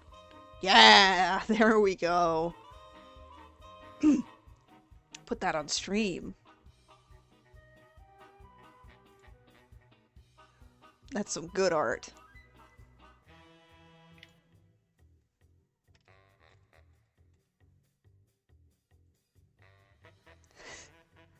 I feel like Gallywix is too smooth in this key art.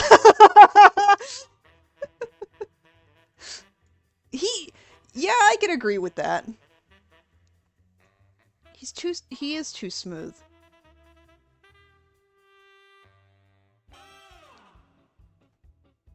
I love the way they updated Revelgaz's look with the really regal looking pirate outfit. It's too bad that literally no one but me cares about him. I think like goblins look really good in that sort of like Caribbean sailor wear. Yes. You know. Hi, Smithy. Hi. Hi. Are you choking on mozzarella sticks too?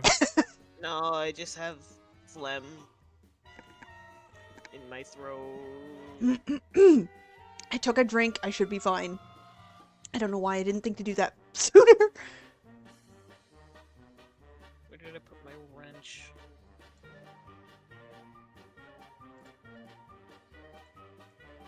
Playing modded Minecraft. I want to play Minecraft.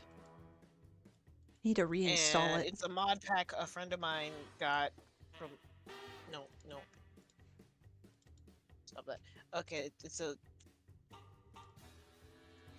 Okay. It's a mod a friend of mine got. Well, a mod pack, and it's got a lot of cool stuff in it. And it's got a lot of furniture, and it's got a lot of crops. The only problem is sometimes I think, okay, I've got the right crop for the right mod. Like, I have 2 cutting boards. One from Farmer's Delight and the other from Mr. Crayfish's Furniture Mod Refurbished. And I did not realize that in order to cut, if you can put food on either cutting board, but in order to cut one, you need to craft a knife regularly. In order to cut on the other one, you have to use the specific knife for the specific mod. What? Trying to make coffee in a cooking pot, I have to use the specific coffee beans from the specific mod, because the other coffee beans are made specifically for another mod that requires you to have an actual coffee machine in your house. What? That's my big problem with kitchen sink packs. A lot of things just don't work together. That's nuts. I've never heard of anything like that. I I used to want to, when I was like a kid, I wanted to be like a Minecraft mod pack reviewer, you know, in the style of like Sky does Minecraft. Mm. Um, so I had like I had a I had a flat world that I had built a little city in. And I had specifically had an area in like the middle of it that was for testing mods. Um, and so whenever I think of like modded Minecraft, my brain always goes back to the little city with the mod testing area in the middle, which I might have the file for it somewhere, but it's so outdated. Like we're talking like 2013 Minecraft. Um, and I always very specifically think of this one creepypasta mod. Jeff the Killer in Minecraft.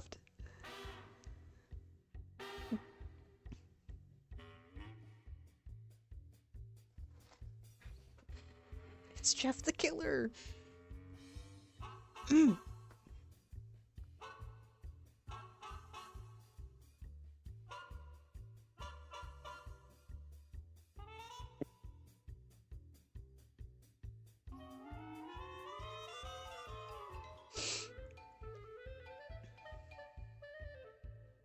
Also, I know you're probably excited.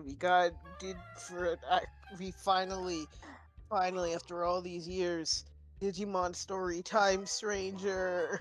Oh yeah, I'm so like I'm just my only complaint currently is that the trailer didn't really show much of anything that like what Like okay, gameplay. yeah. Well, it did show some gameplay, mean- but not like the combat or the UI and stuff. Yeah, it was mostly just like cutscene looking stuff.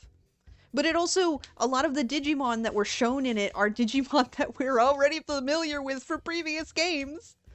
Yeah, but apparently I know that Megamon Shoutmon was there. spotted. Huh? Shoutmon? I know apparently Shoutmon was spotted either in one of the Steam screenshots, one of the PlayStation screenshots, or somewhere in the background of a trailer. Woo. But like I do hope that since it's been, 10 years since Cyber Sleuth's original release on the PS Vita, and there have been plenty of Digimon since then, really hoping that they put new ones. Like a lot of people are hoping that we get the Ghost Game Digimon in there, and like Ooh. please. Yeah. Also, this is my own personal little hopes and dreams. I hope they put my little Scrungly Bungly in there, my little Petite Mamon, because like they were in the Seekers manga, and we've been getting a lot of V-Tamer Digimon in the V-Pets and the reference book, and it's like, can I have my little if we're having Pico Devimon as a starter Digimon, which I'm going with since I can't have Same. my baby, but like if I could also have my baby, that would be great. And also hope somebody knows that the models, at least for like some of the ones that they've seen, like of Greymon and Angelomon, how they have updated models. Yeah. They're not using the Cybersuit models, and that is another reason why I hope that we get updated models for some of the Digimon that haven't had 3D models since Digimon Masters. Oh yeah, I saw the what's the one? The big guy with the tusks. He has like fur on his fur bits now. Oh, Zudomon. Yeah. Or was it Vikemon? No, I don't think we've I seen think it was a Vikemon. Vikemon. Whichever What? one's like the giant one with like that ice hammer. Oh, that's Zudomon then. If it's the Yeah, hammer. Zudomon.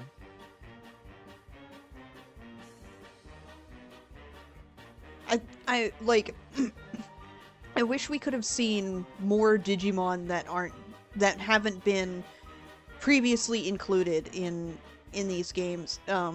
Because like this one is supposed to take place in like Iliad, right? And yet we Yeah. only saw I don't remember that little one's name, the one that's like a satyr. But then also what was it? Titamon?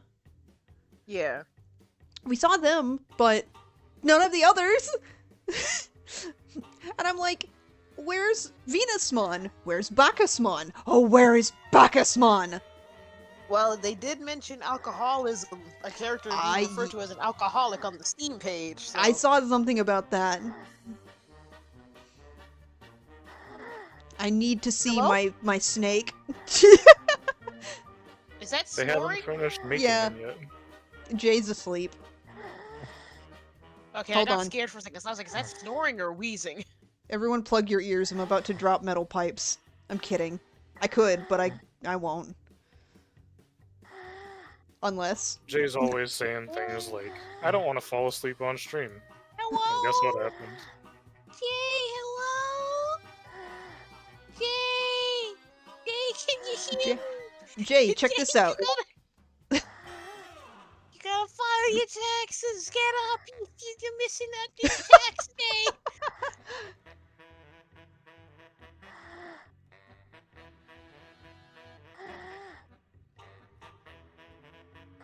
But yeah, the Steam page, I reading the mature content warning for the Steam page and being like, okay, that makes sense. Okay.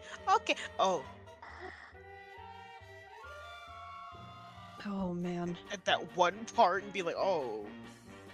But it's also, from what I've seen of Cyber Sleuth, does seem par for the course. It's okay. Digimon can have a little psychological horror. It wouldn't be Yeah. the same without it. Yeah. If at least one kid isn't getting traumatized, is it really Digimon? Literally true. Speaking of, I need to finish Hacker's Memory at some point. I also need to start reading Liberator and the manga. I need to finish Seekers. That's it. I gotta finish Seekers, then I gotta start the manga, then I gotta start Liberator. I'm gonna be watching Atmon with Enzo at some point.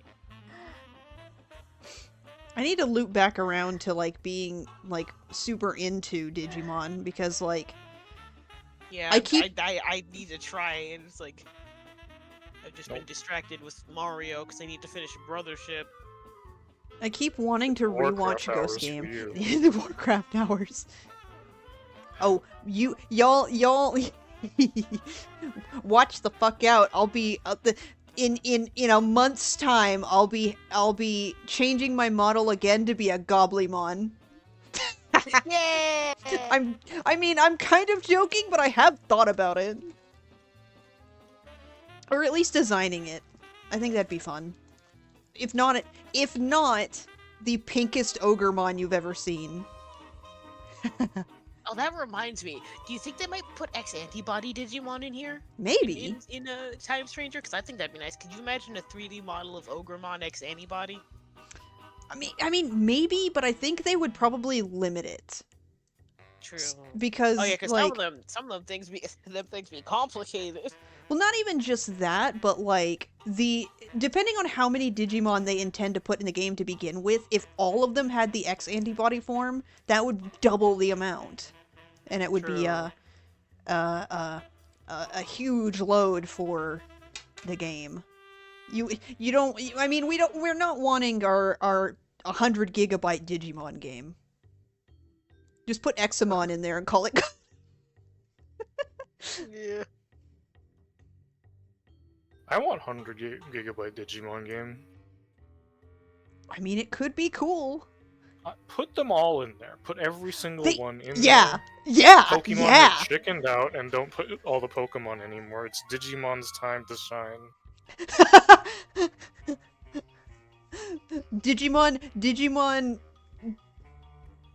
Digimon does what Nintendo don't.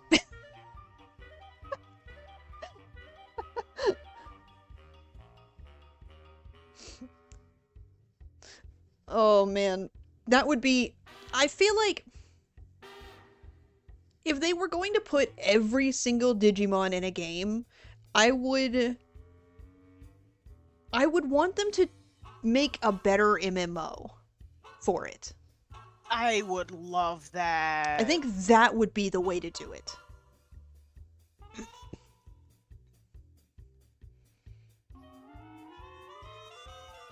I do like MMOs. The idea of an actually good Digimon MMO, like, that would be awesome. That would be wonderful. I want it to be weird. I want it to be like Digimon Mabinogi. I feel like it wouldn't be correct.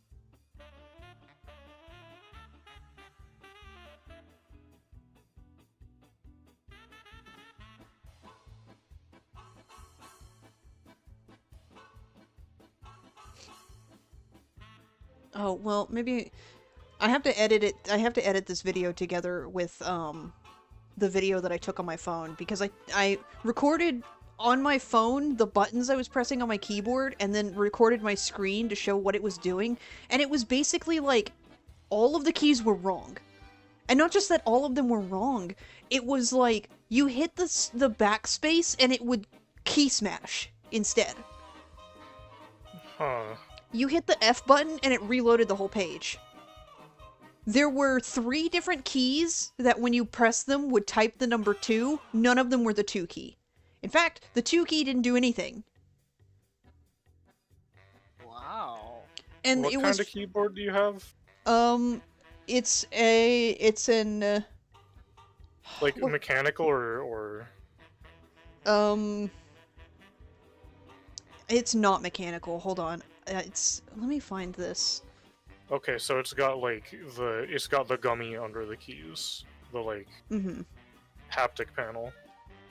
Did you pull it apart and give it a cleaning? No, I haven't yet, but That might seem- be a good idea because something could be being messy makes buttons that you're not pressing tend like get pressed. yeah. I hadn't gotten around to trying to clean it yet, mostly because like it seemed like the longer I left it plugged in, the worse it got. Because Oof. at first it was just typing the wrong letter, but the longer I kept like testing the buttons to see what they were doing, the worse the key smashes got. It went from just typing single letters to full key smashes. It was nuts. Absolutely unbelievable. This is the type of keyboard I have, by the way.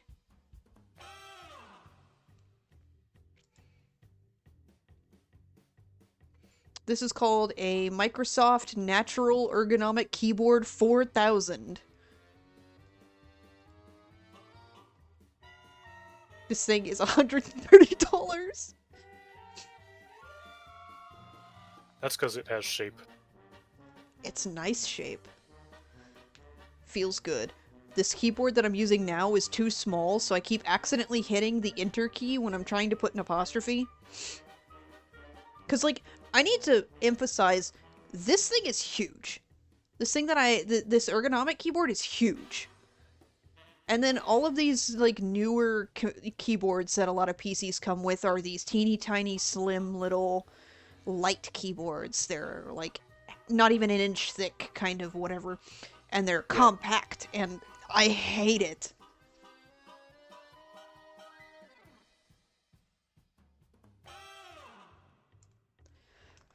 Oh.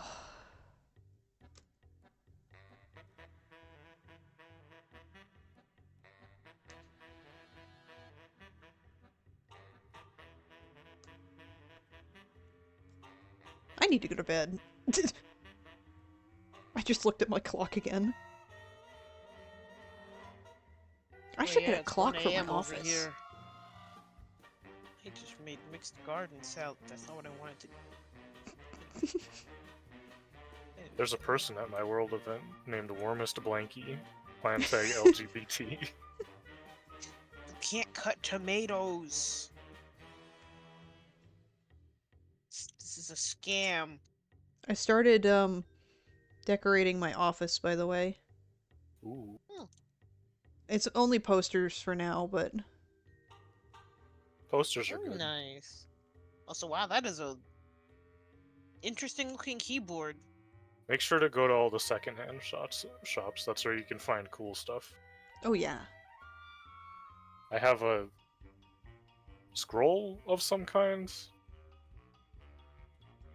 That's hanging on the wall. That's cool. I have some old anime wall scrolls that have turned, like, yellow with age. I should hang those up. Mine is not anime. It's like, how do I do? You know those like. I'm just gonna take a picture. I also have a Horde banner, but I have that in my living room right now. Horde banner in the living room. Yeah. Does sound pretty cool. Horde banner in the living room directly across from the Vault Tech banner. I think it's really funny. I got these because the poster on the door is also Fallout. It's just the special skill tree. Um, and so I got it at the same time that I got the Nuka-Cola one, and I put both of these posters up and then sat down at my desk and immediately started watching videos of a guy who's like building a nuclear reactor in his basement. In real life? Yeah. He didn't do it for real, but he explained how it's done, basically. Ooh. There a bee in my house. Like a tapestry. Yeah, it's made out of those little slats. Oh, yeah.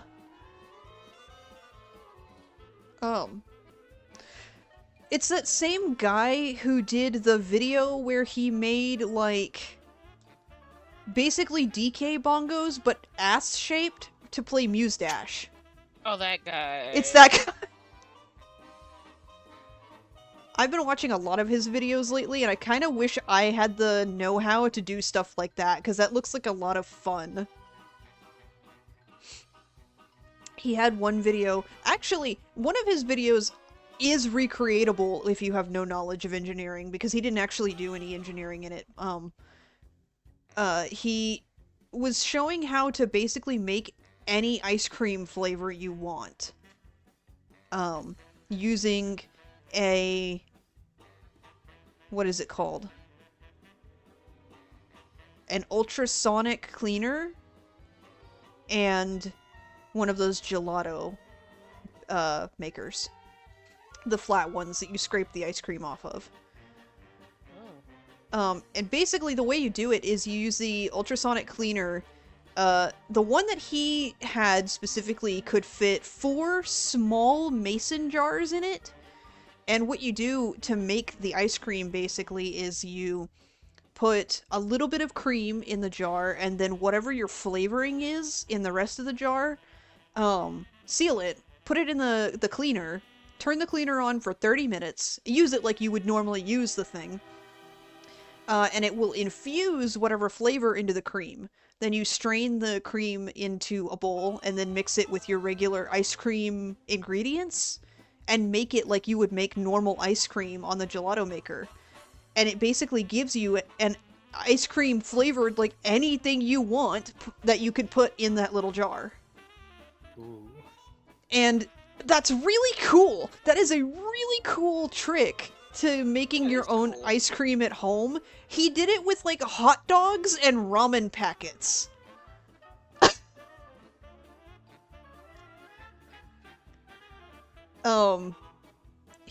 If I recall the video correctly, he said the bacon one that he made was really good, because he did bacon flavored ice cream with maple syrup.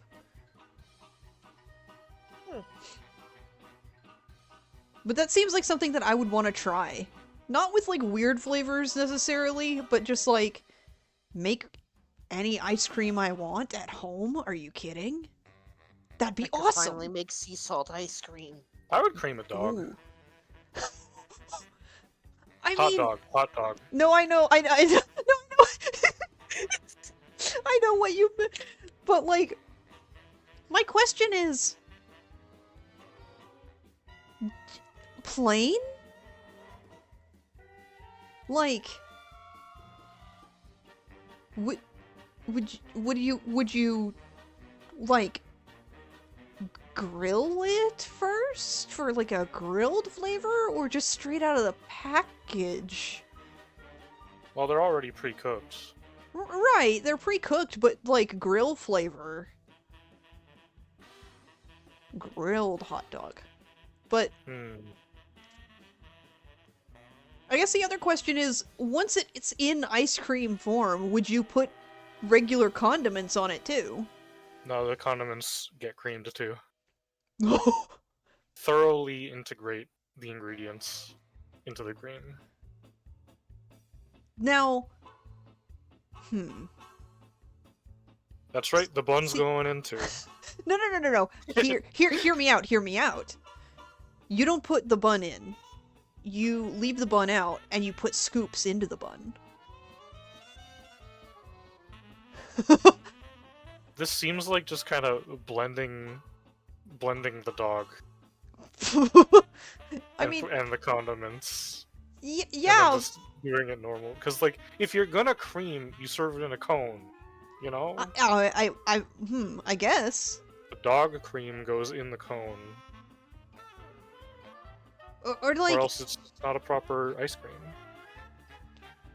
I wouldn't put the bun in. I would have the bun as like an accessory to it. Maybe you have like bun pieces on top, the way you do sprinkles.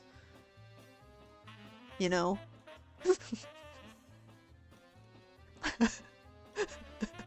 Crouton the hot dog cream.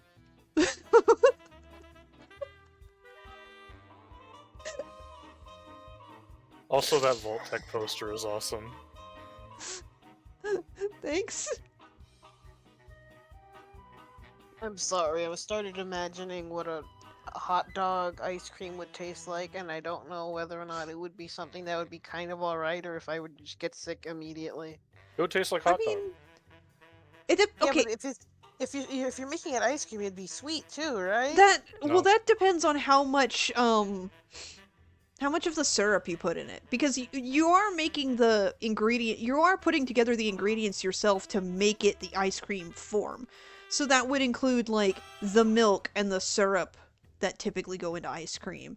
But if you don't put too much syrup in it, it's not going to be as sweet.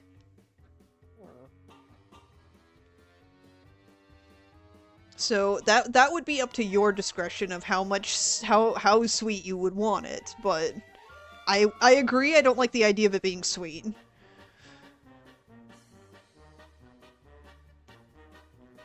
I'm trying Like, to if it's a little bit sweet, it probably wouldn't be too bad. Cause like some people like I like the mini dogs from the onions I work at with caramel syrup. So, not caramel syrup, it's the caramel dipping sauce sometimes. Cause it's like, it's a salty sweet flavor, and that's kind of alright. But I feel like if you're making it ice cream, also, and then there's the texture thing. I don't know how I'd feel about something like the texture of ice cream, but with the taste of a hot dog. Like, I don't Yeah. mind. That might also throw me off. Because, like, the texture changes everything. I don't know if you've ever, Lay's, or Ruffles put out, like, not Pringle, Funyun-flavored Ruffles, and it tastes, like, it tastes exactly the same, but at the same time, it feels like it doesn't, because the texture's different. Like, texture's everything.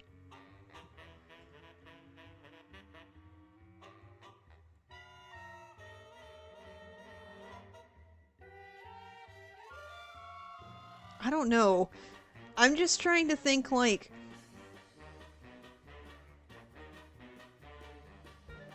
if I were to do something like that myself, and I wanted to do an unusual ice cream flavor, what would I personally do? And I don't know. Green bean. See, green beans are... they kind of have a sweet, fresh, cold flavor to them already. Exact. I think that might work. Or a sushi. Oh, I don't know about that one. Why not? I like... do it for the cream. I like rice texture too much. Well, I'm a big All of the rice sushi lover. ingredients except the rice, and then serve it in a bowl with rice. You could put little daubs of the ice cream in the middle of some sticky rice. Yeah. Kind of serve it like an onigiri.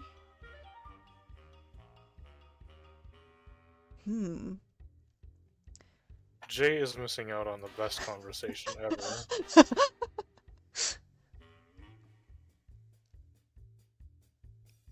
Oh, you know what normal flavor I would do that I love a lot? I would do matcha. Matcha would be so good. That's a good idea.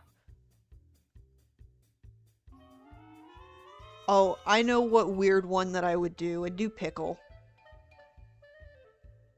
Pickle's not that weird of an ice cream.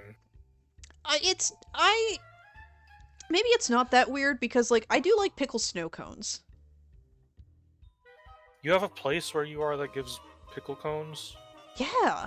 Every snow cone stand in town does. That's insane. The one place I've been was in Duluth. I think it was no, not Duluth. The cities. I think at the Mall of America. And like the only cone place up here is like what what's the machine at the gas station? Like a Froyo or something like that. That's the The only place to get a cone up here. Huh. That's nuts. I think there used to be a snow cone guy that had a truck. Um, haven't seen him around since I was like a little kid though. We have a lot of snow cone stands around town. And there was this there well no, it's still there. The snow cone stand is still there, but there's this one particular snow cone stand that is like iconic. Like so iconic that like Pokemon Go had it as a Pokestop. Oh wow. And like it was like a very, very, very well-known spot that the city came around, saw it one day, and was like, that's a violation. You're gonna have to get a new building. So they forced out the old stand to make them get a food truck. And now the food truck is not as cool. And it's too bad. The guy who owned it, he was a nicer older gentleman, and he like I want to emphasize he was not a creep. This wasn't like a creep thing, but he would generally offer like teenagers a job at his snow cone stand for the summer. Oh yeah, we've got guys up here like that too. It was especially cool because it was like within a mile of one of the high schools. Mhm. So like, even if it wasn't summer, kids could still go there for a job after their classes had ended. When the school in Gilbert up here was still open, like every place along Main Street would have summer jobs for younger people. Man,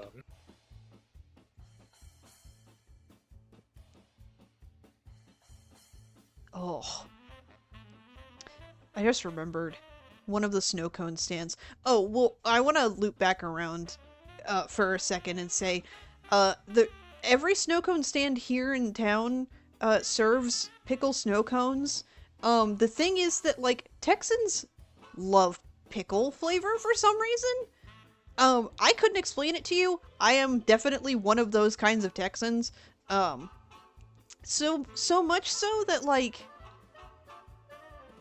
we have like a pickle flavored beer that advertises itself as being like true Texan pickle beer.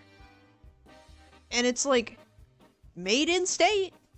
And then there's also like you can get pickle shots literally everywhere. Texans love pickles. I don't know why. We do though. Because pickles are good. But there was one of the snow cone stands when I was a kid. It was directly next to my grandmother's quilt shop. And they also served pickle snow cones. The thing is, theirs were bread and butter flavored. And I'm not too big on bread and butter pickles to begin with, personally. I don't know. If I don't like sweet pickles either. if I'm gonna eat a pickle, I don't want it to be sweet, personally. But this place, nobody knew was the thing. We didn't know that they served the sweet kind for their snow cones. So, more than one person in my family loved pickle snow cones. So we went there one afternoon, while the shop was open, and we all got snow cones. We're so excited. Take a big bite of the pickle. It's sweet. And all of us went, ugh.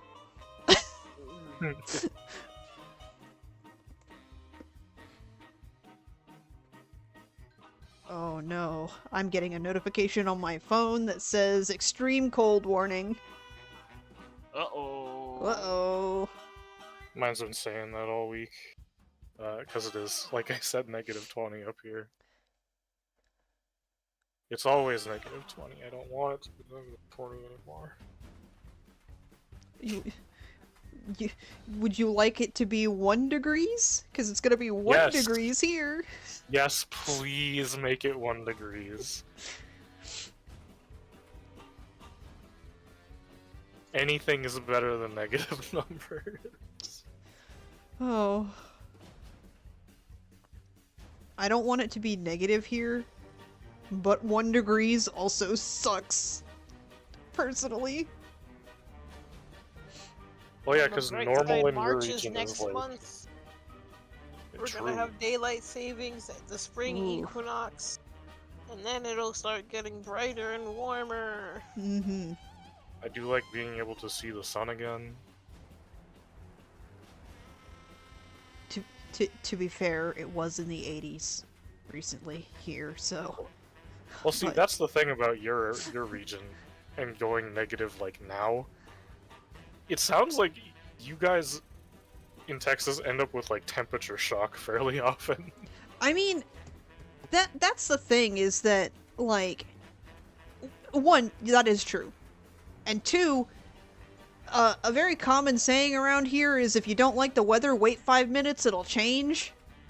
That is a common saying everywhere. Yeah, but here it's particularly true. Because, like, I don't know, I've never lived... Because I've lived in a couple other states, from here to the, East Coast. And the thing is that, like, nowhere else that I've ever lived has had such drastic temperature changes. Like, going from literally 60 to 80 to 30 in the span of 3 days is nuts. I've never experienced that anywhere else. Now, even up here, like, that's insane to me. Like, we'll stay more or less consistent except for winter. Because, like, winter, 1 week it'll be maybe 20, and then, like, a few days it'll be -20, that kind of thing. And that's about the biggest a jump gets. But, like, the actual weather can change whenever. It can be snowing for half an hour, totally sunny, suddenly snow again, rain in the middle of the snow. Goodness.